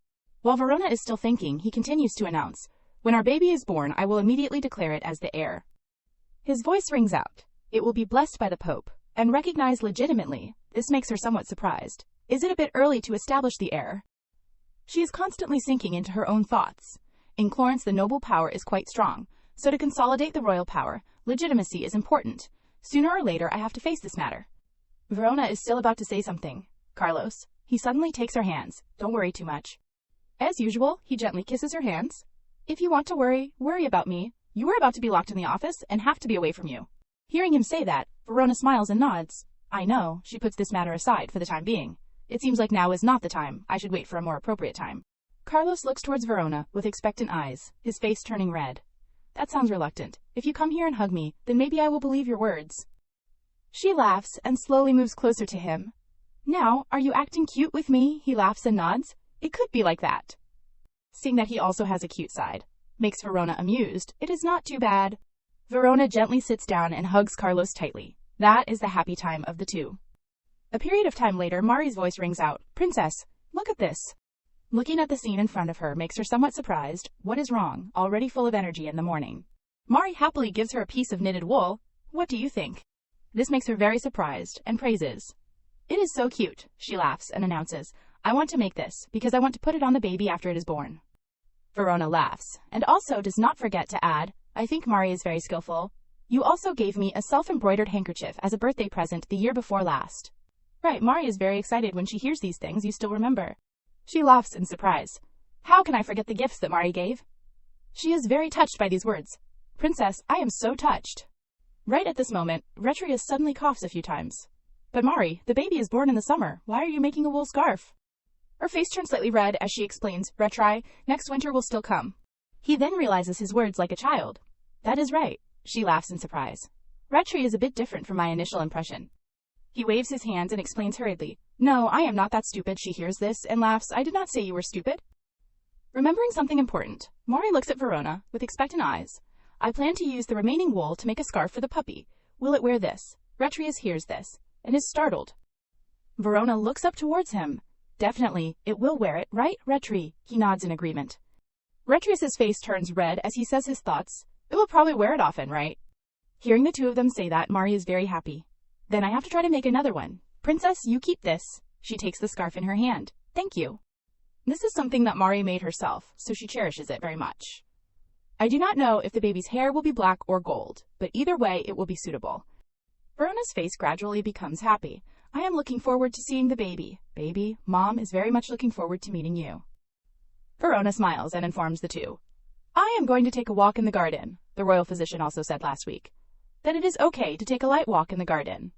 Mari hears this and is somewhat worried. Are you going out now? She nods to confirm. Now I will put this scarf away later. Retrius also immediately adds, Princess, please stay in the room today.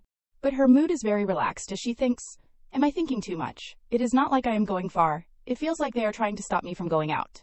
Verona still does not care and immediately stands up. It is not good to stay in the room all the time. Seeing her preparing to leave, Mari hurriedly speaks up. It is almost time for lunch. Please eat first, and then take a walk. Retrius nods and adds, Mari said that it is better to eat, and then take a pexa. Walk, right? Verona's face has some thought. If you two have said so. She quickly walks towards the window. If I can't take a walk, at least I have to open the window to air out the room. Mari hears this and looks after her in a daze. The door, the window. Without hesitating, Verona opens the window wide. There is definitely something they are hiding from me. The two hurriedly shout, Princess! Looking at the scene in front of her makes her somewhat surprised. Below this place is filled with departing carriages, making her somewhat confused. Carriages, it seems like there is a hall nearby. She remembers the words that Louisa once said to her. This palace is very close to the royal palace, especially it is close to the exit, so when the work is completed, His Majesty can quickly come to the private palace. Thinking of this, she looks in surprise at the scene in front of her. Is there a royal meeting this morning? It is strange. In the Empire, meetings also take at least half a day, but why is it over now? She realizes that the situation is a bit off, ending so quickly. Something must have happened in the meeting. Verona's face is very thoughtful as she contemplates. According to the rules, when the emperor is present, the nobles cannot leave at the same time. In order of status, everyone must greet each other, one by one, and then leave. She is thinking of the scene of many nobles discussing behind Carlos's back. Those who also leave the meeting room at the same time mean that the emperor has ignored that rule and left first, or the nobles have all opposed the emperor's orders and left. There are only those two possibilities. The more she thinks about these things, the more Verona becomes worried. It is also possible to end early for some reason, but this scene is a bit chaotic. Grasping the situation, she turns her head and informs the two, "I have to go out and see what is going on." Mari is still trying to stop her, princess. Seeing that her face has become very serious, "Mari, you also see that there is something suspicious, right?" She gradually becomes hesitant. "If you want to know the situation outside, I will go and find out." So clearly Verona does not want to hear these things. She quickly walks out. "Mari, I do not want to sit still and wait." Seeing her so stubborn makes Retrius very helpless. The scene shifts to the vast royal palace. The nobles are constantly discussing with each other. Verona worriedly looks from afar and thinks, "Just as I thought, the atmosphere is not good at all. What on earth is going on?" She keeps looking around this place. The fact that the nobles are opposing may be related to war, but there is currently no reason or opportunity to wage war. Verona constantly reminds herself to think carefully about this issue. "Verona, think carefully. It seems that Retri and Mari know the inside story but are hiding it from me. So it must be related to me." She gradually realizes that the situation is somewhat bad. If it is something related to me, then... Verona's eyes widen visibly. Could it be? Suddenly a voice rings out. "I did not expect to meet you here." Osmond happily steps forward to greet. "Did you come here for something?" He gently puts his hand on his chest to greet Princess Verona. Osmond happily steps forward and asks, "Why did you come here, Princess Verona?" She looks up at him in surprise. "Grand Duke Portra." His face is somewhat strange as he looks at her. "I am very happy to meet you, but..." It seems that he has sensed something. It seems that the princess does not think so, right? She only silently looks towards Osmond. Verona then gently speaks. "I am sure the Grand Duke knows the reason better than I do." He laughs in surprise and adds, "His Majesty seems to love the princess very much. No, I should call you the future Empress, right?" It seems that Verona has understood something. Today they discuss the matter of my marriage with His Majesty, right? Osmond's face is very blatant, and he does not forget to add, "Anyway, because this is a marriage that is not of equal status, it was put on the agenda of the court meeting." It seems that everything is not as easy as she thought. Engagement can be overlooked, but the national marriage is another matter. Osmond's voice has some intention as he recounts the story. "Do you know that the late emperor also, for political reasons, cancelled his first fiancée and married the second as empress?" Speaking of this, his tone has some contempt, and everyone thinks that this marriage will also be like that. Verona stands still there, listening to the whole story. "This is not beyond my expectations. The Kingdom of Waterfall is originally a small country, so I only have the name of a princess. In fact, I am only equal to the daughter of an earl who governs a small land." While she is still thinking, Osmond continues to explain. "Among the opposing families, there are also those who want to aim for this position. That is the Millicure Marquis family." Seeing a name that is somewhat familiar makes Verona immediately realize. The Millicure Marquis family is the top military family of Florence, and also the founding merit of the empire. Their position is very firm, so they want to put their family members as empress more than anyone else. Osmond continues to recount the story behind. Because of His Majesty's stubbornness, they are even more determined, aiming for the position of empress instead of crown princess. He stands there recounting without paying attention to her expression. His Majesty loves the princess very much, and because of this, he is very unhappy. The atmosphere in the meeting room also becomes tense. His words have clearly become very intentional. "You have also heard. The response of the noble circles is more intense than I thought. The path ahead will definitely be very difficult." Verona hears this and calmly responds, "But this is the path I have chosen, so I have to try to overcome it." Suddenly, his words are somewhat confusing. "What if there is a way to help you go easier?" Verona widens her eyes in surprise. "What?" Osmond smiles and puts his hand on his chest as he chats. "I have mentioned this before. If the princess needs, I can lend a hand. What do you think?"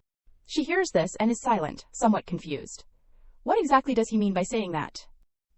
Osmond continues to move closer to her and is about to say more of his intention. Verona has also realized that the situation is gradually becoming different from what she knew. It turns out that Carlos is being opposed by the noble circles just because of me. This is not good at all. Carlos, since he was the crown prince, has been accustomed to the emperor and the nobles favoring the Grand Duke, so this time he will not yield. She has thought of the scene when everyone always loves Osmond and rejects Carlos. Verona thinks of many different things. Even if Carlos is the emperor, he can't overlook the power struggle between the emperor and the nobles. With Carlos's personality, instead of using theory to persuade them, he will choose to crush them. While she is still thinking, A familiar figure slowly steps over. Princess. Verona surprisingly turns her head to look in the direction of the voice. Seeing Lily's familiar face makes her somewhat surprised. Miss Letnin, she happily approaches to chat. After hearing, I also nodded understandingly. That is also good. Verona looks at the books in Lily's hand. Did you come here to find reference books for your graduation thesis? She smiles and nods in agreement. Yes, that is right. I have to write 2 graduation theses to study astronomy. I was imprisoned in the dormitory all day today and just got out. Verona is surprised by this level of study. Heavens, you have worked hard. The more she thinks, the more she feels curious about the girl in front of her. Wait, are not the Lettinen and Millikar houses related? It should be awkward, right? Could it be that because she is been at the academy all the time, she is slow to the news? In her head, she has thought of the scene of different nobles alienating her. If it is really for the benefit of the family, she can't chat so comfortably if she knew about it. Her eyes could not be so clear, especially in a situation where not all nobles like me. Seeing Verona thinking so hard makes Lily pay attention. This time she speaks to dispel the awkwardness. After graduating, I am going to help with work with my father and brother. Unlike my senior Olivia, I am more interested in practical application. She hears this and is surprised. After a period of thought, she seriously chats. If you are proficient in astronomy, then it will be helpful in running the trading company. Is that what you mean? Verona's vast knowledge also makes Lily very admiring. How do you know so well? She calmly recalls the scene from before. Actually, my father also hopes that I can predict the weather, not to mention trading with other continents. Perhaps he even hopes that I will graduate more than myself. Speaking of this, Lily shows an innocent smile. Although there are many good astronomers, but they trust and wait for me, so I want to quickly respond to that kindness. Verona also has to praise. You are really great, Lily. She laughs in surprise. I am so embarrassed. Recently, the trading company is planning to start an important business with the northern continent. Seeing her still talking enthusiastically, Verona thinks in surprise. Northern, trading with the north, now that I mention it. In the novel, the Lettinen Marquis family owns a huge fortune, thanks to trade. She continues to speak. If you trade with the northern continent, which route are you planning to take? Lily's face is somewhat excited as she slowly recounts everything. My father said that this time we probably won't use the land route but the sea route. I will try to choose a good day. But exploring the sea route is not my area, so I am also worried. My family values this trade very much. Her eyes are somewhat expectant. I only hope to find a truly safe waterway. Verona hears this information and thinks in surprise. Waterway. That is right. The Lettinen family has a huge fortune thanks to the business of sea transport. This also makes her startled as she realizes something. In maritime activities, what the Lettinen Marquis family mainly trades is. Lily is still happily chatting. First of all, to get to the northern continent, we have to avoid 3 large whirlpools. Perhaps she does not pay attention to Verona's expression. Those 3 whirlpools are. She hurriedly calls out. Lily, she hears this and becomes stunned. Princess. But her face is very serious. The goods of this trade trip are salt, right? Although there is some surprise, she still nods to confirm. Yes, that is right. Finally, the corners of Verona's mouth turn happy when she hears this confirmation. This could be an opportunity. An idea has just flashed in her head and she expects and asks again, is it salt, right? Although there is some surprise, Lily still nods to confirm. Yes, salt is the main item that we sell. At the same time, the image of a compass appears with her narration. The further north you go, the saltiness of the sea decreases. Her eyes then light up visibly. So I heard that salt is very precious in the north. Verona also silently contemplates, remembering the knowledge she has learned. Although the Lettinen Marquis trades many items, when trading with other countries or other continents, it is mainly spices. The Marquis likes rare things. This also makes Lily's family richer day by day. Moreover, exploring new things always brings the highest profits. Lily is still happily chatting. Because we are planning to transport salt by sea, we are very cautious. No matter what business we do, we have to be careful. She smiles and turns her head to look at Verona. But if we succeed, it would be great, right? She nods to confirm. But miss, is it really okay for you to tell me that? Lily's eyes look towards her with great trust. Because you are the princess, so I believe that what I say you will not casually reveal to others. She laughs and also does not forget to add. Besides, this is not a secret. Verona nods understandingly. So that is it. She remembers everything about Lily. The heir to the Lettinen house is Lily's brother, and Lily has been studying at the academy since she was young, so I have the feeling that she is not very sensitive to political issues. Verona has made a decision. Then it is best if I act a little faster. She has thought of the scene of Lily alienating her later. She is still friendly with me now. The more she thinks, the more she realizes that this issue is very important. But if she knows what happened at the meeting in the palace today, Lily will not be able to pay attention to the family's position. After thinking for a short time, she quickly decides, Miss Lettinen, about that, I can lend a hand, right? She hears this and is very curious. Yes, help with what? She nods to confirm. Finding a safe sea route. Verona also does not forget to put her hand on her chest. I can show you a route that has no reefs and has a favorable current. You just need to choose the right day with good weather. This information also makes Lily very curious. But how would the princess know? I do not mean to be offensive. Verona also does not hide it and smiles to explain to her. Perhaps you have forgotten that I am the daughter of the royal family blessed by the gods.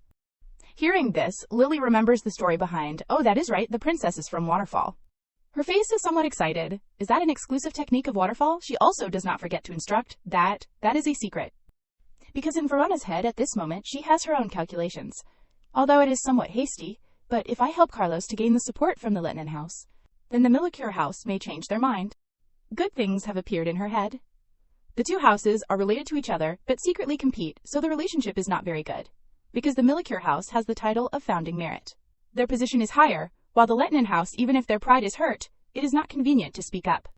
Thinking of the upcoming plan makes Verona's head somewhat ache.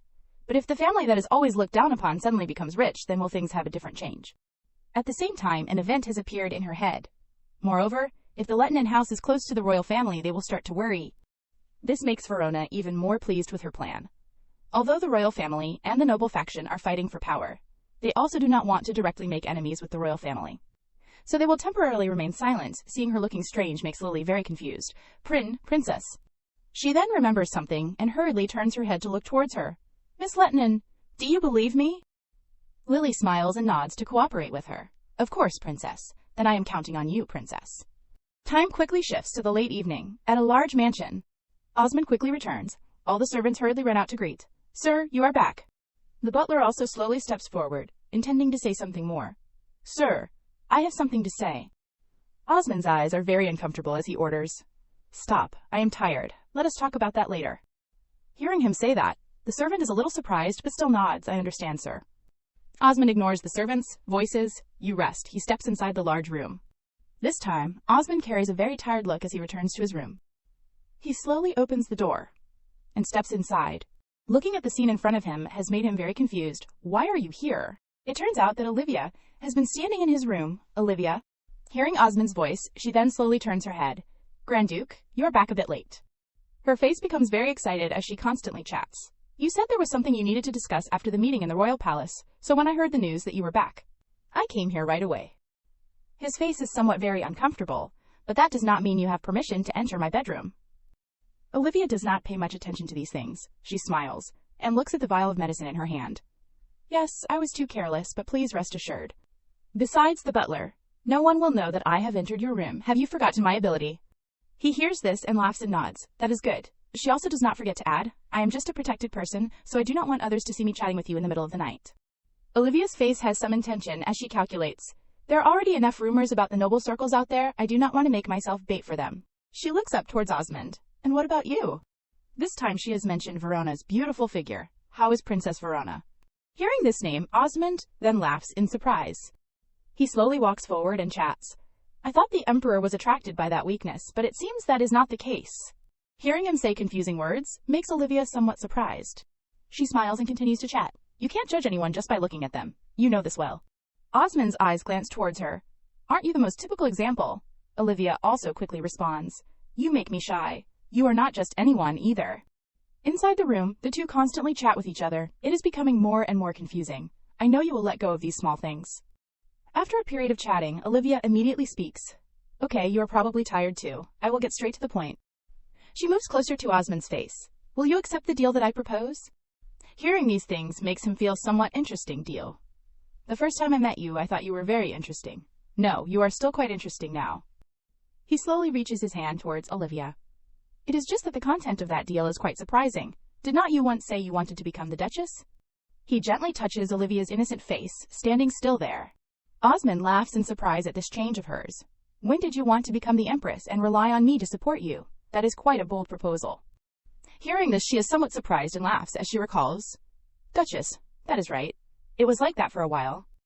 Then she directly slaps Osmond's hand away. However, now I want to rise to a higher position. Her face has become very smug. I do not think I will lose to someone who has nothing but the Emperor's love. Of course I am talking in the case that you do not side with her. Osmond seems to find everything gradually becoming more interesting. To have me support you means that even after becoming the Empress, you will still be under the control of the Portra family. Right? It seems that he has gradually understood Olivia's decision. To put it bluntly, you are suddenly making yourself a pawn for others to control. But Olivia does not pay much attention to these things. I only need the position of empress. In her head, she thinks silently. Even if it is just a puppet empress, it is fine. She has thought of the scene of Osmond kneeling in front of her. But at least he has to kneel in front of the empress, who is me. And those who once scorned me will also be like that. After thinking for a short time, Osmond smiles and praises. Good vision, Olivia. People who do politics always have to have a cold heart. She laughs and nods understandingly. Thank you for the compliment. I won't disappoint you. Her voice has some intention. There will be news very soon. After speaking, Olivia has left Osmond's room. He smugly sits there and thinks, an emperor blinded by love for a while. His face has some contempt when he thinks of these things. In front of Princess Verona, he is a gentle prince, but inside he is full of coldness and cynicism. If that festering wound only shows a little, the buried emotions will explode. It seems that Osmond is very pleased with the plan he has laid out. I do not know if the princess can withstand this filthy wound. If the princess knows the true face of the emperor and then runs away, that would be great. He is very much looking forward to seeing the next good things that will happen. I do not know if Olivia is strong enough to be the catalyst. That is worth looking forward to. The scene shifts to this side. Verona is still happily chatting with the dolphin. Is that how it is? I understand. Thank you. She also does not forget to kindly chat. I am also very happy to meet you again. Next time we can swim together. The dolphin quickly kisses Verona's face, making her laugh. That tickles. At this moment, Carlos has gone to her side. He immediately speaks up to remind, okay. The dolphin sees this and hurriedly dives down to the deep sea. Seeing that her friend has swam away makes her very regretful. It is gone. Carlos sighs and criticizes. A timid dolphin. She turns her head to look towards him with an angry expression. It is because Carlos scared it. He gently helps Verona to stand up. I also did not deny it. Looking at her face makes him somewhat surprised, but it is very strange. Thinking back to everything makes him feel somewhat interesting. I did not expect that you could talk to animals. This makes Carlos very expectant. Do mermaids all have that ability? Verona laughs gently and explains to him. It seems that only the royal family has that ability. It is not that I can understand the words of all animals. Carlos hears this and nods understandingly. So that is it. Seeing him looking thoughtful makes her surprisingly speak, Carlos. His face is somewhat serious as he recounts. I heard from Mermaid that you went to the meeting room of the royal palace. Afraid that she would think too much, he gently hugs her tightly. Why did not you say anything to me? Verona hurriedly turns her head to explain to him. I had also guessed part of it. I also did not think that everything would be smooth. As if understanding her feelings, he gently hugs her tightly in his arms. Don't worry. Trust me. The noble circles are always like that. Just thinking of the injustices that Carlos has had to endure makes him even more angry. No matter what era, the emperor and the nobles will always be at odds, but this time it won't be easy. He knows that his biggest opponent is Osmond. The one who wants me to fail more than anyone is Grand Duke Portra, the leader of the noble faction. Carlos is still about to say something more. Although it will take more time, but if you are determined to do it, there is nothing that can't be done, so that is. Suddenly, Verona calls out, Carlos. Her face has some helplessness as she seriously asks him, why do not we try to solve it in a more peaceful way? In her heart, she understands Carlos better than anyone else. Carlos will definitely fall into a difficult situation. The late emperor was indifferent to his own child, but favored the Grand Duke. So the older nobles are still influenced by that matter. Perhaps this also causes a deep wound in his heart. Therefore, Carlos's authority has also been damaged somewhat. Verona uses sympathetic eyes to look towards him. But if you personally take action to force the nobles to kneel, sooner or later it will cause resistance. In her head, she has her own calculations. Doing that is no different from creating conditions for them to rebel. She continues to say to Carlos, I only hope that Carlos will be safe and happy. He also looks towards her with emotion. I should be the one saying that. Verona says her wish. Promise me that you will use a peaceful way to solve it, although in her head she has her own thoughts. Although I can't be sure yet, but if I help Lily and receive the support from the Letnan house, she has considered everything very carefully, then it will definitely be beneficial to Carlos. Even if Miliker opposes to the end, we can still find another way. You can do it, Verona. Hearing the things she said, Carlos gently nods in agreement. Okay. Realizing that it is too late, she quickly reminds, then let us go inside. I am also as busy as Carlos tomorrow. I have a visitor coming. He surprisingly remembers her appointment. You are going to meet Miss Letnan, right? With some worry, he also does not forget to instruct Verona. What are you meeting about? The Letnan Marquis won't let it go. She hears this and laughs with amusement as she recounts. If there are good results, I will tell you. By the way, I will also meet Miss Miliker. Hearing this name makes him somewhat startled and confused. Miss Miliker. Could it be Elise Miliker? Seeing that his attitude is a bit strange, makes Verona nod to confirm that is right. She feels somewhat confused before these dukes. The Miliker Marquis has 3 daughters. How can he guess her name right away? At this moment, Verona startles and remembers something. She seriously turns her head to look towards Carlos. How do you know her name? Thinking that something is not right, she angrily clenches her dress. I heard that for a long time, the Milliker family has been considered the place where the crown princess is born. Her face has some anger. Elise Milliker was once chosen to be the crown princess, right? Although he really does not want to confirm, Carlos can only nod. This makes Verona very angry. What happened between the two of you? There is no detail in the original story. Her face flushes slightly. She constantly urges, I am not angry, please speak quickly. He hears this and worriedly looks towards her. Are you really okay? Verona is very serious and nods surely, really. At this moment, Carlos laughs loudly. This makes her very confused. Why are you laughing? He looks towards her in surprise and happily chats. I did not expect that you would be jealous. I find it both strange and happy. Seeing this teasing makes Verona hurriedly turn her head away. I am not jealous. Carlos gently reaches out to touch her face. Verona, you? At an important moment, Retrius appears confused. It looks like you are having fun, but let me say something. His face laughs with amusement and teases.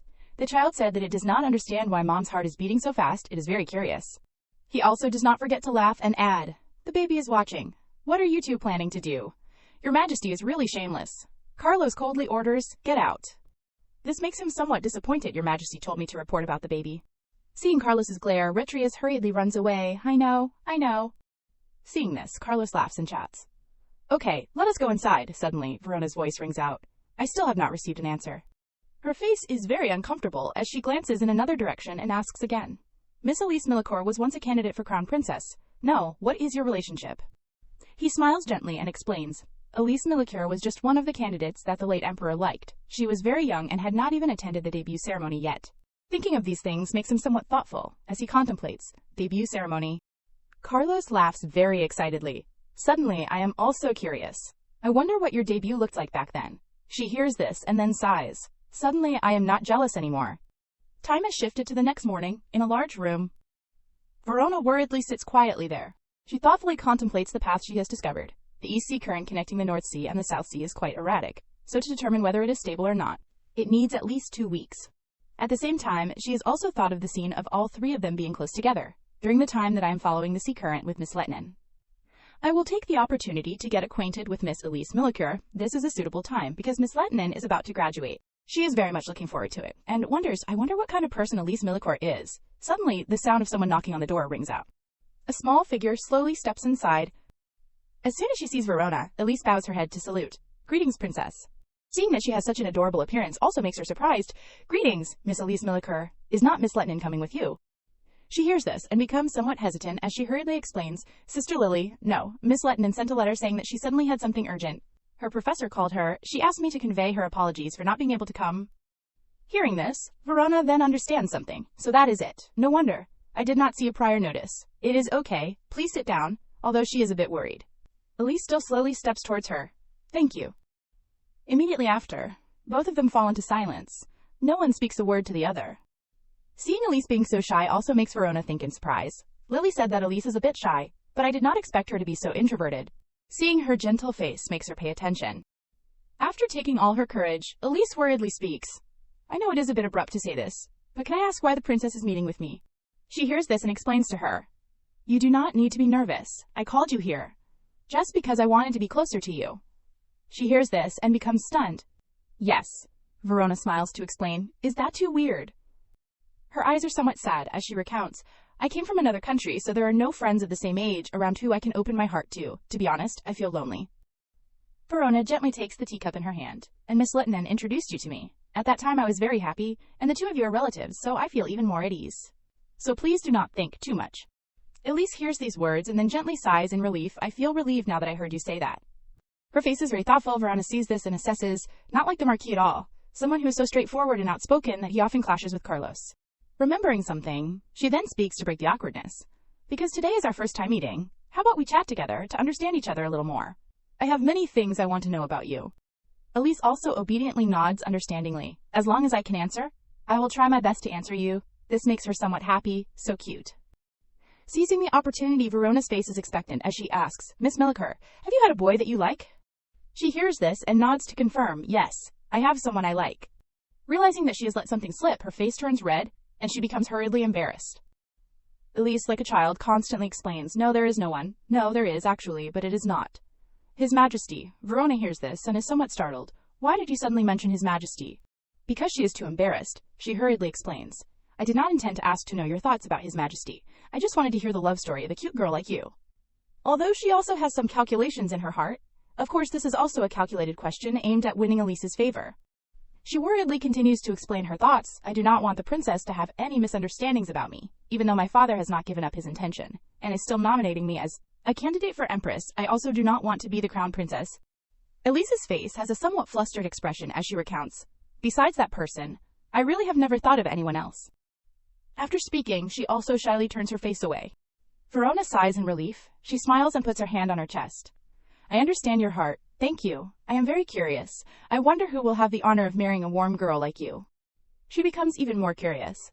How did you get to know that person? Elise blushes and recounts. Actually, you can't say we know each other. That person probably does not even know who I am. This makes Verona very surprised. Oh heavens, what is that about? After thinking for a short time, she immediately decides. I will organize a small tea party. Then invite the young misses and young masters to attend, including the misses and young masters who have never debuted in society. Her face is very excited as she remembers these things. In name, this is a party organized by the royal family, so it will be a very good opportunity. Surely no one can refuse, right? Elise's eyes light up visibly. Really? Will you really help me? She nods in a sure way, of course. This makes her very happy. Oh, what should I do? I am so happy. Actually, I was very worried. Verona is somewhat curious. Worried about what? The image of the man of her dreams quickly appears in Elise's head. Because that person is really very wonderful and gentle, so, besides me, there are also many misses who admire that person. This makes Verona focus and think, besides the main characters in the story, there is also such a powerful character. Elise sadly recounts the story of that day. Actually, because of this I took all my courage to ask my father to send a marriage proposal, but his attitude becomes very angry, making her somewhat helpless. My father said that that person is not suitable. Hearing Elise thinking like that, Verona smiles and encourages. First of all, you should try to build a good relationship with that person. She nods in agreement. Yes. Verona looks at her with very expectant eyes. To send invitations, I definitely have to know that person's name. What is that person's name? Elise somewhat hesitatingly asks again. Name? That person's name? She nods to confirm. That is right. What is that person's name? After thinking for a short time, she slowly speaks. Osmond Portrait. Hearing this name, Verona's face immediately becomes awkward. But Elise is still very sure as she repeats, it is Grand Duke Portrait. Just thinking of his radiant face makes Elise very happy. Afraid that Verona did not hear clearly, Elise also lowers her head and thinks, that person's name is... Her eyes light up visibly. It is Grand Duke Portrait. Verona immediately gives a forced smile. She does not dare to believe the truth. The person in Mrs. Hart is Grand Duke Portrait. But in her heart she thinks silently, calm down Verona. He is the male lead in the novel, so Elise being one-sidedly in love with him is also not wrong. That is exactly right. She laughs and also does not forget to add, I did not expect it to be him, although in her heart she has become very desperate, completely unable to calm down. Verona does not know what to say. In this case, I did not foresee the situation. The Elise I want to win over is secretly in love with the Grand Duke. Her face has some sadness as she says to her, I know I am far from him, but I can't control my emotions. Am I daydreaming too much? Because she sees her so worried, she also hurriedly comforts. Miss, be confident. It is not that it is not suitable. It is just because it was unexpected that I was surprised. Elise's eyes flash with a ray of hope. Really? Remembering something, Verona feels quite curious. But the two of you are quite a bit older, right? Elise's attitude is happy when talking about these things. I really like older people. She is speechless as she thinks. She has a specific taste. Verona hears this and gently takes the teacup in her hand. It must be said that Miss has very discerning eyes and is also very firm. She is very aggrieved as she sits there and recounts, but my father does not listen to anything I say, let alone give up the position of Empress. Elise's face is a bit sad when mentioning those things. I once took all my courage to write a letter to the Grand Duke, but my father hid all those letters. Verona is very surprised. Why is that? She sighs and speculates. Perhaps because it is one-sided and there are many obstacles, the feelings are even more passionate, although Verona has secretly recalled the plot. The male lead is Grand Duke Osmond will be with the female lead Olivia. But when hearing the one-sided story of a supporting character right in front of me, I still feel heartbroken. She has thought of the scene of Elise witnessing Osmond happily leaving with Olivia. Does Elise know about the existence of the female lead Olivia? Just thinking of this, Verona raises her head and looks towards her. I heard that he is very close to the person that he saved. Have you ever heard about that? This makes her very excited. You mean the person who is studying at the academy? Ah, this attitude of Elise is what makes Verona somewhat confused. Olivia is indeed studying at the academy. But who is that person? She surprisingly remembers Olivia's image. Even if Olivia has the Grand Duke's support, She is only someone who is protected by him. Elise is a miss from the Marquis house. She does not need to use honorifics with Olivia, the daughter of the Viscount. While she is still thinking, Elise speaks. Her name is Olivia Moreton, right? She nods to confirm. That is right. I did not expect you to know her name. Elise laughs to explain. Everything related to the Grand Duke Portrait family, I know it all. Her next words also make Verona freeze, and she is about to become a Duchess of the Bielefeld house. Feeling that there is something confusing, she hurriedly asks again. Duchess, although in her head she has become very confused, the Bielefeld house is Osmund's maternal home. When Verona read the novel, she remembers these details very clearly. In other words, that is Osmund's mother's side. Elise then looks at her in surprise. You do not know, it is true, because this matter has not been officially announced yet. Her eyes have some thought as she recounts everything. I only heard my father say it yesterday. It will probably be announced soon. He will recognize Miss Olivia Moreton as a cousin on his mother's side. Verona has remembered Olivia's image. The more she hears these information, the more confused Verona becomes. Oh heavens, what a twist is this? She realizes that everything is gradually going further than the original story. The male lead is recognizing the female lead as his cousin. What is this about? Everything is gradually becoming a mess. Aren't the Grand Duke and Olivia building up their feelings? Could it be that Osmund does not love Olivia? She silently thinks of many different hypotheses. It is understandable to give her the surname of her mother's side. The image of Olivia and Osmund happily together makes her even more suspicious. Olivia's status is not high, so to get married, she needs a surname that is reasonable and logical. Elise blankly looks at Verona, who is still focused on thinking. The Bielefeld ducal house has been merged into the Grand Duke Portrait house for a long time, so it only exists in name in the family. History. She realizes that the situation needs to change completely. But what about the cousin? Doing that will make their relationship absolutely impossible to get married. Everything is gradually going in a different direction. More solid than a different surname. Marriage. That is a declaration that they will fully support her. This is an extremely clear declaration of war. Verona has some confusion as she thinks, what is he thinking? While she is still thinking, Elise happily recounts. There was once a rumor that he liked Miss Moreton, but those are just baseless rumors. She carefully remembers the information about Olivia and continues. I heard that she is very talented in herbology. Inside the large room, Verona still silently listens to the things she says. Because he was too sorry that a talent was buried, so he did that. He is truly an extraordinary person. After speaking, Elise looks at Verona with expectant eyes. What does the princess think about this? Verona's face almost becomes forced. She smiles and nods. I also agree with Miss Toa. She constantly speaks out her thoughts for Elise to hear. It is not easy to make such a decision. Although the Bielefeld family has died out, it is a long-standing family. Although in her heart she has confusedly thought, I am just a supporting character, but because it is related to the male supporting character, the plot has become like this. Her eyes have become very confused. But is the influence really that great, even though I had already prepared myself? Verona sighs tiredly. But I am still very shocked. What will the next developments be like? The scene quickly shifts to Carlos's large office. He is still focused on working when a voice rings out, Your Majesty. Jess quickly steps in to report. Miss Milliker has just left the private palace. Carlos hears this and calmly thinks. Unlike her arrogant father, Miss Milliker is very kind, so I do not think anything will happen. But he sighs in relief, thankfully. At this moment, another subordinate hurriedly carries information over. Your Majesty, how are you planning to handle this matter? He immediately gives a file to Carlos. The matter of giving the surname of the Bielefeld house, right? Looking at the paper in his hand, he is somewhat thoughtful as he contemplates, recognizing Miss Olivia into the Bielefeld family. Clearly, Carlos understands this plan of his better than anyone else, Osmund Portra. You are playing a high hand. He immediately gives the file to the subordinate. Here, take it. He quickly slams the file on his hand. As soon as he looks at the information on the inside, it makes him very confused. Even his fingers gradually become trembling to the point of disbelief. The subordinate hurriedly looks towards Carlos's smug face. Your Majesty. The confused subordinate holds the file in his hand and looks towards Carlos. Your Majesty, this is the Grand Duke Portra's request. Why did you refuse? Carlos's face is very smug as he explains, the Bielefeld family has already been demanded to be destroyed by the Grand Duke, although there are no direct heirs left. But to erase a ducal family is not easy. The image of the contract stained with blood appears in his eyes. Because they kept begging, I reluctantly agreed, but now in less than 50 years they want to withdraw it. The corners of his mouth turn up in a smile that is quite interested in these things.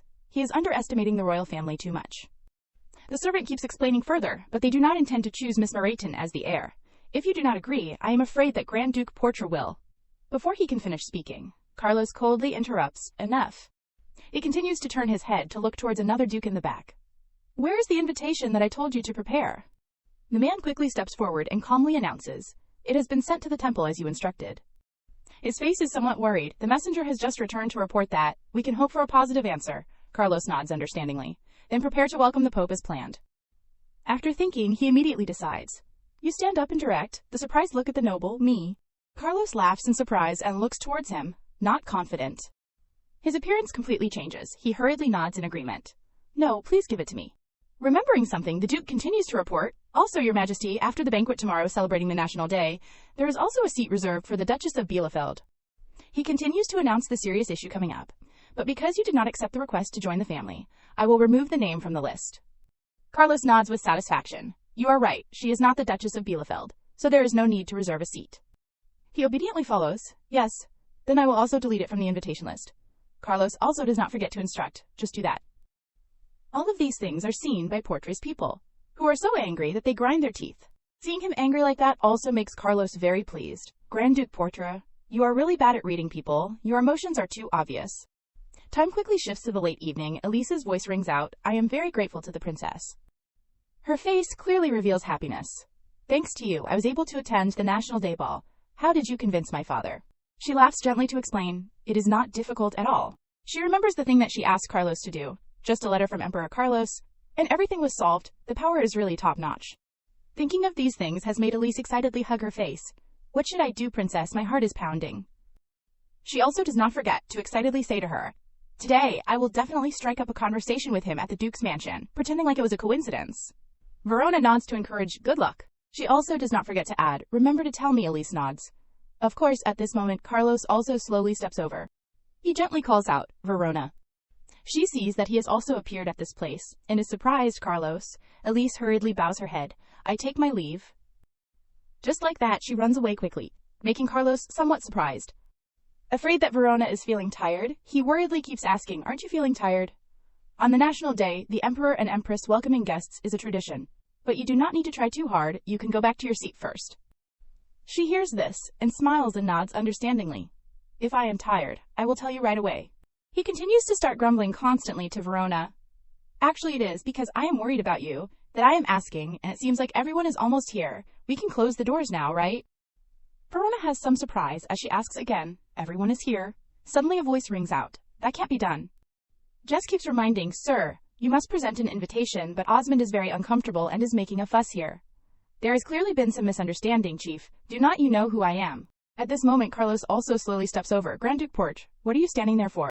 He feels very uncomfortable and constantly asks, what is this about, Your Majesty? Why won't you let Olivia in? He still responds very seriously to his words. Miss Meriton does not have the right to attend the National Day Ball, does not she?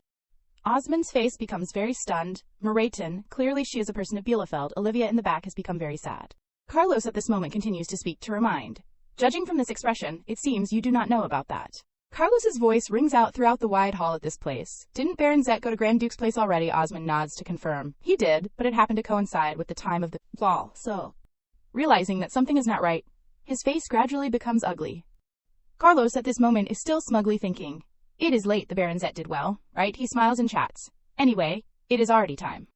His voice is somewhat cold as he announces. Close the doors, Miss Meriton return, and Grand Duke Portre, please go to your seat. He is still about to say something more, but Your Majesty.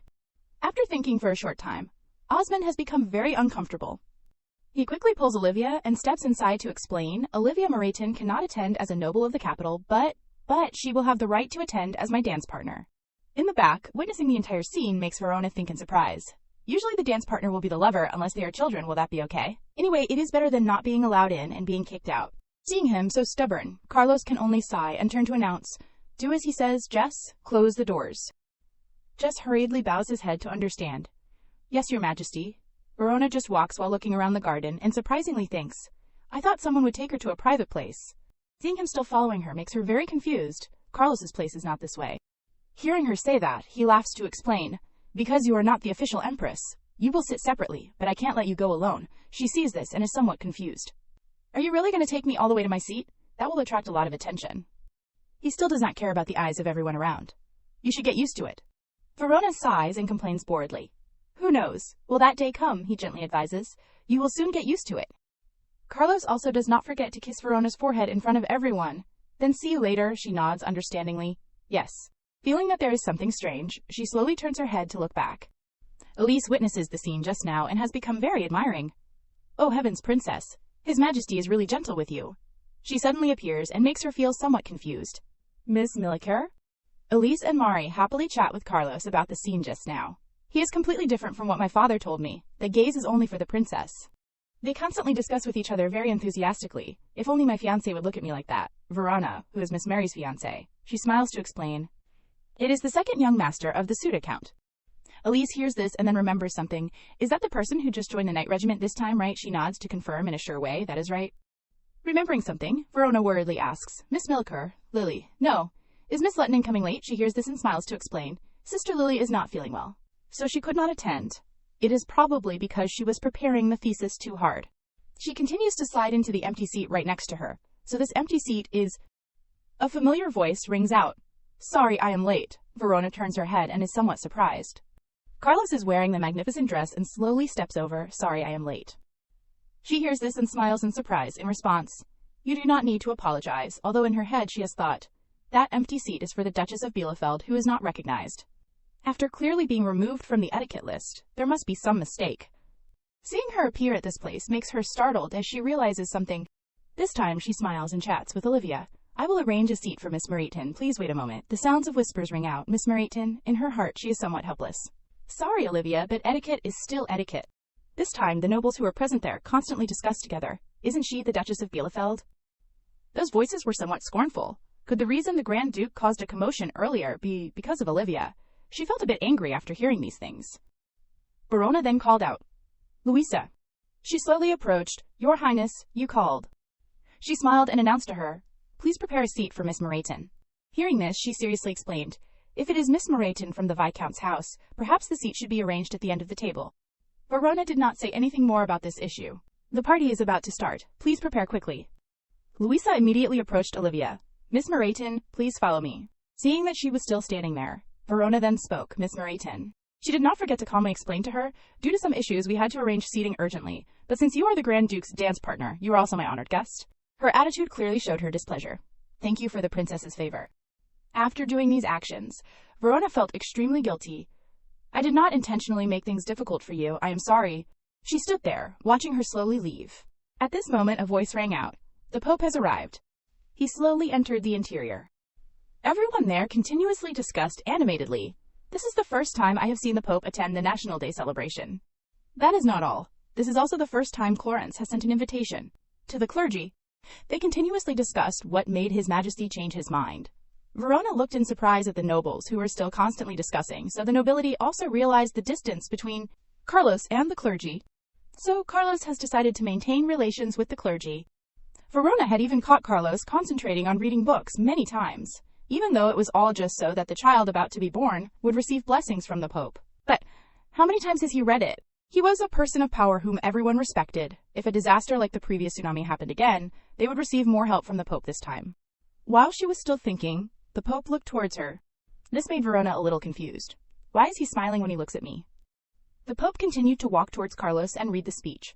On the National Day celebration of Clarence, I am very honored to be invited as the representative of the clergy. He quickly bowed his head and read the essay to everyone in the room. Throughout the long history of the empire, relations with the clergy have not been frequent. But history will continue, so there is still plenty of time to cultivate relations. The prosperity of the empire requires the efforts and sweat of all people, and those souls weary of that also need to be soothed. The Pope's hand slowly reached forward. Therefore, His Majesty the Emperor has expressed his desire to grasp the sacred hand of the clergy.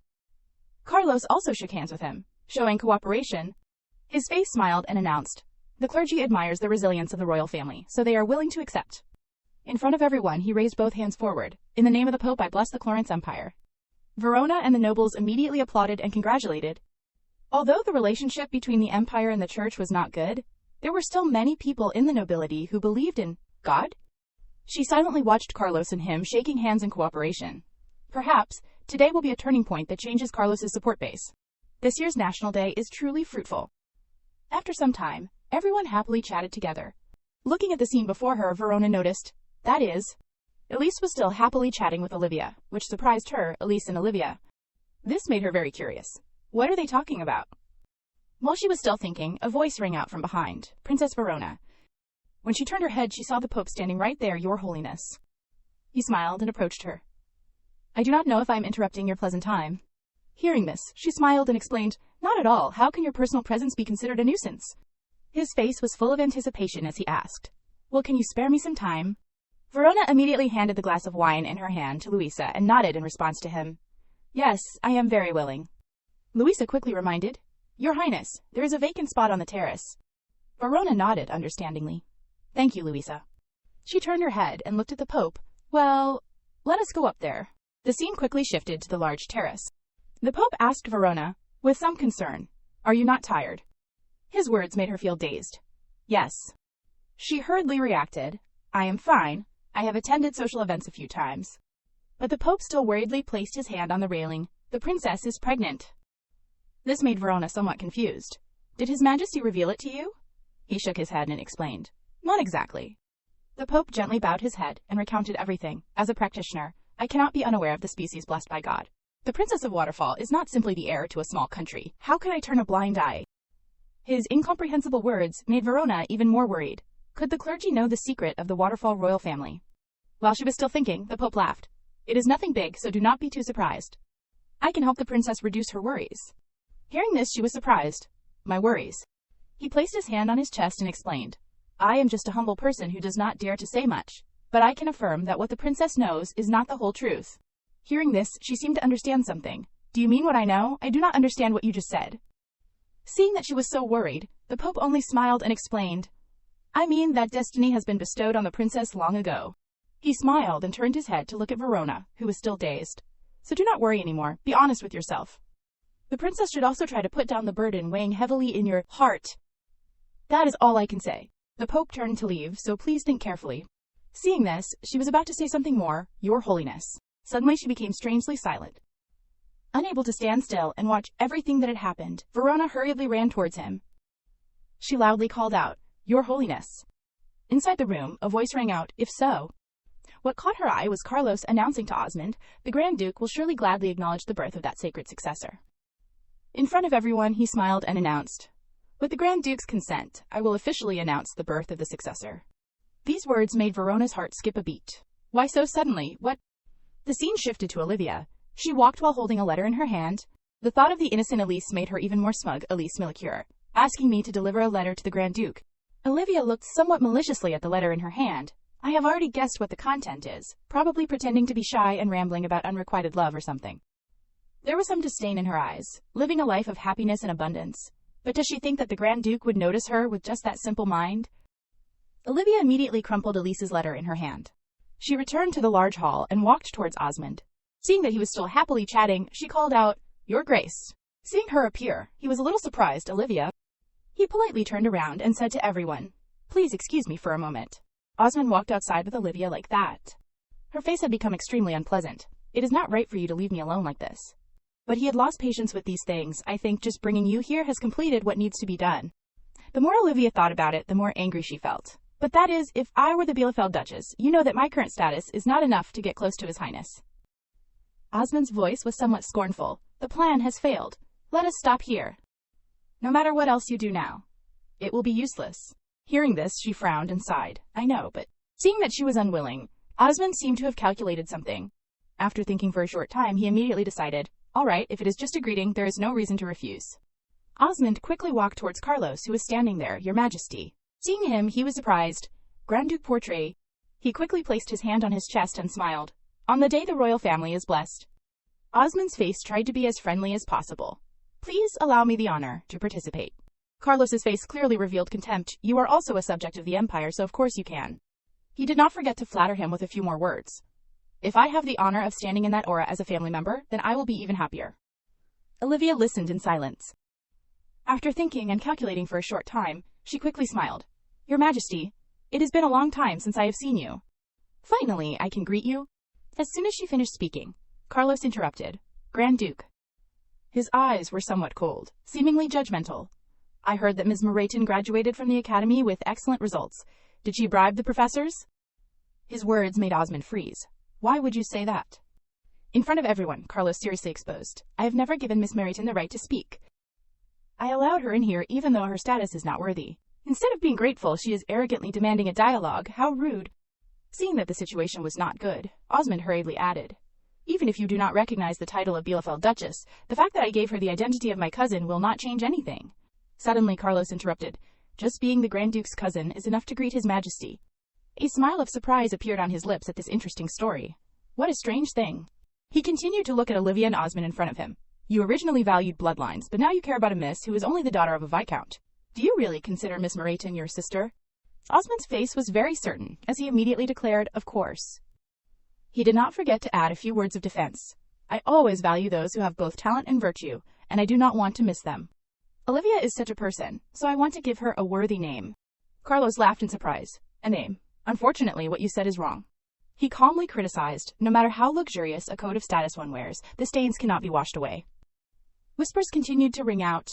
His Majesty values the portrait young master more than the crown prince. Could he be his illegitimate son? Oh my god! So could the portrait young master be the ambiguous result of... Carlos's voice was full of disdain. I am sure no one understands that better than you. Osmond's face was very unpleasant. He did not forget to step forward and put his hand on his shoulder. It seems you should show the temperament that befits the position of Grand Duke Portra. Before leaving, Carlos did not forget to say goodbye. Well, I will go first. I still have to pick up Verona Rosrel-Clorence. Hearing this somewhat familiar name made Osmond freeze for a moment. Veromana Rosrel-Clorence. Is not that the name of the queen? Olivia turned her head in confusion, with an unbelievable expression. He officially mentioned that name? No way. A princess from a small country who is not from the Empire is made queen instead of a concubine. Her feelings became even more unwilling. It is just that she got pregnant before marriage. After gathering all her courage, Olivia immediately shouted, I... Her face became extremely innocent as she continued to say strange things. This is the first time I have heard of someone being made queen just for having a child. If you cross the line before marriage, everyone turned their eyes to her. How can you tell if it is His Majesty's baby? Olivia still did not know when to stop as she continued to speak.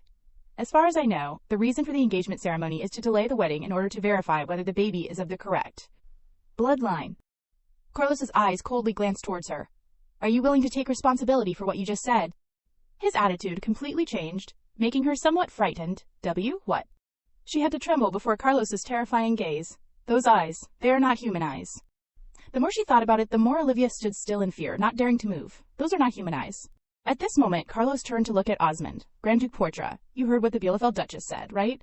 He continued to ask him. So, you agree too, hearing this? He asked in confusion. Your Majesty, you called Olivia the Bielefeld Duchess. His next sentence made him grit his teeth. Then she will take responsibility, right? Unable to endure any longer, Osmond stepped forward to protect Olivia. Those words are absurd. His voice continuously rang out in defense of Carlos. The Bielefeld Duchess has only lived in the countryside since she was young, so she is not familiar with etiquette. When she came to the capital, she only lived in the academy, so she is still closer to commoners than nobles. Everyone inside silently listened to the words he was saying. Even if the royal family crosses the line before marriage, as long as they have deep trust in each other, how can that be called a wrong result? Hearing these things made Olivia worryingly calculate everything. So the Princess of Waterfall is really pregnant. In front of the Pope, the Grand Duke is defending the princess like that. That not only will she not be labeled with shame, but also her queen seat will be even more secure. She was extremely angry when she thought about the image of Verona being made queen.